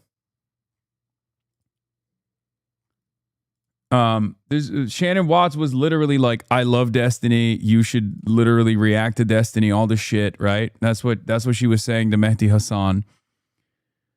Because Destiny, I guess, like said, you, someone who's proven themselves to be largely clueless about Israel-Palestine, are confident enough to say I support genocide in Gaza, but cannot bring yourself to make any meaningful statements condemning a man who now you see openly support terrorism against anyone in the West. You had him on your show for an interview and chalked all of his support for terrorism to edgy comments. Is his support for Hezbollah just edgy? Do you support Hezbollah's existence as a foreign-funded, Iranian-funded entity in Lebanon like Hassan does? Do you support civilian hijackings and terror attacks on civilians from the Houthis like Hassan does? Would you ask yourself a purported Ansar Allah fighter what his favorite anime is and then giggle along in an interview? Again, not an Ansar Allah fighter.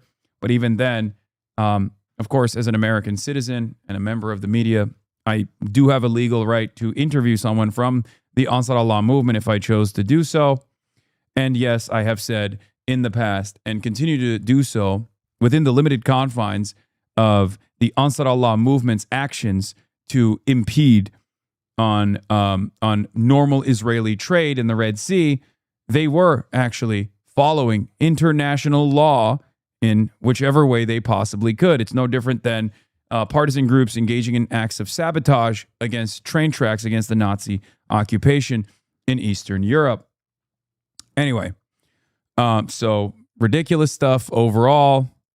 And yes, Hezbollah is a part of the Lebanese parliament and a paramilitary formation born out of Israel violating Lebanon's sovereignty with regular frequency. So yes, Hezbollah does have a right to defend Lebanese territory, Lebanese soil. Israel has no right to illegally occupy, annex Lebanon. Was China correct in a takeover of Tibetan savages like Hassan says? Do you support the crackdowns in Hong Kong? Do you support them taking back Taiwan? Again, not entirely certain as to what he's talking about here with my perspective. I think he's just like trying to get Mehdi Hassan to be like, you should hate Hassan like I do. And then he's just like lying about a bunch of shit. Was China correct to take over? Does Russia have a right to own Crimea because most of the people there were ethnically Russian like Hassan says? This position is not my position. This position is Barack Obama's position. I am in agreement with Barack Obama in terms of not trying to militarily fight a nuclear-armed nation like Russia as it annexed Crimea, although I do hold the Crimea annexation separately from the illegal invasion and current occupation of eastern Ukraine. Was the murder of 2 Jews in the U.S. a false flag from Mossad like Hassan says? Never said that. Don't know why he's even claiming that. Where did that come from?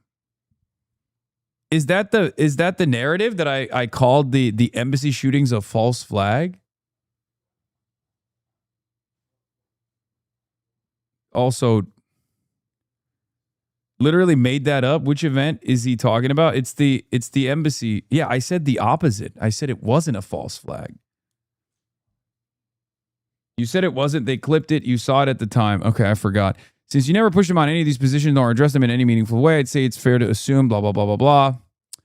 So then Mehdi responds. He says, hi, Destiny Steven. You do your best impression of Laura Loomer and Randy Fine by accusing me of being just another mask-on radical Islamist who's been concealing his radical beliefs in an attempt to infiltrate Western media and then expect me to respond and debate you, a guy pushing far-right Islamophobic smears. So this is my one and only response to you, and then you're either muted or blocked. 2, your claim that I'm largely clueless about Israel-Palestine is laughable, coming from a guy who had his ass handed to him on this issue by Norman Finkelstein and Moin Rabbani over the course of a 5-hour debate where so many of your talking points came from Wikipedia searches. I've actually interviewed Israeli prime ministers like Ehud Olmert. You famously didn't even know how to say Ehud Barak's name. Stay in your lane, Stephen. 3, I'm not Hasan Piker's spokesman. But look, I know for an Islamophobe like you, all of us Muslims called Hassan must believe the same thing. But if Hassan wants to defend China or Mao, that's on him. I obviously disagree. I loathe totalitarianism and killers of all kinds. I happen to be defending Hassan on the specific issue of anti-Zionism and anti-Semitism, where people this past week have been totally misquoting him or quoting him out of context or attacking him for things not dissimilar to what Haley Stevens and Ezra Klein have said. Many of the 5-second clips of him speaking on long streams are obviously out of context. As for all the claims you made about him below, how am I even supposed to know if they're true? You offer no links, no evidence, just trust me, bro. Oh, and I asked him about some of his most controversial statements when he was on my podcast, so stop lying about that. But either way, ask him to defend his views, not me. You've been caught on camera telling budding Israeli troops, here's one piece of advice I'll give you. Okay, if you're joining the IDF, okay, leave your fucking cell phone at home and stop taking stupid fucking videos, okay? Because everyone's fucking with you with them, okay? If you see a soldier, okay, going through a fucking drawer, and listen, if you want to wear a dress and you think it's funny, just don't fucking take a fucking video picture of it. Jesus. I'm sure you'll claim that your advice to Israeli soldiers to cover up and hide their war crimes in Gaza is taken out of context, so you surely must see the irony here. I know that I've never advised anyone to commit crimes, but do it off camera. 5, talking about things that are on or off camera. One of the reasons I don't engage with you is I hear all sorts of things about you and revenge porn and other allegations, no idea if they're true or not. but you sure seem like a dodgy guy. So I'd rather keep my distance from you. And I also don't know how you think I must answer your questions at your command. This isn't a Twitch stream. Like I said, stay in your lane. Oh, and of course, and he links the YouTuber Destiny sued for sharing revenge porn.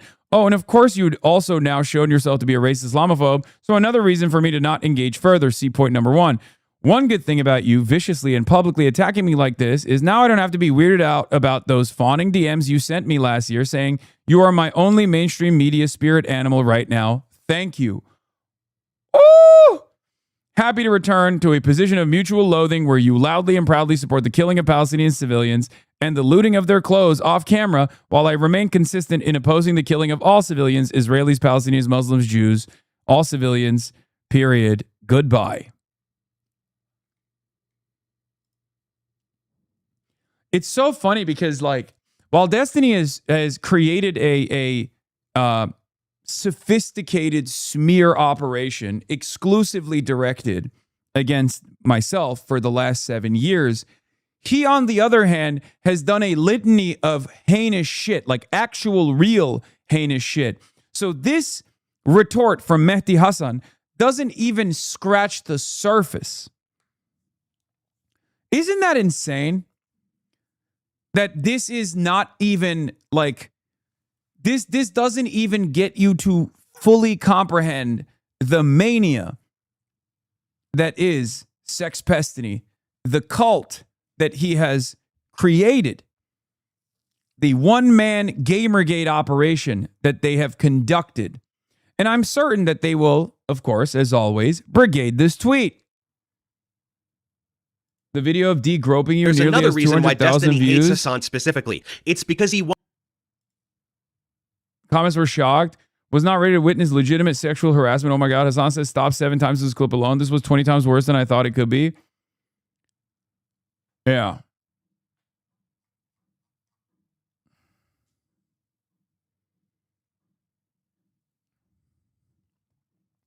Yes.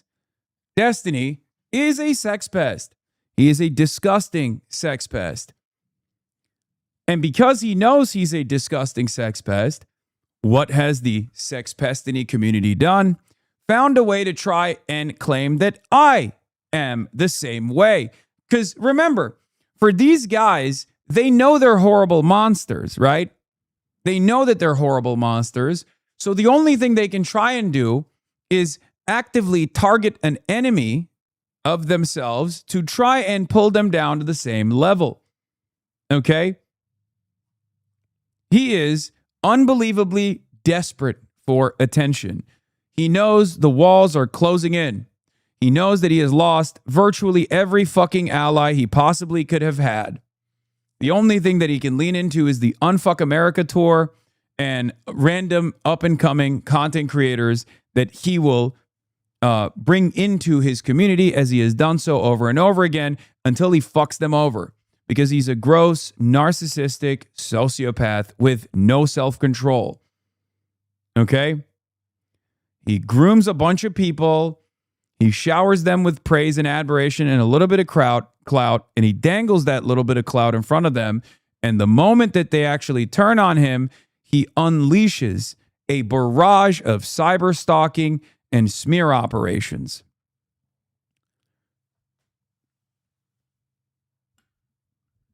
That's it.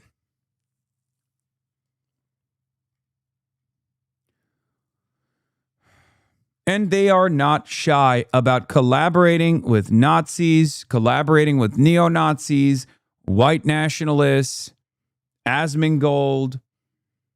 This community that calls themselves liberals have collaborated actively with every type of white nationalist and neo-Nazi you could think of. Sam Hyde, Nick Fuentes, which Destiny may or may not have even had sexual intercourse with, his own admission.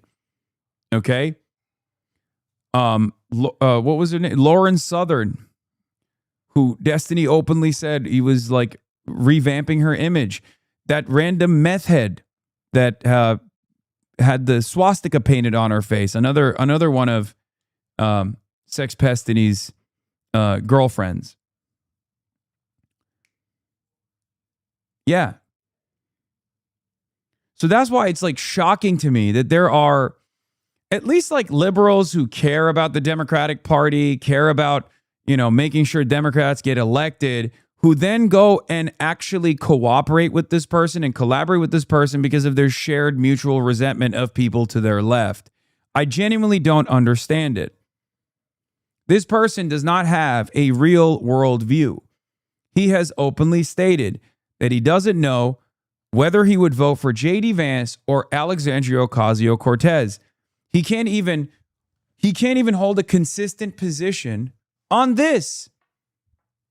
The idea that he is anti-Trump and anti-MAGA and anti-Elon entirely revolves around whether or not MAGA, Trump, and Elon are coming after me, because him and his community will immediately boost and aid and abet Elon Musk, Donald Trump, and MAGA as long as those three forces are coming after me.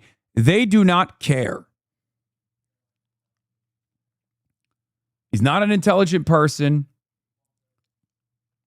He's a yapper for the most part.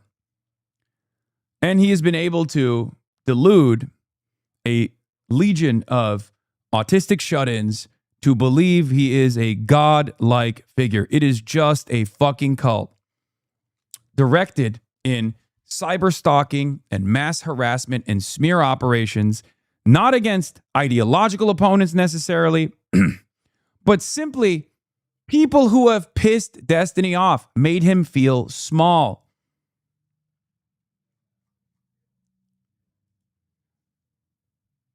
It blows my mind. Yeah, there it is.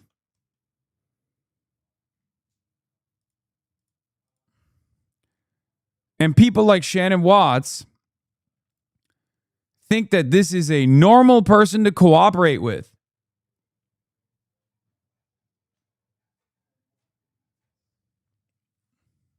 It's insane.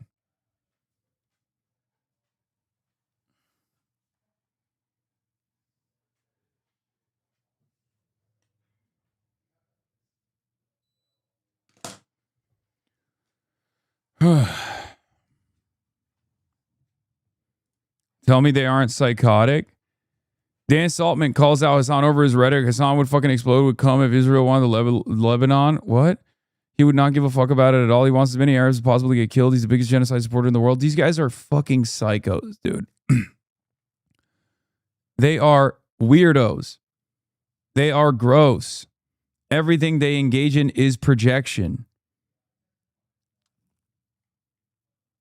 But most people don't know who they are. That's the thing. They benefit from working in the shadows for the most part. Anytime the spotlight has turned on Destiny, he has been destroyed. Okay? It works better for him if he is not well known, because when people find out about what his positions are, they literally fucking can't stand him.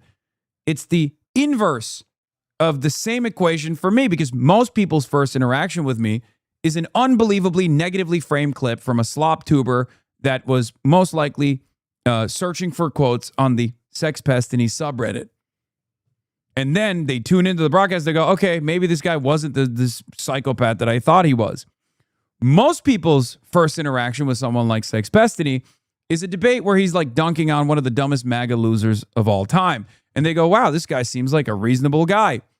And then they scratch the surface and they find out about what he actually is, what he actually represents, and what little care he has. Hold on. What little care he has for the truth, what little care he has for advancing a cause, and how much everything revolves around petty resentment.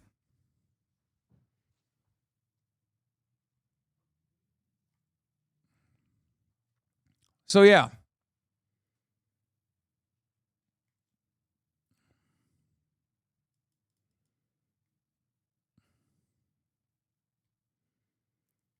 It still blows my mind, though, that there are people like Destiny far right. I thought you were better than that, Mehdi. I can't comprehend whether or not these are people who are just like actively a part of his cult and like feigning ignorance. Now D fans openly infiltrate Asmol's chat and feed him Imgur links with D attacking you. Fascists use Destiny as a useful idiot to attack you. I think Destiny uses fascists as a useful idiot to attack me.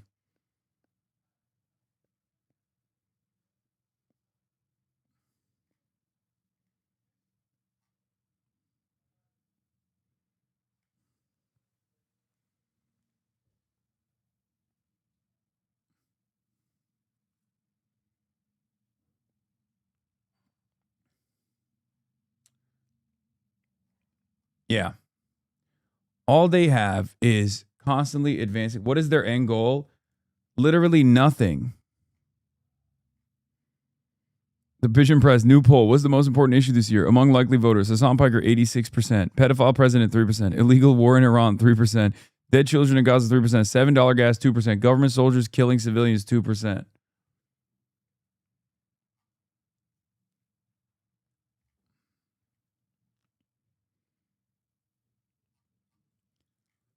Yeah. Anyway, I've never met someone who has gotten in their own way so hard.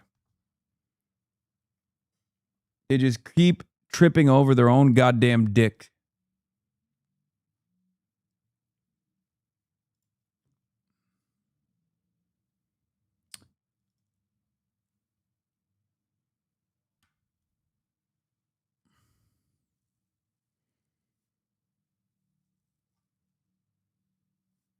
Where is the...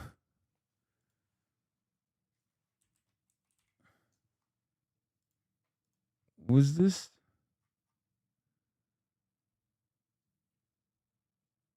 Representative Adalita Grijalva talks to Justin Canoe about Hassan the Hun, pile on from Republicans and AIPAC Dem leadership. Bro, what the fuck is this, Hassan? What is this?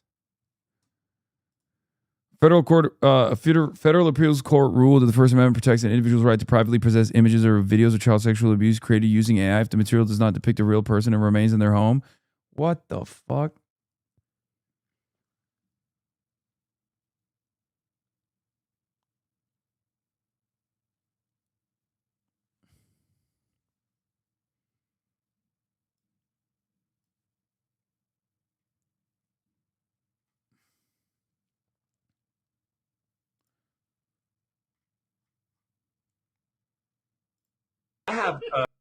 We may yet see the funniest thing ever happen. Milo Yiannopoulos, in his own words, saying he secretly records and saves communications with every public figure he comes in contact as a way to blackmail them in the future. I wonder what kind of blackmail Milo is planning to eventually use against Ye, Kanye West.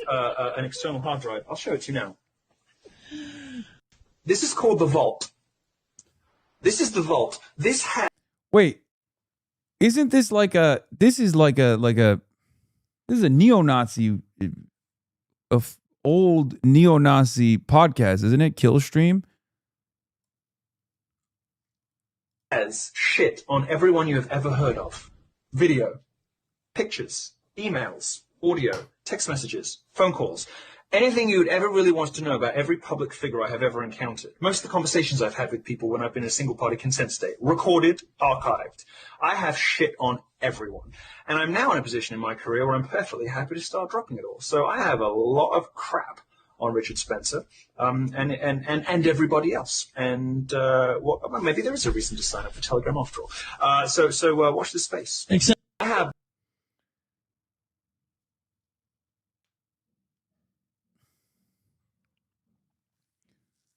Yeah.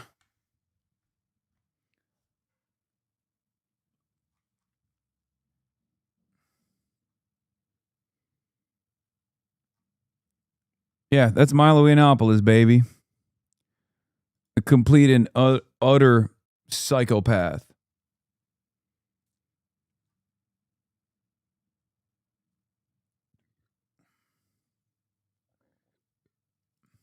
What is this? Abdul Al-Sayed talks about Hasan Piker Friday interview with MS Now. Have Jewish voters in Michigan I'll say Dana Nessel is one of them, who are worried about your association with Hasan Piker. Why keep him so close? Or why not fully disassociate yourself with him, especially when Michigan is so tight? Alyssa Slotkin only won by 22,000 votes. So let me speak to a couple points here. Number one, I endorsed the vice president on the day after she became the nominee. I did not agree with the administration's position on Gaza, but I understood that Donald Trump would be worse. So I am calling on leaders from all of the communities under the Democratic umbrella to recognize that Mike Tony Two Cut's wife, double snip Tony's wife, Katie Tur, Tony DeCoppel's wife, Katie Tur. Rogers is an existential threat to everything we believe in when it comes to our democracy. Number two, this campaign is not about a streamer in California. This campaign is about affordability in Michigan. This campaign is about the ability to have health care. California does campaign with a lot of Democrats, so he's not just a streamer. This campaign is about the challenges Michiganders face. And I get that in the media, it's a lot easier to pick up one person and be like, this is what this is about. But this is why a lot of people get so frustrated about politics and political media, because it doesn't actually speak to the challenges they face. Look, I did a whole interview. It's not just the media, and I reject that framing. It's 6 in 10 Americans don't know who he is. I'm not saying he's the most important person in the world, but when you have a state like Michigan, where, again, Alyssa Slotkin only won by 22,000 votes, but Katie, is it worth 10 in 10 potentially losing the few votes you need to win? 10 in 10 Americans. Like, what an insane...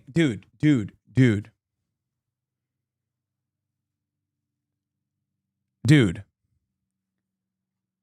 I'm losing my fucking mind. First of all, Katie Tur. I'm a media person. Okay? I'm a motherfucking media person. You can ask me directly what my takes are on a number of different issues. Okay? MS Now. I'm saying it one more time. You can ask me directly what my thoughts are on a million different issues. I give quotes to Washington Post all the time. I gave an interview to Dave Weigel earlier today for Semaphore. You can ask me contentious questions. You can be the journalist that takes me out. Okay? Isn't that exciting? I've been interviewed by MS Now in the past. Okay? I know some of the top anchors on the network and many of the former top anchors on the network. The idea that you are going to advance this narrative that I'm like some vicious fucking anti-Semite and then badger Abdul with it is ridiculous. Okay?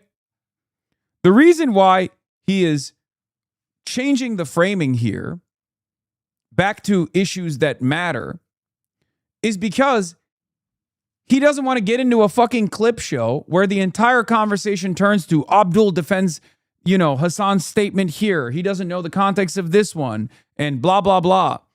That's it. And these guys know they want to turn it up. They want him to say Hasan is not an anti-Semite, so they can immediately throw the clip show and be like, all right, what about this statement? All right, what about that statement? All right, what about this statement? That is literally what they're trying to do. So of course he's not going to fucking play by those games, play by those rules. He's not going to play that game.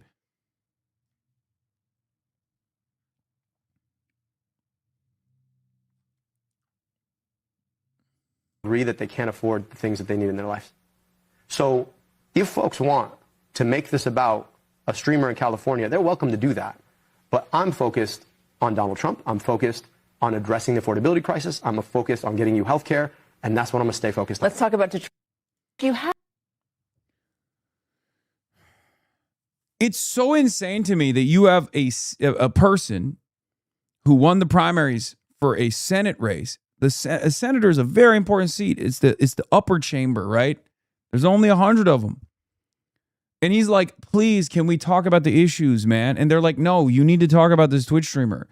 And people will say, oh, you're deflecting. Oh, you're deflecting. Oh, you're doing that because you're fucking deflecting, because you're running away, because you're scared, because you did something wrong. Like they're trying to incept this idea that he is somehow ashamed, that the image that they are trying to craft of me is correct, and he is ashamed of his allegiance and cooperation with a person who is a dangerous, radical, terrorist, Jew hater, right?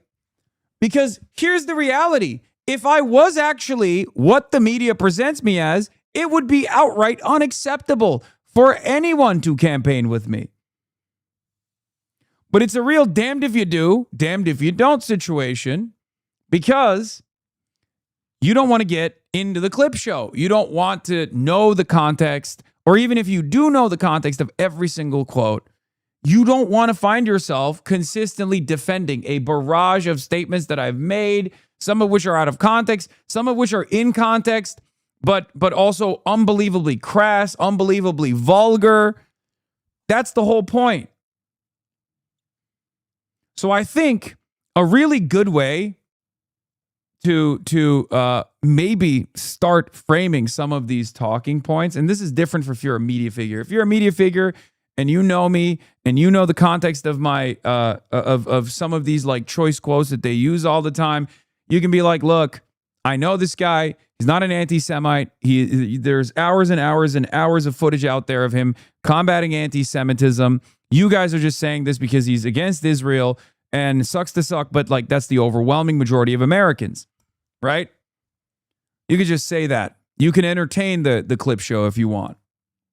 But if you're a politician running a campaign in a very tight, very narrow window, you got 66 days to get your point across, to put your best foot forward, right? The best possible thing you can do is this. So much of corporate media is dropping the ball by hyper-focusing on this feeding frenzy of a media personality who is anti-Israel. This is exactly the reason why people are losing faith in corporate media. This is exactly the reason why people are losing faith in establishment media. We understand the importance of the fourth estate. We want corporate media and mainstream media to do the right thing, to focus on issues that matter instead of generating clicks, instead of generating headlines, instead of focusing on a streamer from California who happens to sometimes be vulgar, but ultimately is very progressive and is a progressive force in this country. And that's precisely the reason why I entertained his audience or campaigned with him.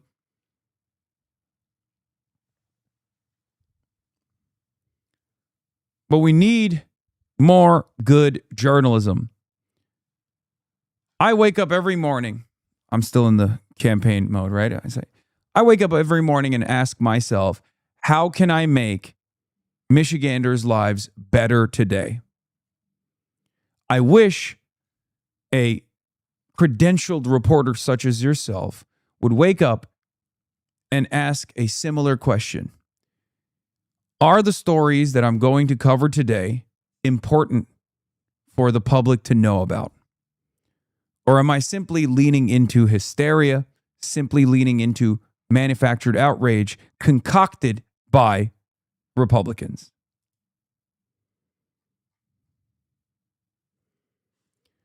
Democrats have a plan for health care, but before they unveil it, Abdul al-Sayed must condemn Hasan Piker.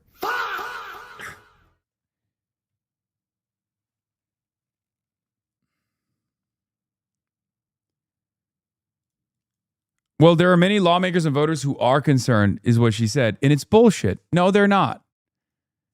The answer to that is simple.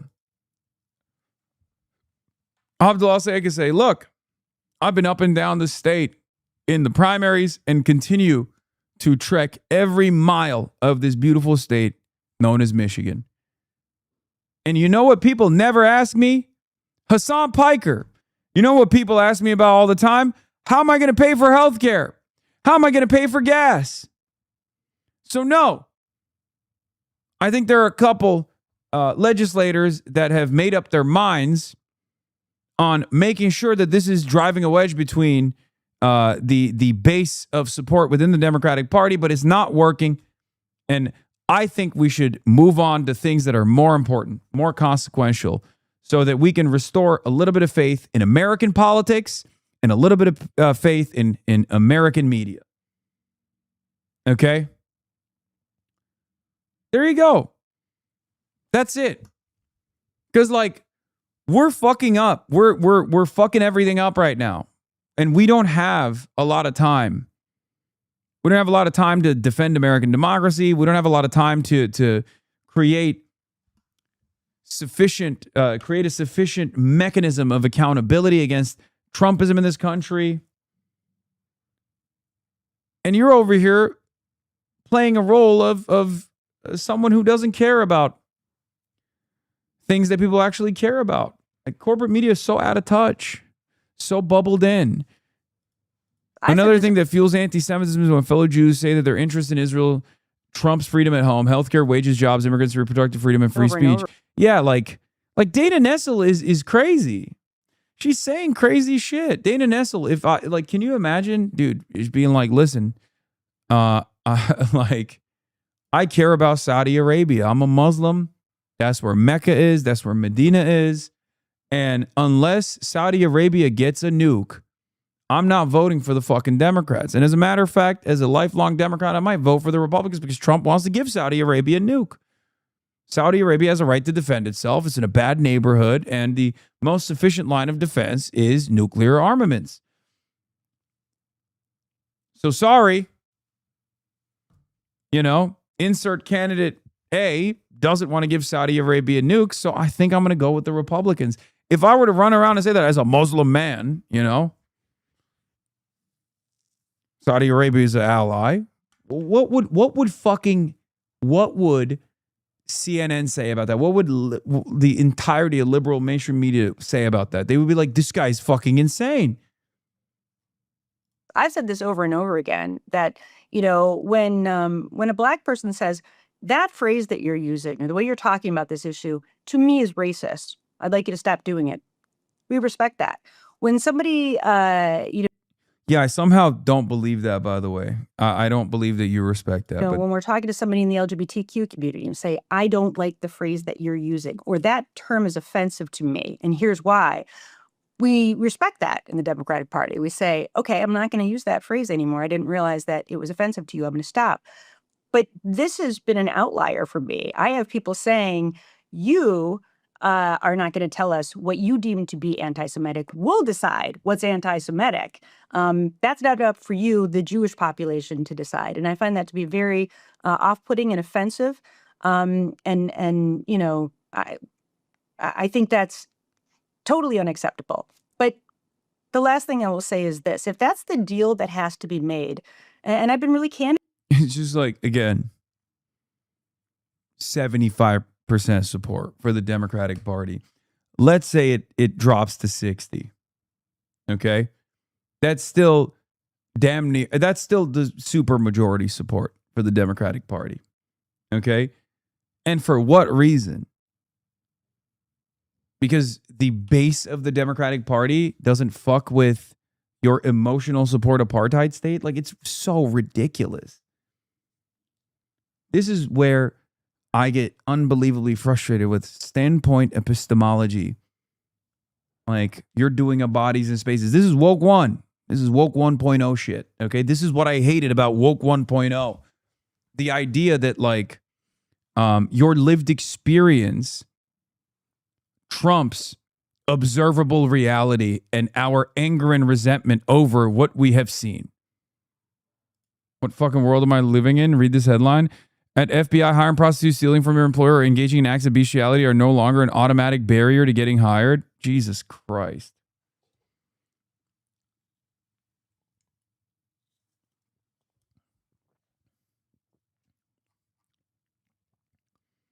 About this. I was Jewish before I was ever Michigan Attorney General. I'm going to be Jewish afterwards. I was Jewish before I was ever a member of the Democratic Party. And if I have to, I'll be Jewish afterwards too. Attorney General Nessel, thank you so much for joining me today. This was always actually the end goal of Woke One, to hijack the struggle for black liberation and focus it on liberal Zionism. I saw this shit going down in college in 2011 to 2015. Your semaphore interview's out too. Hasan Piker, thanks for... Damn. Hasan Piker, thanks for talking to me. 56 minutes. Bro, I was so... this is so early. Wow, look at the first comment. I was daily bulwark Dem, multiple podcasts, YouTube videos a day, basically every day, but Trump 2.0 has been incredibly revealing. I'm now squarely a DSA Dem. It was a long road with some memorable points along the way. Chuck Schumer seemingly more excited at the prospect of fighting Iran than Trump. Israel's grotesquely disproportionate response. War crimes and genocide in Gaza. The Democratic Party's leadership treatment of Mamdani.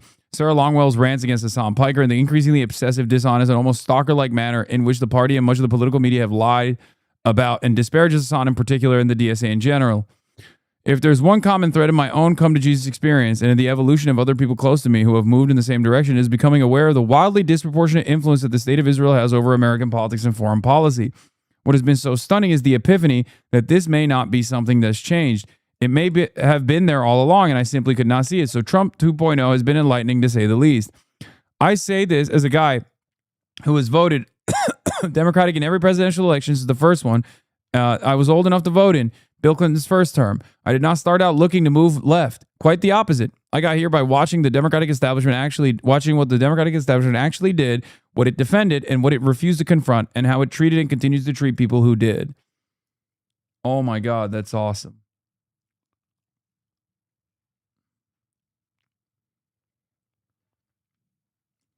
My job is to obviously say the truth unconditionally, no matter the cost. However, I also understand that there are people like that who could have just as easily fallen by the wayside, become like Nick Fuentes fans. You know what I mean?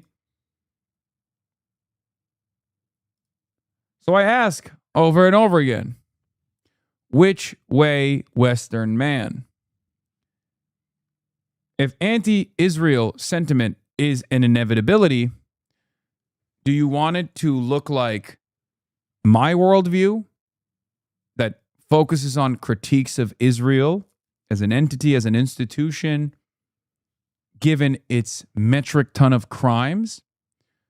Or do you want it to be an anti-Semitic critique that has very little to do with Israel beyond being able to use the dislike of Israel to then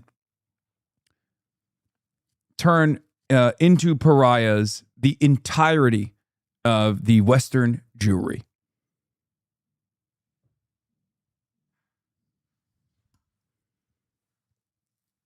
Because that is the goal of anti-Semites.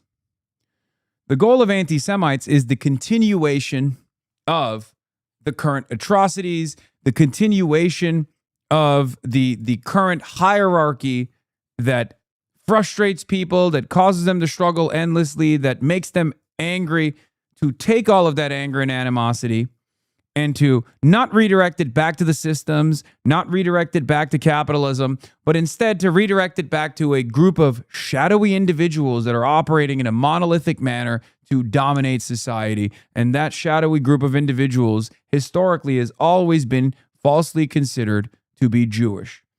Okay?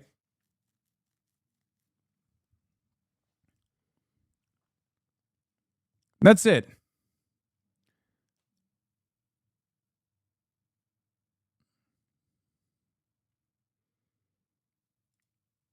You have most liberals in the country who are so pissed at Hasan Piker, of all people. Because that's what's important right now. But do you disavow Hasan? No, actually I don't. Because he's been able to convince a lot of people to be anti-capitalists. So no, I'm sorry, I don't disavow that. I'll never disavow that. I'm not gonna sit up here and be like, oh, well, I don't agree with everything he says. No, fuck it, fuck it, fuck it, fuck you. Fuck you if this is the thing that I should be pissed about. Fuck you. If this is what I should give a fuck about, you're upset Hasan said the US deserved 9/11? That's what you're upset about? The United States, that has been like one of the largest fucking imperialist powers ever, who's destroyed other countries? You want me to be mad at Hasan? Fuck off. I don't even know the guy and I'm not gonna fucking be up here. Like, no, fuck you. How about be mad that the United States ran a fucking secret prison where 95% of the people that they fucking tortured were innocent? Maybe that's what I should be fucking angry at. Maybe I should be angry at the 150 fucking schoolgirls that we double tapped. Fuck you. No, I can't stand it. condemn Hasan. How about instead I condemn the fact that kids have to watch their parents destroy their bodies in order to be able to afford the bare necessities? But you want me to be mad that a streamer said shit? Fuck off. Suck my fucking balls. No, I'm not doing that. Every single person who comes up here, condemn left-wing violence. Fuck you. Condemn the fact that people can't afford to live. You want to talk about violence? You want to look me in the eyes and tell me BLM riots are so violent while ignoring what actual political violence is? You want to look me in the eye and tell me the attack on trans people is not political violence? You want to look me in the eye and tell me that the ramping up of ICE is not direct political violence? You want to look me in my fucking face and tell me it's not political violence when we cut SNAP benefits? Fuck you. I'm not doing this shit. Hell yeah. Goated. It seems that Destiny has found, his cult has identified 2 new victims, Magdi Jacobs and Shannon Watts. Look, I know that no matter what I say, they will never listen to me because they fucking despise me. But there are a lot of red flags here. I hope for your own safety and your own mental sanity, you stay away, especially considering that the person that you are aligning yourself with is, you might hate me, and that's fine. You can hate me all day, every day. But the person you're aligning yourself with is currently actively in court being sued by his victims.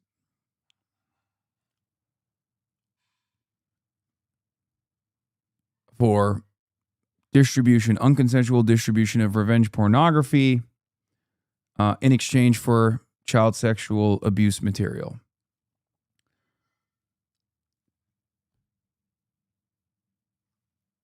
You're my goat. I know you're a big boy and all that. Don't need hug box, but I kind of can't help but hate how they do you. It's all good.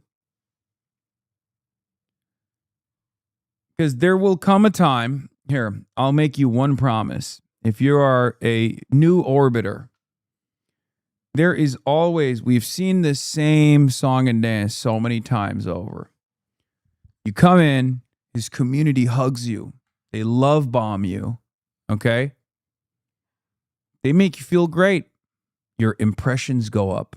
They brigade your enemies at your behest. You feel like you're winning. But there is going to come a time when he's going to want you to do something that you don't want to do. Or you are going to have a minor disagreement. And he's going to explode on you. And that exact community that you have now relied on to feel a sense of belonging will then turn on you and rip you apart, will cyberstalk you relentlessly for almost a decade in the way that they have done to me. The easiest way to get out of this cult is to never enter it. That is the warning that I deliver to you, Magdi Jacobs. I know you think I don't care about you. I know you think I want you to, I don't know. You probably assume that I want what's worse for you. So you will do the opposite of my warning, but this has happened more than 30 times. At some point, you have to identify. At some point, you have to identify that the problem is this one singular individual. Because it is. Yeah. Pisco Liddy is another one. He's another example. This is another one of the cultists. Liars. So who was doing that to you? Like somebody, because you did apologize for that. So what the fuck is happening with that? Yeah, no. So a bunch of people, including Destiny, lied to me about me, and so that's the reason why I will never interact with him again. Really? Yes, that's correct. Okay, wait. So Destiny lied about you? Yeah, but listen, I'm not going to linger on it. You brought it up, but that's the answer. Okay, I think it's I think maybe I don't know enough from the clips that I'm seeing. Aniki says, I used to be in here arguing with you about trans people in sports as a former 4chan chud, and now I'm shilling my local DSA and injecting estrogen. You do good work, twin. Unironically save lives. Don't let them bring you down. I see that you apologized and you moved forward. I think maybe you should have a conversation with him. No, You know, I don't no, think that I don't it's think that malice. It's malice. It's a purposeful, knowing lie, and he will never accept it as such. And I would never accept anything less than an acknowledgement that it was a purposeful, malicious lie. And I have no interest really in interacting with such people. And so, just to make everything clear, I will That must have been never really hard. be Were interacting you with him like- again. Who was- Such liars.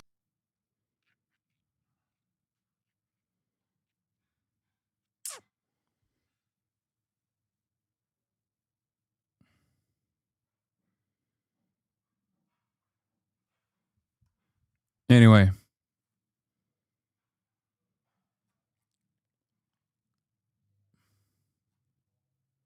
Who's this lady? I have no idea. I'm sure it's the extended Destiny verse somehow. This is what gives them life? What is this? Niratan is #1 fan. Hutch is not happy that Tim Miller asked Nira to tweet less about Hasan.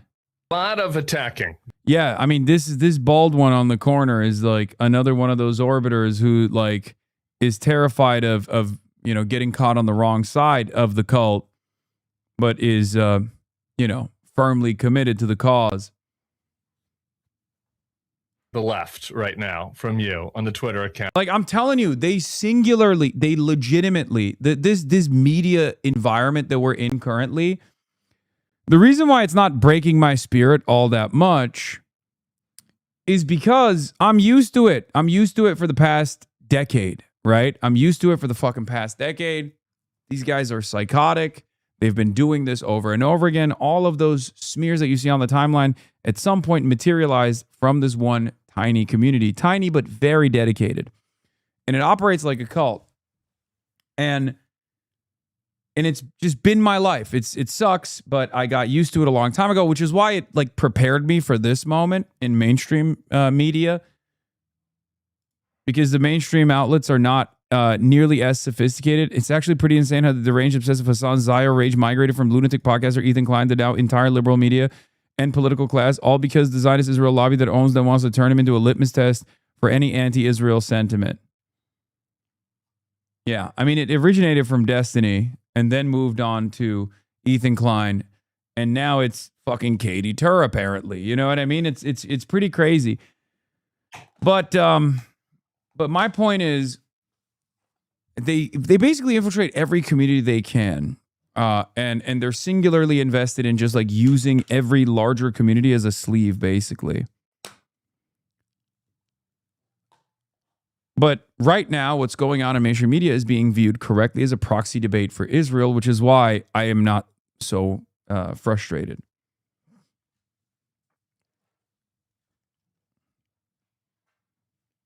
Out when we have a big challenge. Is Tim gonna break my heart? Tim. No. Why? The asymmetry here is absurd. You sure do spend a lot of time punching left in a conversation about Hasan Piker? Am I going insane? Yes. Yes. Not going insane. You are insane. And also very stupid. Like remarkably dumb. We're talking about us. Like these guys live in this insane alternate universe where they sincerely, genuinely think the #1 priority should be yelling about the left flank and yelling about me in particular. He exists in a reality where you can be on national TV and also everyone hates you as much as he does. Yeah. It's very sad. I saw one of his orbiters like literally complaining, can people stop fighting MAGA and start fighting the left? They are far more problematic. One of these guys' orbiters unironically posted that. Destiny himself also said, MAGA is no longer relevant. Like, that's their pivot. Their pivot is they went from Hasan is in service of MAGA because he didn't sufficiently endorse Kamala Harris to MAGA is actually not that relevant at all. We should just be trying to attack the DSA. Dog, they're in charge of everything. What the fuck are you talking about? You're insane. I simply do not care. You think punching left is bad. It's a made-up rule. Nobody cares. I punch left at people who I think are helping Republicans win because I value Republicans losing elections over everything. Yeah, no. No, they don't. They literally do not. Yeah, this is it. MAGA is not relevant now. The fight against them was in 2024 and we lost. People who sweep for socialists are either disgusting anti-democracy haters or idiots. It's stupid to fearmonger over MAGA right now to sweep for socialists. MAGA is obviously extremely relevant right now as they're currently in power and Democrats are trying to win back Congress from them. MAGA, the modern American fascist movement, is worse than the left, and I'm glad to see you agree.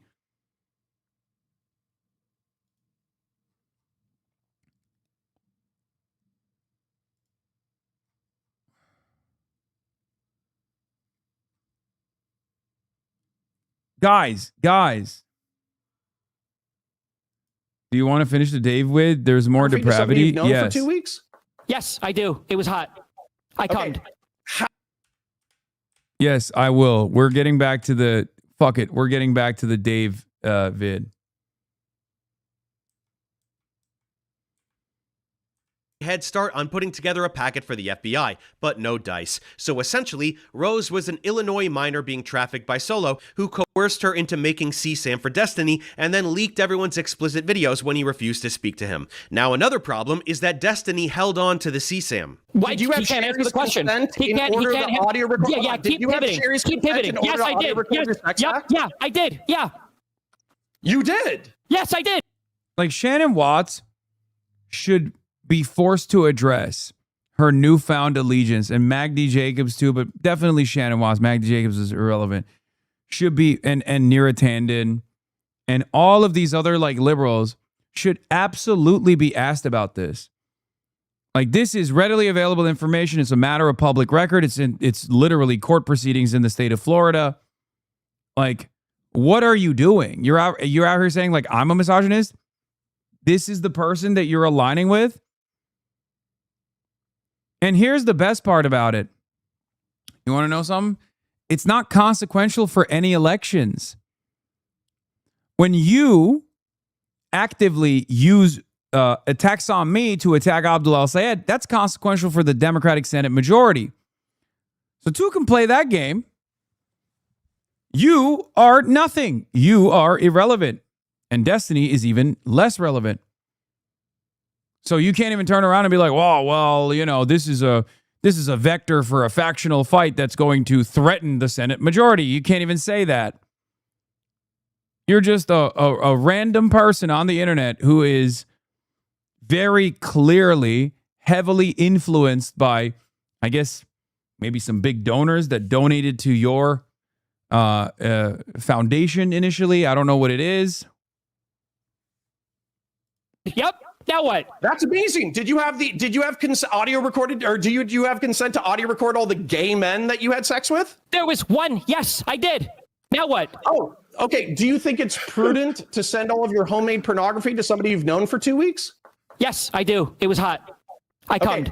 How long did you hold on to the pornography of a 17-year-old? As soon as it was obviously no longer required to have done the thing. I'm not going to answer questions about my current court case, Connor, when every 2 days there's a new motion filed. Connor, do you think that is prudent for me? While you're being sued for sexual misconduct? I'm engaging with a suicidal man right now, so I don't know. You tell me, Connor. So now Solo's identity has been public since January 2026, yet Destiny still hasn't given info to the authorities or filed a civil suit. He faced a sanctions hearing for spoliation on August 19th. He's accused of withholding his DMs with the trafficker from Discovery, only to leak them to his YouTube audience after Discovery closed. Good thing the plaintiff's lawyer was watching the stream for that, huh? So he had to delete some videos or pictures he received from the Rose account, but he's not able to admit he deleted them because it would potentially be responsive to his discovery on his civil case. He also deleted 5 years worth of explicit videos on Google Drive and all the attachments to all the conversations with Rose, Solo, Abby MC, and so forth. Destiny claims he archived them all just in case. Oh, I wanted to say one last thing about Milo Yiannopoulos. Never forget that during Kaya Gate, when it first started, shouts out to Sex Pest and his community for that one as well. Milo Yiannopoulos, I don't know who informed him of this, by the way, knew of Maya Higa. Milo Yiannopoulos knew that I had a friend. Her name was Maya Higa and operates an animal sanctuary.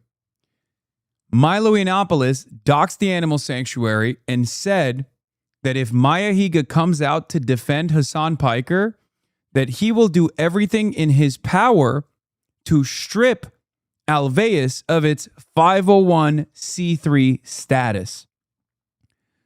Silencing friends of mine through intimidation. So yeah, now Milo Yiannopoulos is being deported. Think about how much of a fucking monster you are. That you are dialed in to a smear campaign to that degree that you're thinking like 2 steps ahead. You're like, oh, this person who's like famous in the animal conservation space has been around Kaya, might come out and say something that could ruin what we are trying to generate.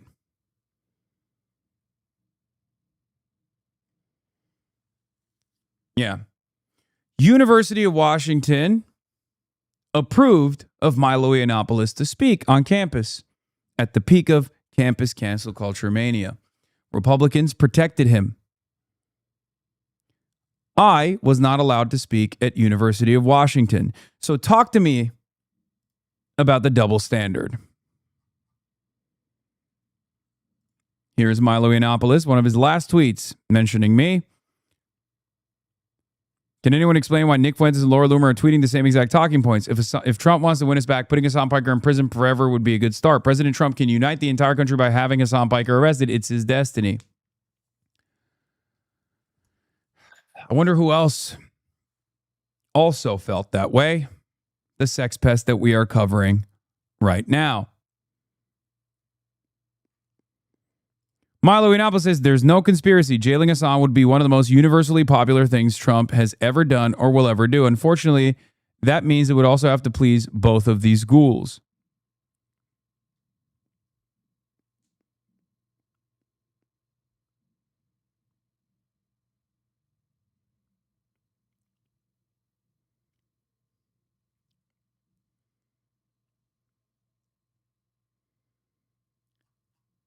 So while I worry about the insane precedent this sets for not even just like political dissidents or whatever, but people who are vicious, toxic monsters who get to operate on U.S. soil with no impediment whatsoever until they oppose Israel, and perhaps even more importantly than Israel, oppose Israel's strongest sociopathic warrior, Laura Loomer, and then they can be deposed.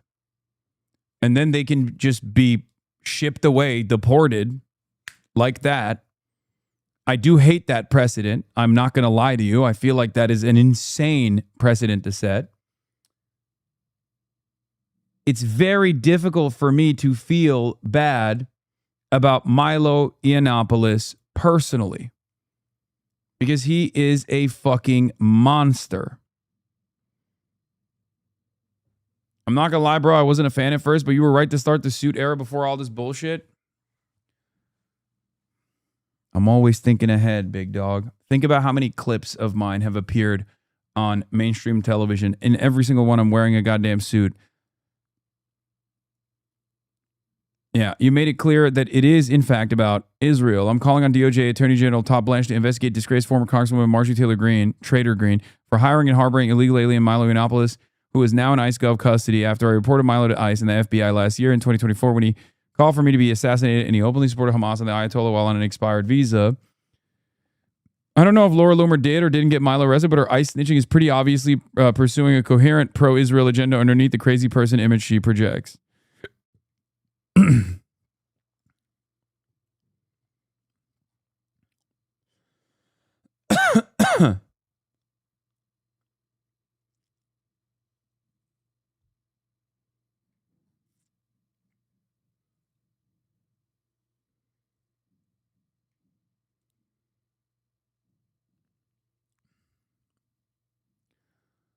But you being in a suit takes away from the argument that you're just a Twitch streamer. Well, if people don't consider me to be just a Twitch streamer, then... But refuses a neutral third-party inspection to prove Pixie's video wasn't shared non-consensually among those archives.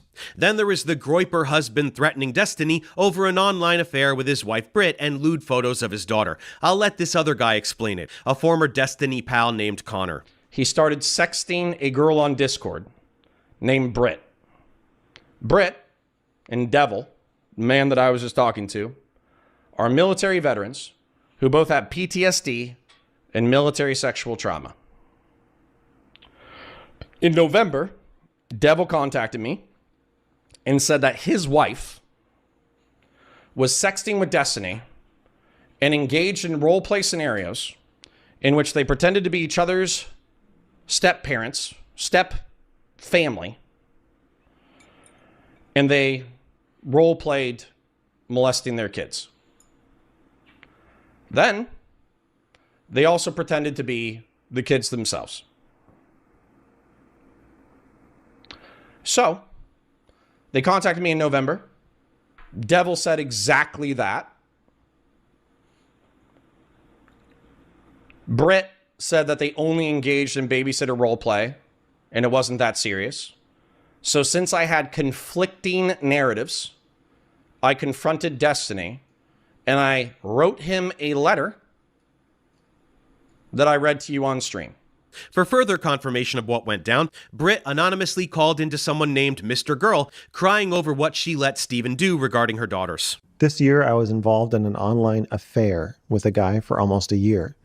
My husband wouldn't engage with any of the weird trauma-induced kink stuff that I was curious about, and so I was compelled to impulsively and regretfully engage with this guy online in some pretty intense and taboo age play scenarios, including fantasizing about being step-parents to each other's kids.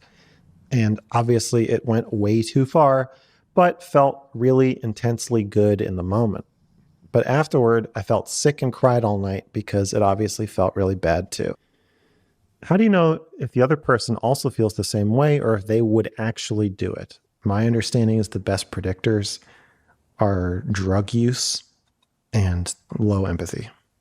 And even worse, what if you felt like you love them so much that you wouldn't care if they did and you get off on what you would potentially be willing to allow them to get away with? What if the idea is kind of enticing to you in a way, even if you deny it or try to lie to yourself about it? Even if you never act out on something like that yourself, lucky for me, it's over now. If you're saying that you doubt your willingness to hold boundaries in real life, then that is a danger. Yes. But Destiny didn't like this bizarre activity leaking, so he framed his friend Connor as the villain for reporting potential child abuse to the authorities. Yeah. Everyone always, isn't it crazy how much of a coincidence it is that every single person that Destiny puts in the crosshairs for calling him out for insane behavior is automatically considered an op, and there will always be something that they can find to say, oh, well, no, you actually. No, you. It's the same tool every single time. And if they can't find anything, yeah, the Connor and Pisco guys were deorbiters, but at least they had a red line where they said, I'm out. Yeah, no, that's what I mean. These guys don't agree with me at all. As a matter of fact, many of them still fucking hate me. Okay? But they really, really hate Destiny now.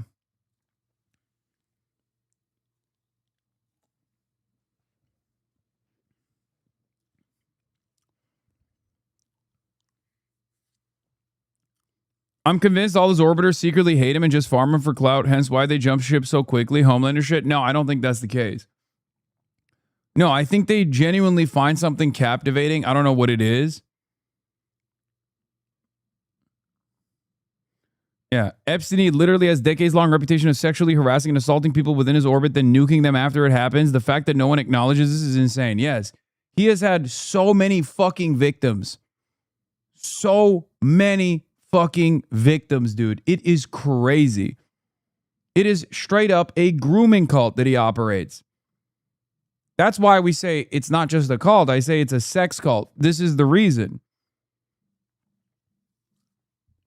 And I don't know why, but like I guess it's all of the fans that he has that are diehard loyalists in the cult that basically will target new victims for the cult leader and will be like, oh, you should talk to my intellectual daddy. He's wonderful. And then they like really ham him up. They really glaze him up. And weirdly enough, everyone that actually fucking issues warnings gets completely cast aside, completely sidelined. Until inevitably the new person becomes a victim as well. One day there is going to be a literal Jeffrey Epstein style documentary about one of the most prolific groomers and harassers and assaulters in this fucking space. Because like Minecrafters are often one and done, you know what I mean? They get packed up quickly. It's a joke in his community that they help him groom teenagers with BPD. Yeah.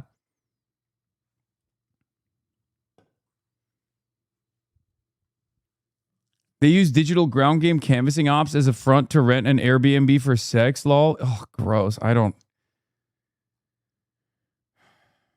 just don't understand it. I don't understand how like enough of the victims have not gotten together. I mean, I guess this was one of the instances, right? Like the court case that he is currently going through is literally former cult members unironically getting together and trying to file a lawsuit and to pursue litigation against them. And even then, the cult still continues. They harass the living shit out of the victims nonstop, endlessly humiliating them, endlessly smearing them.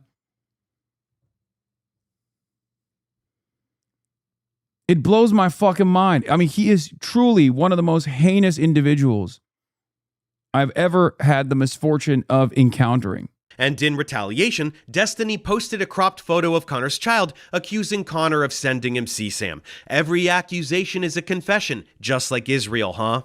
To get a sense of how Destiny reacts to shit like this in general, here he is publicly advocating for doxing people when his behavior is exposed. I expect the behavior from Kiwi Farms. It is what it is. Like I said, communities like that will always exist, but it's really gross when people like Gisticle, whose information I hope I can find soon, are like trying to amplify or put a magnifying glass on info over there and then have it spread into the other world. That's just wild to me, but you know. Here's Destiny publicly celebrating the death of someone's father while dropping his real name just because he dared to expose Destiny.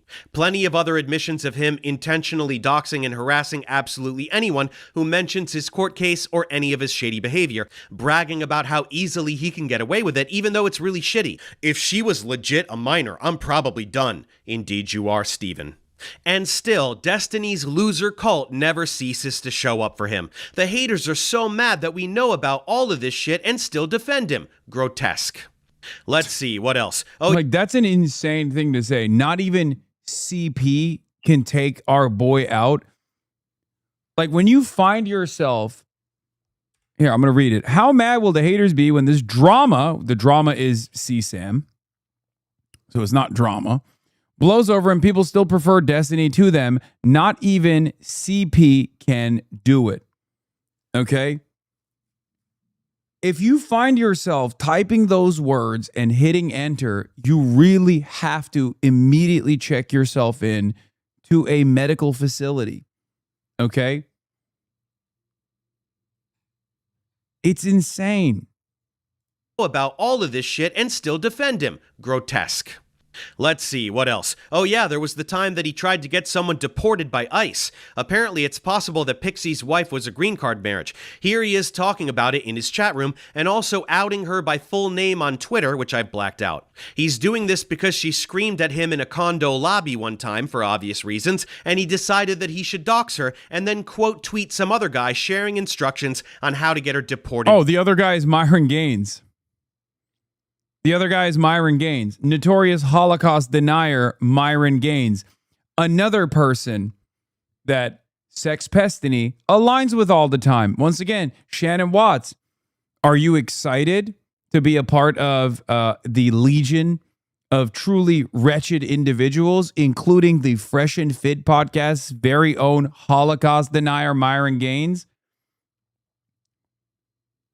Wow. No one ever asked why this guy who presents himself as a liberal is constantly collaborating with open neo-Nazis, by the way. No one. None of these fucking near-attendant types, they don't know about it, or when they find out about it, they simply don't give a shit. By ICE. Classy move. Oh, and here's a fun bonus tidbit about this Myron Gaines guy he's quote tweeting. Myron Gaines is a freak, an anti-Semitic freak. Who the fuck cares about the anti-Semitism? Like, Aaron's positions on anti-Semitism are... You do, dude. Fucking Dan. That's Dan's whole MO. His whole project is to fire Dan Clancy. And the whole thing is like saying fucking Hassan is going to genocide the Jews. You do. Did you get that? Real anti-Semitism doesn't matter to Destiny, especially when it comes to having sex. He'll bring barely legal neo-Nazis around with him on tour for sex. That's how much he actually cares about anti-Semitism. Because nothing actually matters to a sociopath like him except his fetishes and petty grievances. Yeah. That's why he attacks people like me or Hassan for imaginary anti-Semitism instead. Real classy. And how does Destiny feel about all this disgusting sociopathic behavior? If you ask him, he claims he's unimpeachable. I feel like I'm largely immune from any big cancellations. Unless like fucking battle.net logs get leaked to me from like 20 years ago or something. So yeah, I don't think it's that big of a deal. I'm not typically worried about that. I just don't do much to get canceled other than I have like edgy opinions sometimes. But the way that I live like my private life and my professional life are all pretty above board. Like I'm a pretty good person. Insanity. That's insanity. It's... Shannon Watts is collaborating with this person. Again, a person who like created a gun control organization. This guy goes on the bulwark, bro.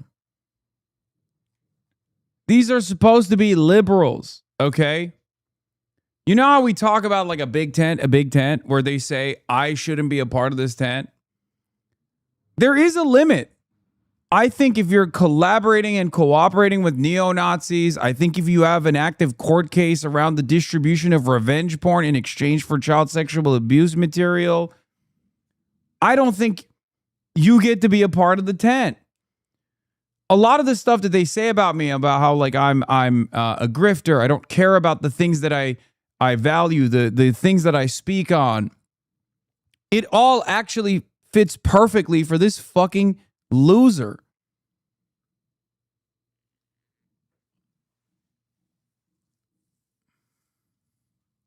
Pay my taxes. I don't cheat on any of that shit. I take care of all my paperwork. I do. Yeah, like I think for the most part, I'm pretty unimpeachable as a person. And with his political canvassing operation Digital Ground Game running damage control for him, messaging people and whitewashing all the shit he's done, who could blame him? He feels invincible, Hassan sure noticed. And then... Yeah, I did. He's done. Who could blame him? He feels invincible, Hassan sure noticed. So you didn't support Canada, strongly oppose U.S.-Israel relations, the anti-AIPAC, strongly supported Palestinians. I said, do you think people will sue when they find out they donated to this organization because they thought it would door knock to get Dems elected and instead is a harassment op for a Zionist sex pest cult, and they've burned all the dollars people donated fighting his battles online? And then also trying to go to the Young College Democrats of America conference to literally mass harass the speaker there, to disrupt the event, an event that they were not invited to. And they openly filmed themselves. How insane. They openly filmed themselves saying, oh, we found out this guy's speaking at this event. We're going to go to the fucking event and we're going to disrupt it. And they streamed the entire process and they were shocked that they were barred entry. And then that became their own little saga where they were like, this guy is a brutal tyrant. I can't believe how much of a brutal, ruthless tyrant he is. And that's probably the end of this saga for me. I have absolutely no intention of being dragged into the cesspool that is never-ending reactionary YouTube political slop and tribal mudslinging, as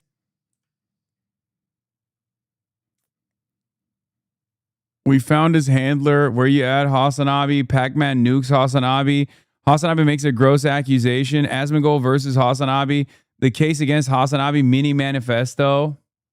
that is never-ending reactionary YouTube political slop and tribal mudslinging, as this would be a fruitless distraction from my science communication. And honestly, combing through all this stupid drama, he said this, she said that, I sent this, they posted that, it nearly made my fucking head explode. Who lives like this every day? I've never felt so old as I did putting together this last section, and I hope to never have to do anything like that again. Reading esoteric primary literature on astrophysics is way more forgiving. The point is that Destiny made a clickbait video pretending to expose me as a Jew-hating Nazi, so I clapped back to expose his slander and make the case for Israel's genocide. He made a limp dick response, sent the troll army after me, and Pangburn went off the fucking deep end, filleting AI for 50 hours to do damage control for his prized pig, desperately trying to smear me even though he has nothing but fake accusations of anti-Semitism, while Destiny is a sexual predator and genocide apologist,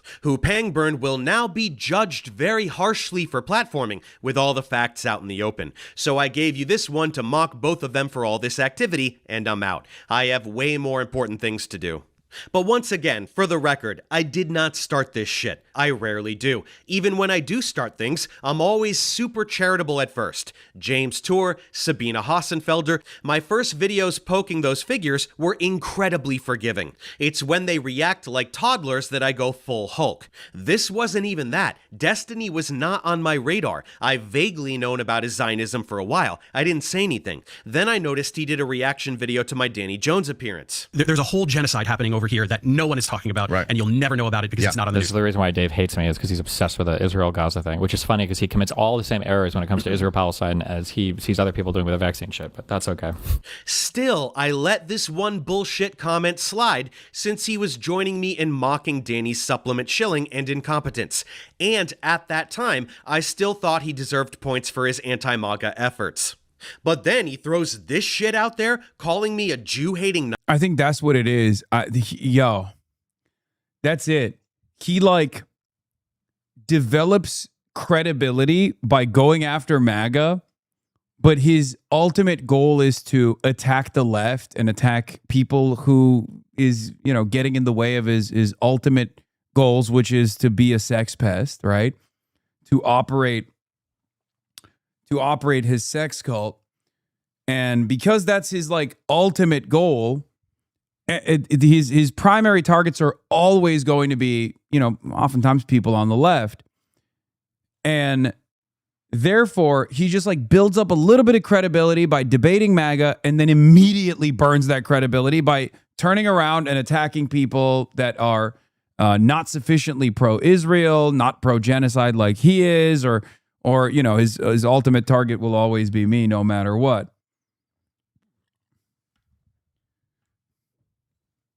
He entirely skates by when it comes to the MAGA shit.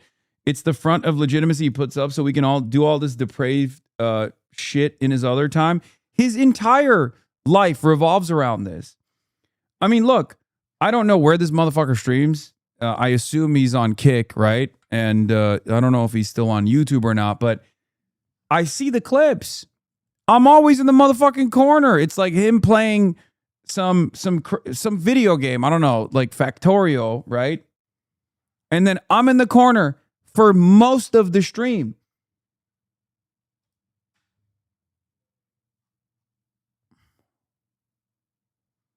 He's on Blorgno. Yeah, no one watches long enough. He has vids calling Muslims Nazis and other insane stereotypes. Yeah, he is a horrible Islamophobe.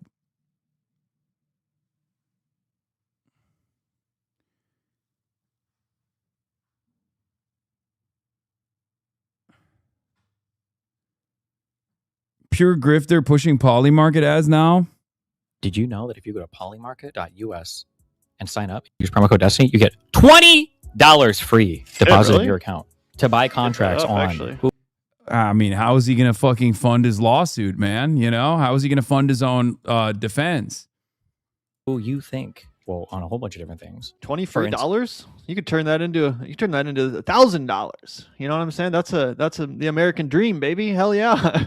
And we've talked about how that exact marketing ploy should be illegal for one, but it's extremely destructive for folks when you give them that free money, because you can't withdraw the winnings from that money. You have to put in more money, bet more money, and then unlock that free $20. They're giving you $20 to bet with. They are not giving you $20, and it basically, it's a trap, right? You think, oh, I did win. I won $35, but I just have to gamble a little bit more so I can get that money out, and that's how they get you. And it's like, oh, fuck, I lost, but I already won. So I'm going to put my credit card in. I'm going to do all these things. It's very pernicious. Okay. And to see Destiny just brazenly, blatantly bragging about it and also using his name as a promo code to unlock that's not good stuff. Yeah, literally enlisting his own audience into Polymarket, or enrolling them into Polymarket, using his influence to coax his viewers into a potential lifetime of fucking gambling addiction. That's what Polymarket is. You might as well say, hey, use promo code to go down to the casino and put some money on the blackjack table. Like, it's no different. In fact, it's even worse, because you're supposed to be someone in the space of journalism and politics and news, which is like people fall into this fucking grift, man. I feel so bad. I mean, he is like, in many respects, he is not dissimilar to an Andrew Tate type, right? Like he also has a very similar toxic effect on young men. Different than just like running a channel about gambling. No, you're actually introducing this element into it and muddying the waters.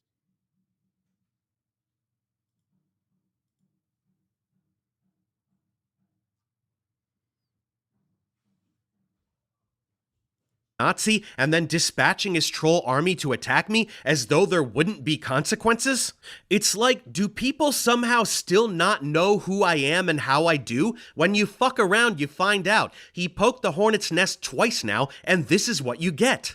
You get your pitchfork-toting mob sprayed down with a power hose and your house of cards set on fire.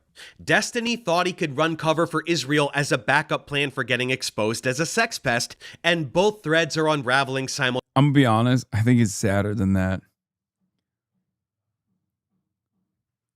I don't even think he was like making an expert play of Bryan Singer style, no extradition policy having Israel as an escape plan. No, I think he just straight up, first of all, I don't even think he knew about that when he said he's pro-genocide. No, he just saw me as being against Israel. There's an immediate disciplining operation that happens. Yeah, look, when anyone steps out of line with a cult leader, Z claims Hasan Piker's on the same team to fight Republicans in the midterms. I'm tired, boss. Man, why can't our side read the room once? Dear Z and Dems in general, you can just put the gun down for once and religiously shooting yourself in the foot. Girl, bye. He literally called Biden Genocide Joe the other day, lol. Yeah, immediately. And the harassment will kick in. And sometimes people respond negatively to that harassment and they leave the cult and they get attacked mercilessly for it. But usually when they get stuff like this,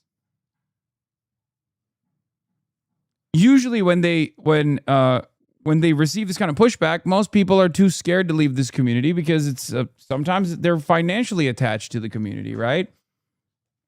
They fear that if they leave dear leader and his sex cult, then they'll lose the audience, they'll lose the aid.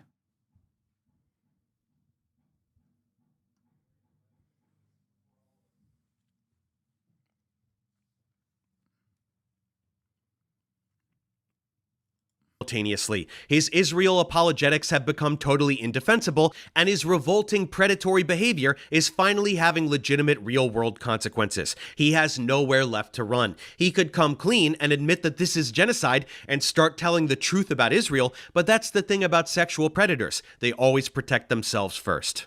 As for Destiny's pathetic cult members, the brigading troll army, the cockroach party, it's your turn to listen up. What I've done to your dear leader is quite devastating. I'm not the first to expose all of this, but it's now all in one convenient location for an entirely new audience to see what a worthless piece of shit your hero is. You mindless lemmings who dox, threaten, harass into oblivion anyone who dares shine a spotlight on the spineless pervert. Hasan Hiker, you always say if I was grifting, I would grift to the right. I thought grifting left was impossible. It's almost a feat. What, you think Destiny's grifting to the left? Destiny's not grifting to the left. His entire output is literally attacking the left. He's grifting right. He collaborates with neo-Nazis all the fucking time. He collabs with neo-Nazis all the time. He's a center-right figure. He just claims to be a liberal. Like, what pivotal moment from Destiny's commentary in the last 7 years would you say is like a big leftist position? Was it re-platforming Nick Fuentes when he had been successfully deplatformed? And then bragging about platforming Nick Fuentes? Was that him grifting to the left, you think? Yeah, was it when he called for Black Lives Matter protests to be mowed down by white nationalists driving pickup trucks? Was that him, quote unquote, grifting to the left? What is that? Is that the left position?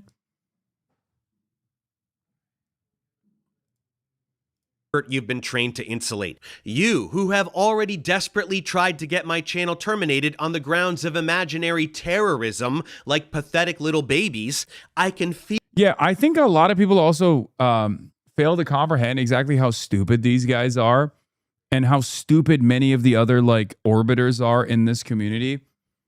Like, remember when someone issued a death threat against me and Zoran Mamdani and I jokingly waved around an airsoft gun? And for like that entire week, everyone was like, well, Hasan is going to prison like tomorrow. Like the police are going to be knocking down his door anytime now. This is a direct death threat. He's going to prison. There were like lawyer YouTubers. I don't even know if they're real lawyers or not, but like they were writing, they were making videos about how I was definitely going to prison. Asmongold was reacting to it. XQC was reacting to it. And everyone was like, it's over. Hasan is going to prison. And then nothing happened. That has happened probably more than 300 times in the last 7 years. They come up with like a fake controversy. They frame it in the most negative way possible, oftentimes exaggerating, oftentimes just outright lying. Okay? They keep hammering it on over and over and over again. There are tens of millions of views that are accrued in the process. Like so many people reacting to those videos. So many people saying like, yeah, it's over. This guy's the biggest villain of all time. And then nothing happens. And when nothing happens, they don't turn around and go, am I getting my information from this fucking dumb idiot who doesn't know what he's talking about? No, it's probably a grander conspiracy. There is an entire economy around this now. Isn't that crazy? There is an entire economy that revolves around this. Like people make a shit ton of money. And the more things don't pan out in the way that they suggested it, the more insane the conspiracy gets. Now they sincerely believe in the cope economy side, yes. Now they sincerely believe that I control Twitch. Okay, that's what it is. I control Amazon. I control Twitch. I'm the one who's, I'm able to do whatever I want to do on this platform. And then it's I guess eventually it's going to be I control the government. I control federal law enforcement.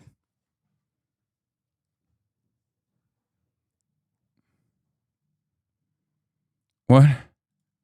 Hey everyone, I've been a watcher of the stream and this has weighed on me for a while. At Hasan the Hun, I'm transgender. Never saying anything to Hasan again, man. What the fuck? I love that this is...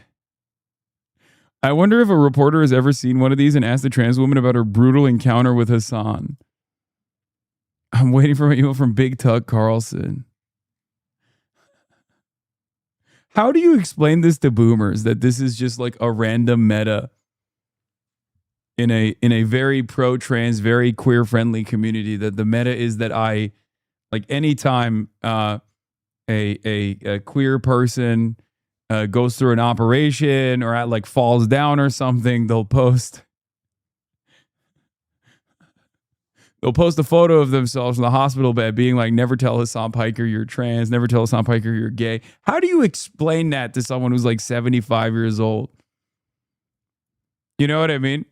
This is part of the reason why I get fucking dinged so hard on mainstream media, because like half of this shit is just jokes. Half of it is also because I have a very straightforward one note style, like dry humor, where, you know, my sarcastic voice sometimes can come across as not so different from my regular voice. Although there are instances where it's egregious and it's very obvious I'm using a sarcastic voice, like the black people lynching thing.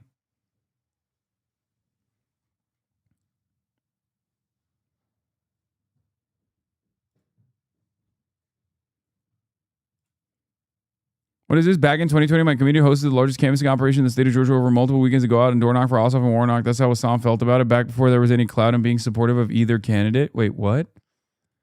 Here's Destiny at the Georgia event handing an award to the woman whose pornography he'd already non-consensually shared with a 10-day-old anonymous Twitter user. She's now suing him. Weird to brag about this when you violated the sexual consent of one of your organizers, Steven. Jesus Christ. I'm telling you, everything is fucking pure, absolute resentment.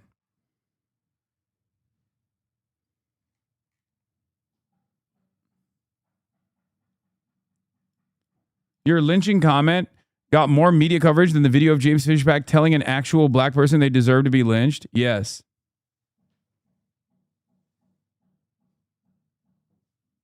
Zach Woods with another banger. Ruffalo is actually anti-Semitic, and I know this from personal experience. I don't like to drag other actors, but I met with him a couple of years ago because I wanted to pitch him an idea. We sat down. I said, before we even exchanged any niceties, I said, Orthodox Hulk. And he said, beg your pardon? I said, Orthodox Hulk. It's Hulk, but he's Jewish, Orthodox. And he said, okay, I'm interested, but I don't totally understand. I said, it's Hulk, but he doesn't work on Saturdays. And his brother is an accomplished cardiologist. And he said, okay, is it like the Hulk I play? And I said, exactly. But whereas your catchphrase is, you wouldn't like me when I'm angry. His catchphrase is, you wouldn't like me when I realized that Zabras has lost some of its original charm. And he said, okay, well, that's interesting. But I could tell he was resistant. And that's when I first started to realize he's anti-Semitic. And I said, okay, forget that. What about, Black Panther? He goes, of course. I said, what about Black and Jewish Panther? And he could be played by Sammy Davis Jr. And he goes, well, I think Sammy Davis Jr. is dead. And I said, you shut your liar's mouth. Turns out he was right, which is horrible. So I said, okay, forget it. Scrap that. Iron Man. He goes, well, that already exists. I said, not like I'm thinking. I said, this is an Iron Man who works in the tenements where my ancestors came from. In the Lower East Side, he's a peace worker, and he irons he came from the shtetl to escape the pogroms. And he goes, I'm not sure I'm the right person to talk to about this. I think you need to talk to Kevin Feige. I said, I don't know who that is. And that's when I knew he was just anti-Semite from tip to taint. And so, sure, Mark Ruffalo advocates tirelessly on behalf of the disenfranchised and the defenseless. Sure, he always stands up for the underdog. Dude, Zach Woods is so good. He's so fucking good on TikTok. I don't know how to, I never thought that he would be this guy. It's Again, so is a strange. paragon of decency in a dark world, but I gave him 3 golden ideas, and the only reason he would have said no to them is his anti-Semitism, so I rest my case. Beast mode. Orthodox Hulk. He's a comedy writer. I know, but I feel like TikTok timing is very different than like regular comedic timing. Maybe I'm wrong. I mean, he's not a lot of comedians are this on it.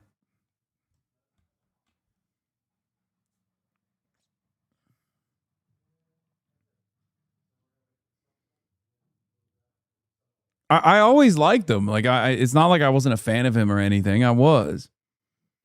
I'm just saying that he's so his writing and his humor and his timing also translates to making short TikTok clips that go super viral.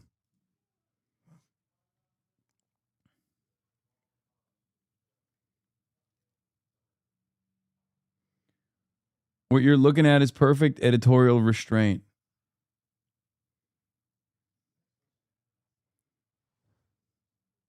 When is Stavros going to stop doing ads and come back on the show? I don't know. I don't know if he's... Next time I'm in New York or next time he's in LA. Zach Woods isn't usually funny, so I am surprised. And that's when I knew Hasan is an anti-Semite. That's not what I said. It's not what I said.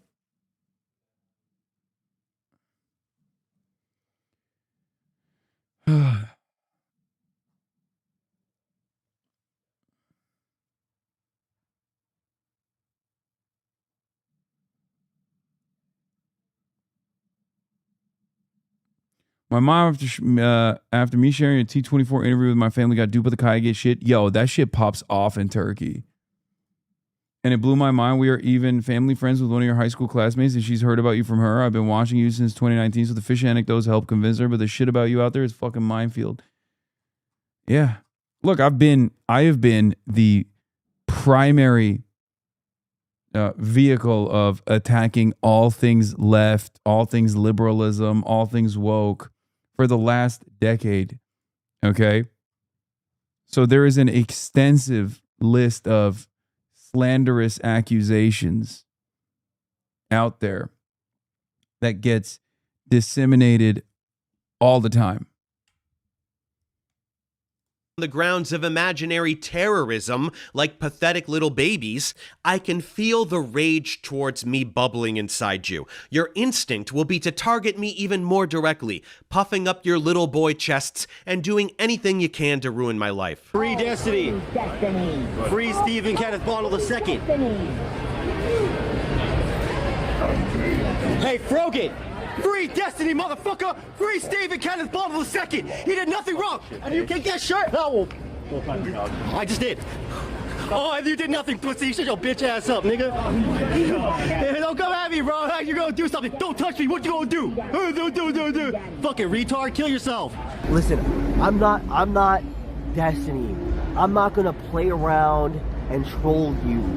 I will do a one-way trip to your house. And I will knock on your door with my stream right outside. And I will bang, bang, bang until you answer. Keep fucking with me. And we'll see what happens. That's a threat. That's Asians are now, right? Do it. Don't want to fuck with them. Yeah, this little asshole named Darius is a whole other rabbit hole, and if you think he's the only Destiny worshipper who's like this, you'd be dead wrong. But know this, tough little... Yeah, that guy, we found out, he was one of the, he was the guy that was trying to infiltrate the college Democrats thing. And then we found out that he fucking has a restraining order from his ex for domestic abuse. Birds of a feather. Little children, if you show up at my house, If you come near my wife and kids, if you put any of us at risk for a single second, I will destroy you. Real world consequences will arrive for you at lightning speed if you do absolutely anything beyond acting like a little bitch in the comments section, which you're welcome to do to boost my content in the algorithm. So think long and hard about how badly you need to continue acting like disposable pawns for your sex pest cult leader who doesn't give two shits about you. And finally, the American-Israeli war machine, which was the impetus for all this. Like I outlined in my previous video, the genocide, the Orwellian surveillance, never forget that this is all one thing. Zionism is the oligarchy. Weapons manufacturers testing new toys on Gazans to market them as battle-tested for global export. Real estate moguls planning luxury resorts and high-rises on the ashes of slaughtered children in New Gaza. Palantir mass surveillance tech being used on both Gazans and American citizens for techno-fascist billionaires that are actively planning to tank the global economy and replace federal governments with independent corporate-owned and operated dystopian city-states. The moral failure of Zionism and the genocide of Palestinians we are witnessing in real time is inextricably linked to this last gasp of predatory capitalism, as the unquenchable thirst for profits finally consumes every last institution, gutting and privatizing every last public service, destroying entire democracies and ecosystems in an effort to maintain untenable short-term gains. This is the real existential fight. Everything else is a distraction, including Destiny's weird-ass sex stuff. So I'm gonna get back to my efforts now. So that's it for Destiny and Pangburn. May their reputations continue to suffer appropriately. I guess some people just never learn. And with that, it's back to debunking all the anti-science propaganda peddling frauds from every corner of the internet to every corner of Trump's cabinet, since that's what we're all here for. Until next time.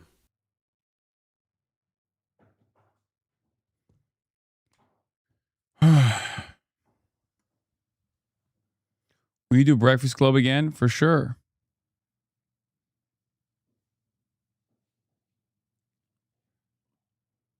Yeah, the video was Professor Dave.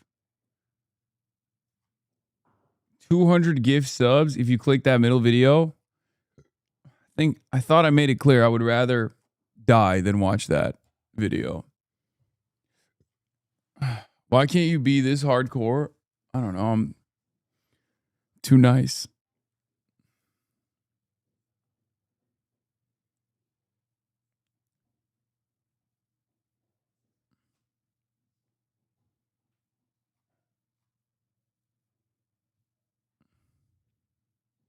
Hasan Piker, and it's not just him, it's the whole fucking, and like,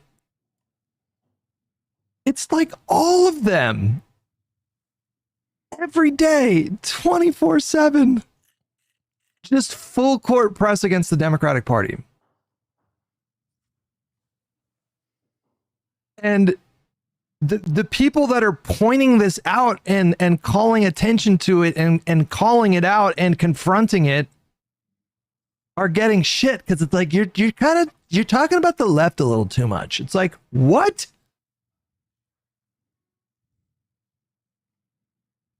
What?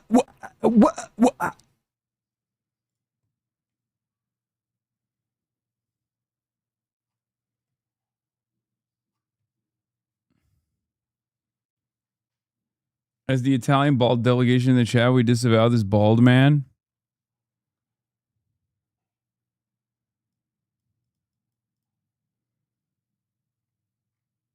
Damn, this is a long ass fucking. Let's see what David's view was. I wanted to check in with Piker because this week really felt like an inflection point. Back in April, the campaign by Third Way and some centrist Democrats demand candidates stay away from Piker fizzled out. He kept campaigning, drew big crowds, and convinced a lot of Democrats that it was time to get over cancel culture. This week, pro-Israel and anti-socialist Democrats took another and more aggressive approach. Jewish Insider published a clip of Piker talking about blowback on American Jews with the headline, Hasan Piker says Jews who support Israel are inviting violence. That angered Michigan Democrats who were frustrated with El-Sayed and brought Jeffries and other Democrats into the fray, putting the candidate El-Sayed had invested in the most in on the defensive. Piker believes that the attention on him is ludicrous and an attempt by the old political establishment to toxify views that are now being held by most Democrats, specifically that Israel is committing a genocide of the Palestinians and America should stop sending it weapons. This is not wrong. the weakness of the Democratic Party's image and its lack of a coherent agenda that every candidate has written a Republican playbook. Find the craziest thing anyone on the left has said and glue it to the Democrats' foreheads. To the extent that works, it's for the same reasons Piker can't be deplatformed, unless social media platforms are goaded into killing his revenue. Politicians don't control the conversation or the attention economy, and neither do the traditional outlets that used to herd this stuff. Room for disagreement. Even the Democrats going after Piker have some concerns that her attacks are blurring the party message. I think this kind of stuff is what Republicans are going to use to drive a wedge, Gottheimer said on Fox News. Notable, in The Atlantic, liberal critic of the left, Jonathan Chait, worries about the Michigan race. El-Sayed winning could invite a future in which the United States has not just one party that is open to bigots, but two.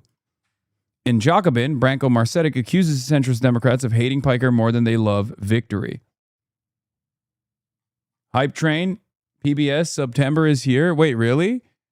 Is it September?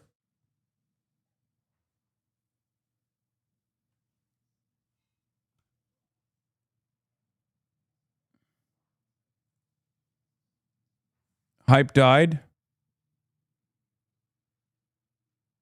Oh shit. At level 2 it died. Census when? Census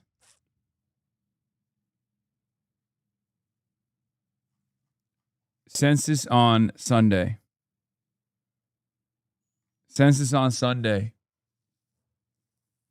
All right, it's official. The Hasanabi census is happening on Sunday.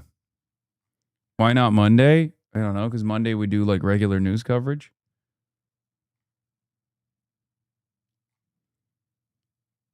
Okay, fuck it. Census on Monday. What time on Monday? In the afternoon. Who the fuck suggested Monday? No, I think Sunday. I want to do Sunday. I'm sorry. The day JD Vance attacks you, cinema? Wait, when is the JD Vance rally? Is it Monday or Sunday?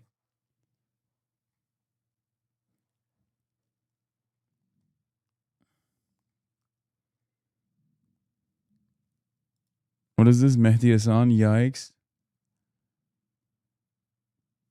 Oh, yeah, I saw that. The Shannon Watts thing.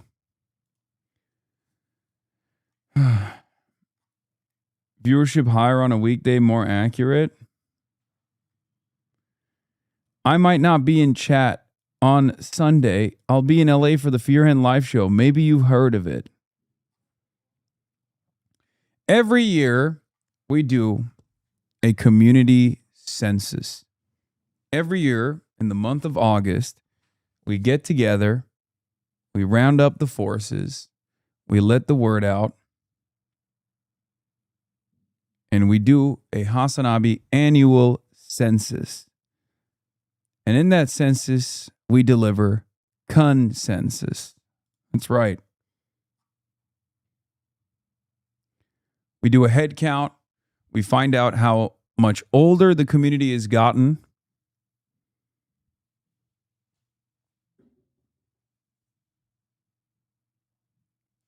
And we figure out how much gayer the chat is, how much more transgender the chat is, and all that good stuff. Sunday midday.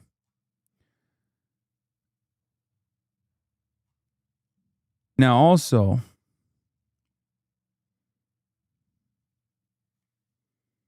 we find out the ideological makeup of the community, how much more of the community is self-identifying socialist. When we first started the census, there was like far more conservatives in the chat, far more liberals in the chat. Nowadays, it's like overwhelmingly socialist, and everyone is just aging. Everyone is aging. I think we might have to actually change the census brackets. There's already a GitHub for it, the Hasanabi census, if you guys want to see the census data from years prior.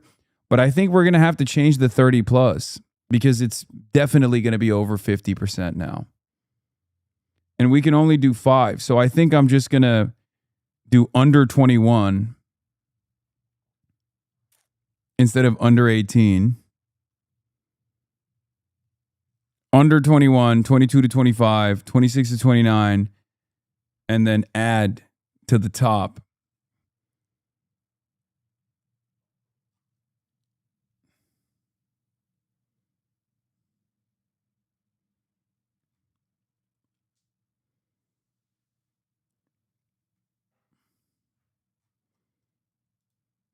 Well, the categories can only be 5 because we run it off of Twitch. We run it off of Twitch polls. We ask for gender, 62% male, 28% female, 8% non-binary. We ask for political ideology.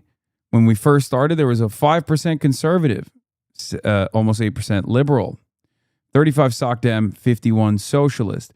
And over the years, that dramatically has reduced to 0.71% conservative, 0.98% liberal, 1.3% apolitical,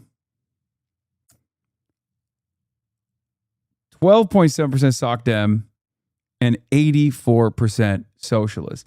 So a lot of people ask, like, a lot of people always say, like, oh, well, aren't you preaching to the choir? It's like, no, not when I began. And the racial breakdown has also changed dramatically. June 2020, when we first started the census, the community was far less white. And the white percentages remain fairly stable at 56% since 2021.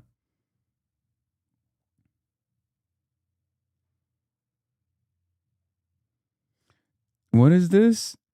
Do not participate in the Hasanabi census. It's a scam. He harvests your personal information for advertisers in Twitch. He can and will sell your data to the highest bidder. Do not fall for it. Yes. Famously, I run a lot of advertising on this broadcast. Famously. Notoriously. The only advertising you will ever hear is for the Piker Broadcasting Service, the People's Broadcasting Service, sponsored by you, the people, for you, the people. Please subscribe. It's the best way to, Hasan tier.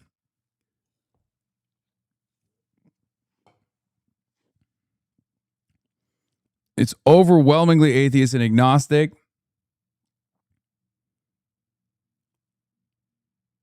The number of Jewish community members is decreased from 2 to 1.9.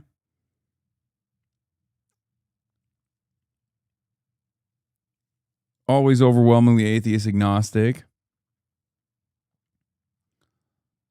Sexuality, majority straight. And a shit ton of bisexuals and pansexuals. We do the height survey because every year we add something new. Every year we try to add something new and silly. The height one I think is stupid.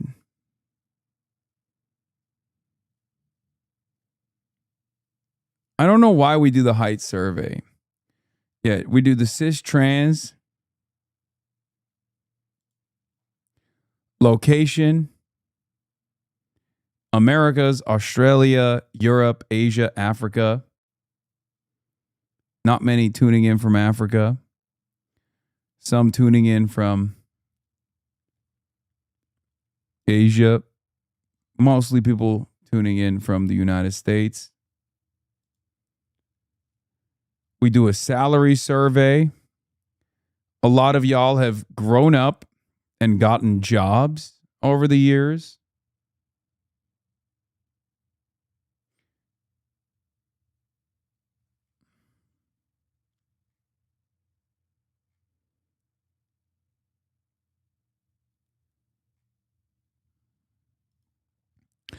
We do education.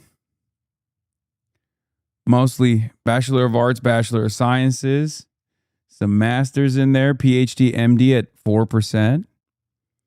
Associates trade at 14%. High school, GED at 26.6%. Virginity card.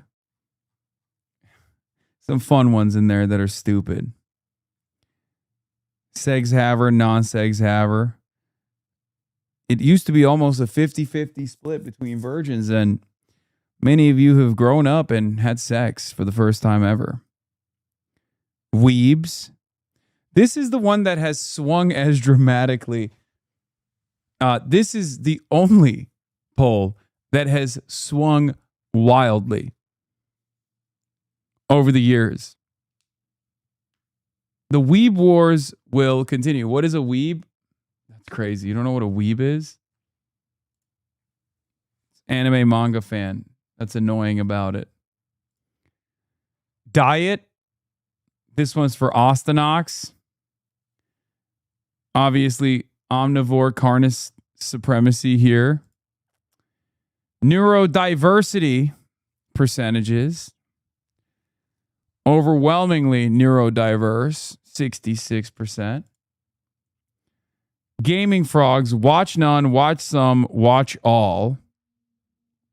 Liars, all of you. Considering that tens of thousands of people participate in the yearly Hasanabi survey, and none of you watch me play games. And then years watched was the last addition to the survey. At 4+ years is almost 50% of the community. 3 to 4 years of 14%. Unbelievable levels of audience retention, by the way. Like, I think this is probably one of the more impressive. I can't wait to see what this number looks like now. But the level of audience retention in this community is insane. So we will be doing it live, and we will be relying on the Twitch poll system.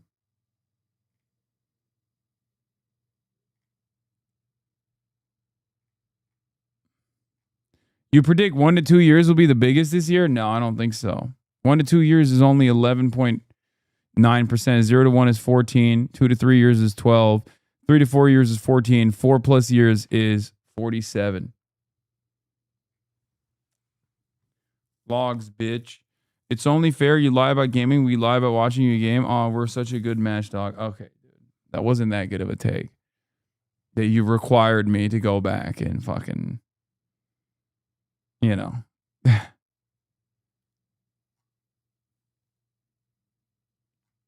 So we still obviously have a new poll that we have to add on. I believe you can participate in the survey even if you're not on desktop, right? You can still do the polls on your phone.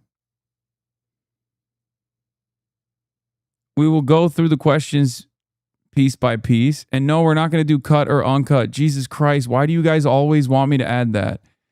Every year, there's motherfuckers in the chat who are like, do penis size. Do penis size. If you want to lie in the fucking census, there's already a category for it. It's called height. Okay?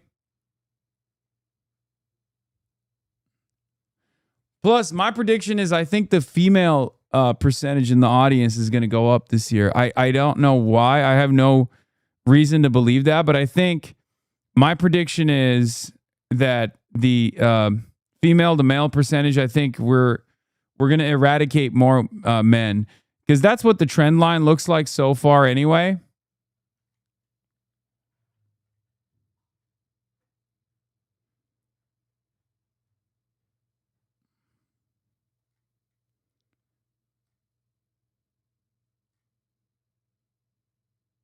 Add New Zealand. I don't want to select Australia. What the fuck? This happened last year as well.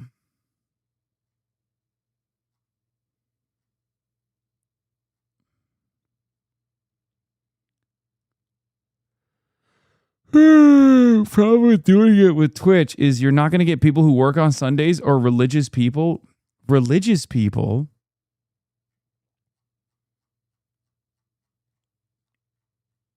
Like 87% of the community is like atheists. What are you talking about?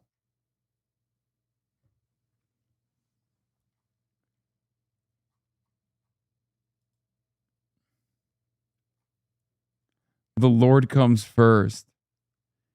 All religious people go to church 24 hours on Sunday. Don't you know? Yeah, it's kind of funny. It's kind of funny because I know that motherfucker is not religious at all. Because if he was, he would know that that's silly.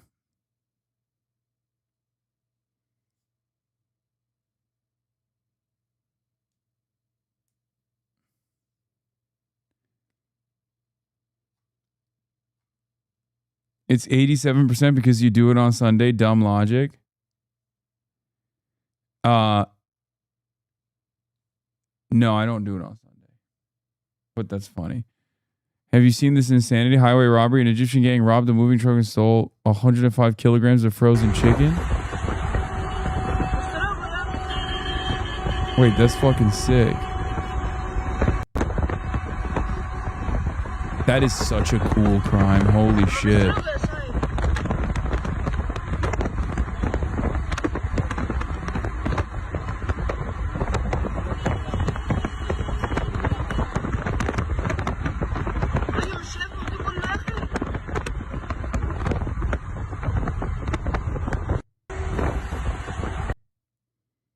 That's fire.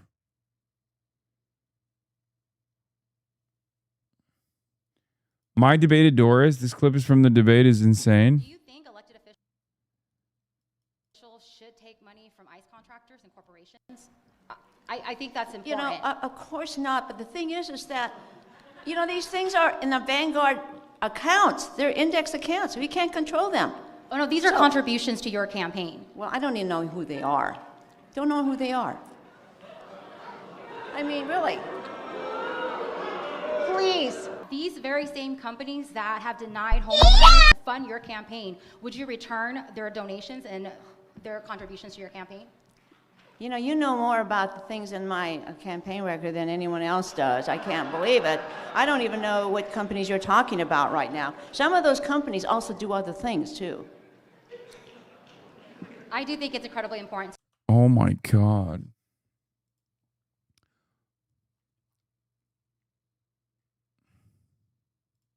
So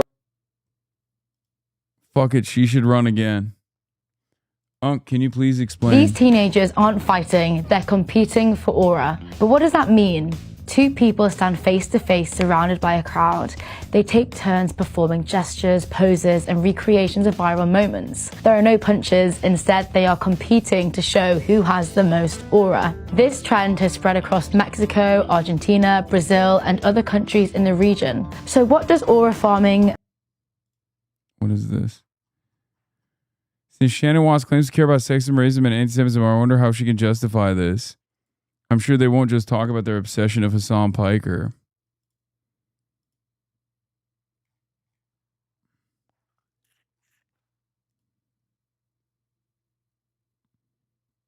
Okay, now I get why he likes Mamdani. States should denaturalize and deport Mehdi Hassan. I'm writing a letter to that effect, and I'm making sure it gets in front of the right people. Let him squeal. I'm more American than you, as they're dragging him onto his one-way fight.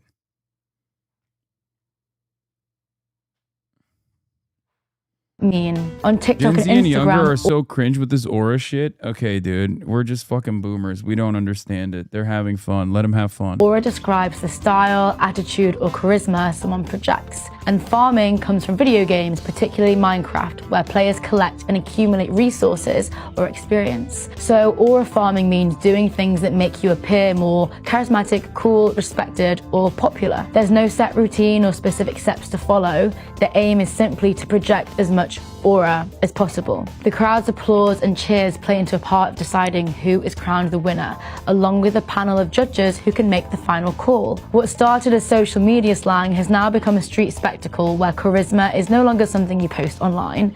It's now something you can compete for. These teenagers aren't fighting, they're competing for aura. But what does that mean? Two people stand face to face surrounded by a crowd. They take turns performing.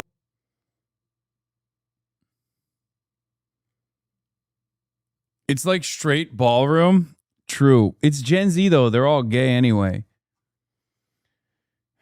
This is how I think JoJo stands would look. Yeah, I'm in favor of letting these guys have fun. They're doing Bo rewrite to rewatch. No money for food stamps, fund Israel's war with Iran. They're all gay and sober. And nobody's hooking up. Nobody's hooking up at all.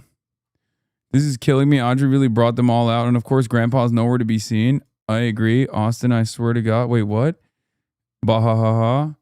People on the East Coast and Midwest deserve this so bad. Jesus, fuck, lock it. Look at me! I gotta fix it! What is wrong with you? What happened? You're gonna have so many B-roll shots of Hasan just on his phone. You've never stank. That's not true.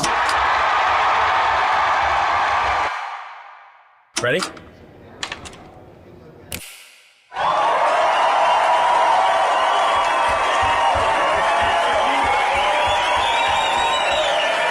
Last leg of the tour, baby. Los Angeles tomorrow.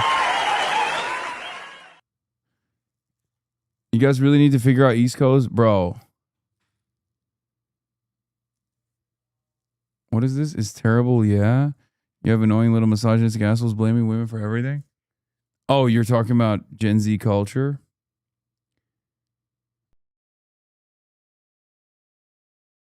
Amazing things are being cooked up on. I like them. I don't want to like them. I like them for some stupid reason.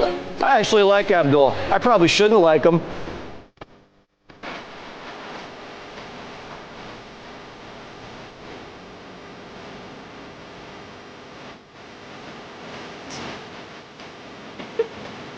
What the fuck is going on, brother? Come on.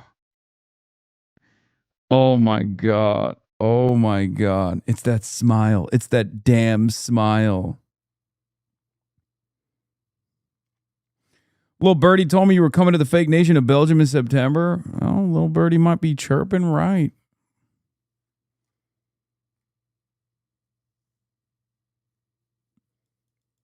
The whole Fear and tour is because Austin wanted to be amongst a bunch of random people who know who he is, right? Yes. Like literally, that's it. I wish it was something different. Like I wish I could be like, oh, we really wanted to deliver to you guys an excellent live performance and like everybody was on board. I see no reason to lie to you. Okay? I see no reason to lie to you. It was none of those things. It was entirely Austin's need, not his desire, but need to be in front of live audiences. And he brought us all in. Oh, God, he's calling me. What the fuck's he saying? Pisses me off. What pisses you off? When I have a desire or a love for the stage, it's perverted into some sort of selfish, why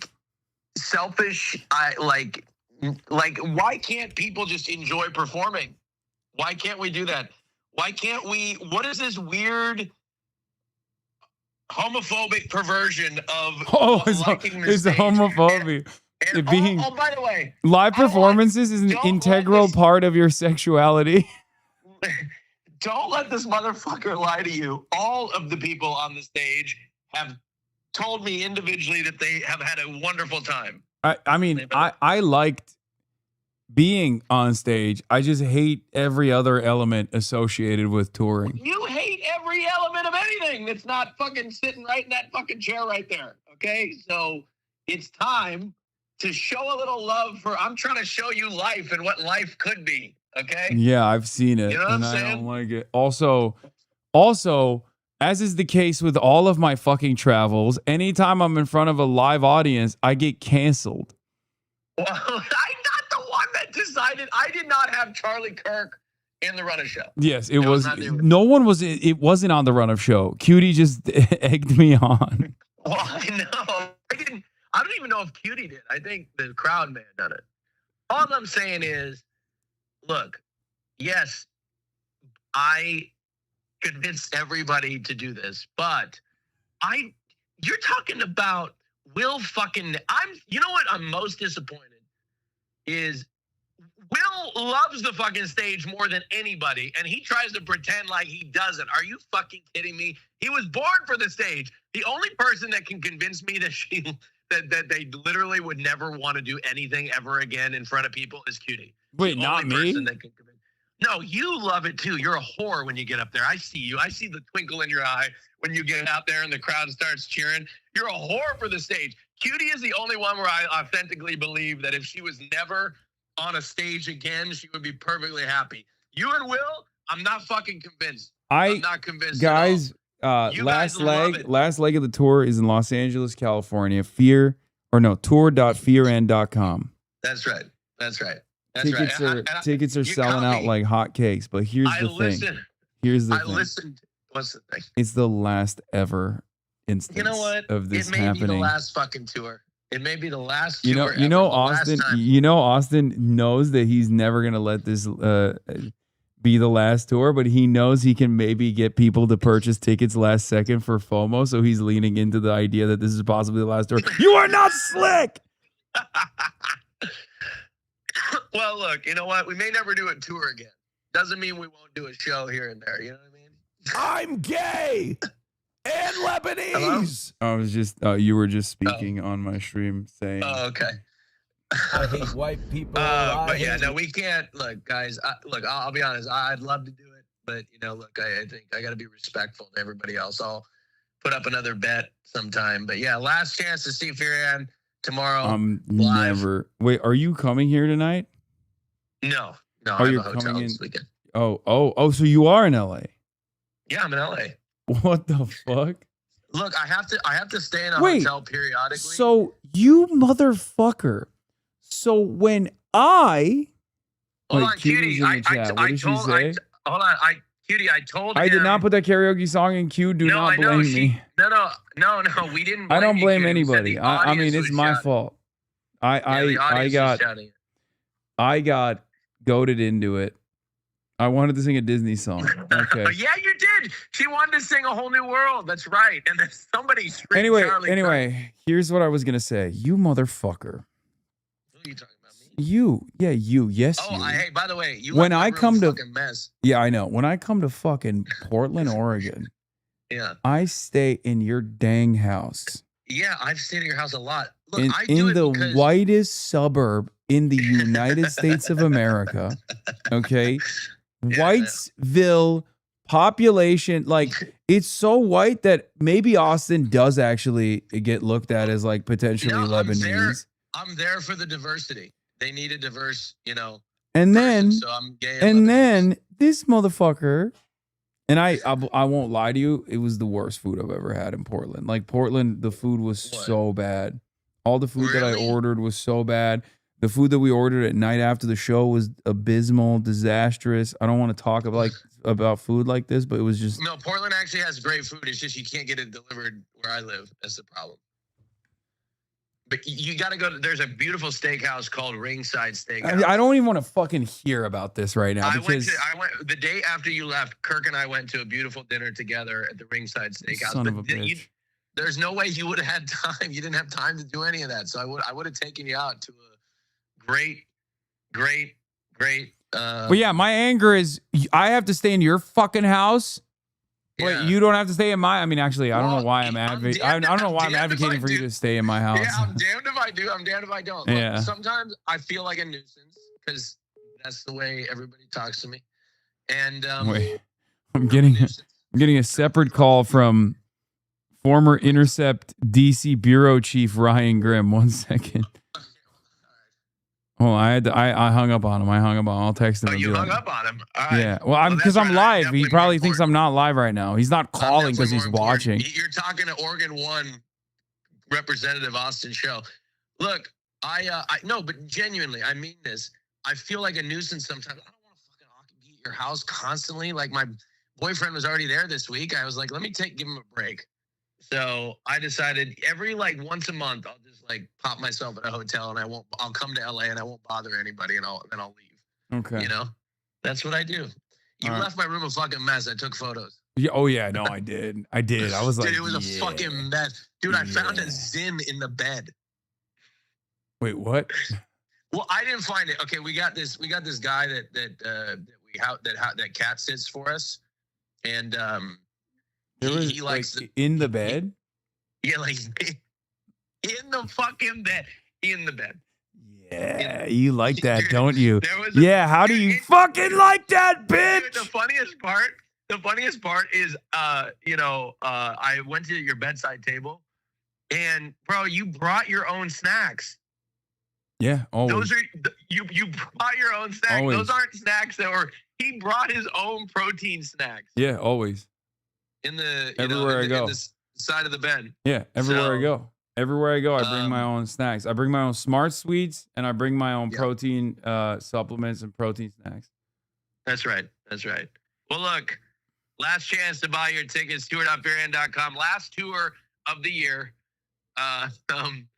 Hey, yeah, how about you bring your own fucking snacks next time instead of stealing mine? I will. I do. Sometimes I order things late at night. Yeah. And I sneak upstairs. I try to be as Austin, there's people asking in the chat, have you started your improv classes yet? Oh, that's so funny. That's so funny. Nobody said that. Not a No, singular person someone said it. that. Actually, now more and more people are saying it. Oh What? yeah, I'm sure a lot of people are saying it. How did they hear about this drama? I don't know. No, I don't know. I'm still that. God, fuck her. You know, she had to come ruin my whole meet and greet experience in Seattle. Like, just completely. Just like, seriously, keep it to your fucking self. You know, when somebody asks you to say something mean, it means you don't say something mean. It's like when your girlfriend is like, I don't even know what it means. I don't even have a girlfriend, so I don't even know what it would mean when you have one. But you know what I'm saying? It's like with your girlfriend. You know when they test you? You know when women test you? It pisses me off. So, What are you doing? Is this the product? Cutie, you know what I'm talking about? No, ask him about girlfriends more. I've had one before, Cutie, actually. I've had a couple. Yeah, he's well, not a gold star gay. No, I had one girlfriend. So, oh, is this misogyny? Oh, fuck. Well, whoops. I take it back. It's when your boyfriend tests you too, because men can do it too. Men can do it. Good save. In Good fact, save. men probably do it more. Good save, Austin. Good save. Yeah, thank you. Nice. Men probably do this more than women. I don't even know why I even said women at all. Men do it exclusively, where they test you. You know what I'm saying? So it's just a human thing. Who gives it? Gender's a construct. Gender's a complete construct. Like, just top to bottom. I don't even know why I got into it. I don't even know why I talk about gender. Fuck it. We're just all, you know what I'm saying? Who gives a shit? I don't give a damn. Anyways, tickets on sale. All right, go back to your stream. Tour.fearand.com, ladies and gentlemen. All right. Peace out. All right, bye, Austin.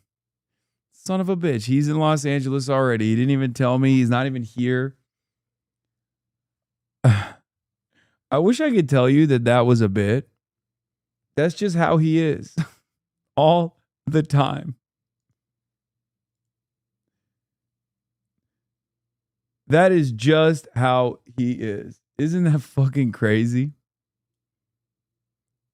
What is this?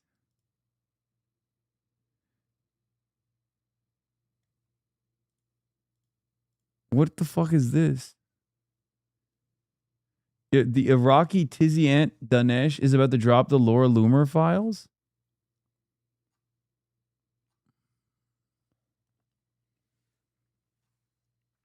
Anyway. I'm done for the day, folks. I'm tired. We will have more fun reacts and more fun stuff in general tomorrow. Less of the Fuck Hasan show.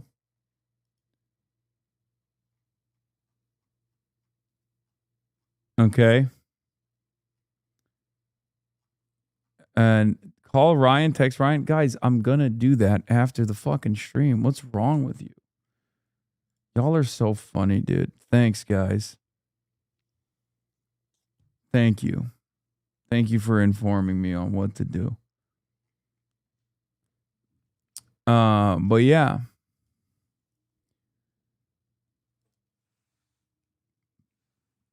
You have 20,000 personal assistants? Yeah. Yeah, the absolute worst PAs of all time. Let's be real.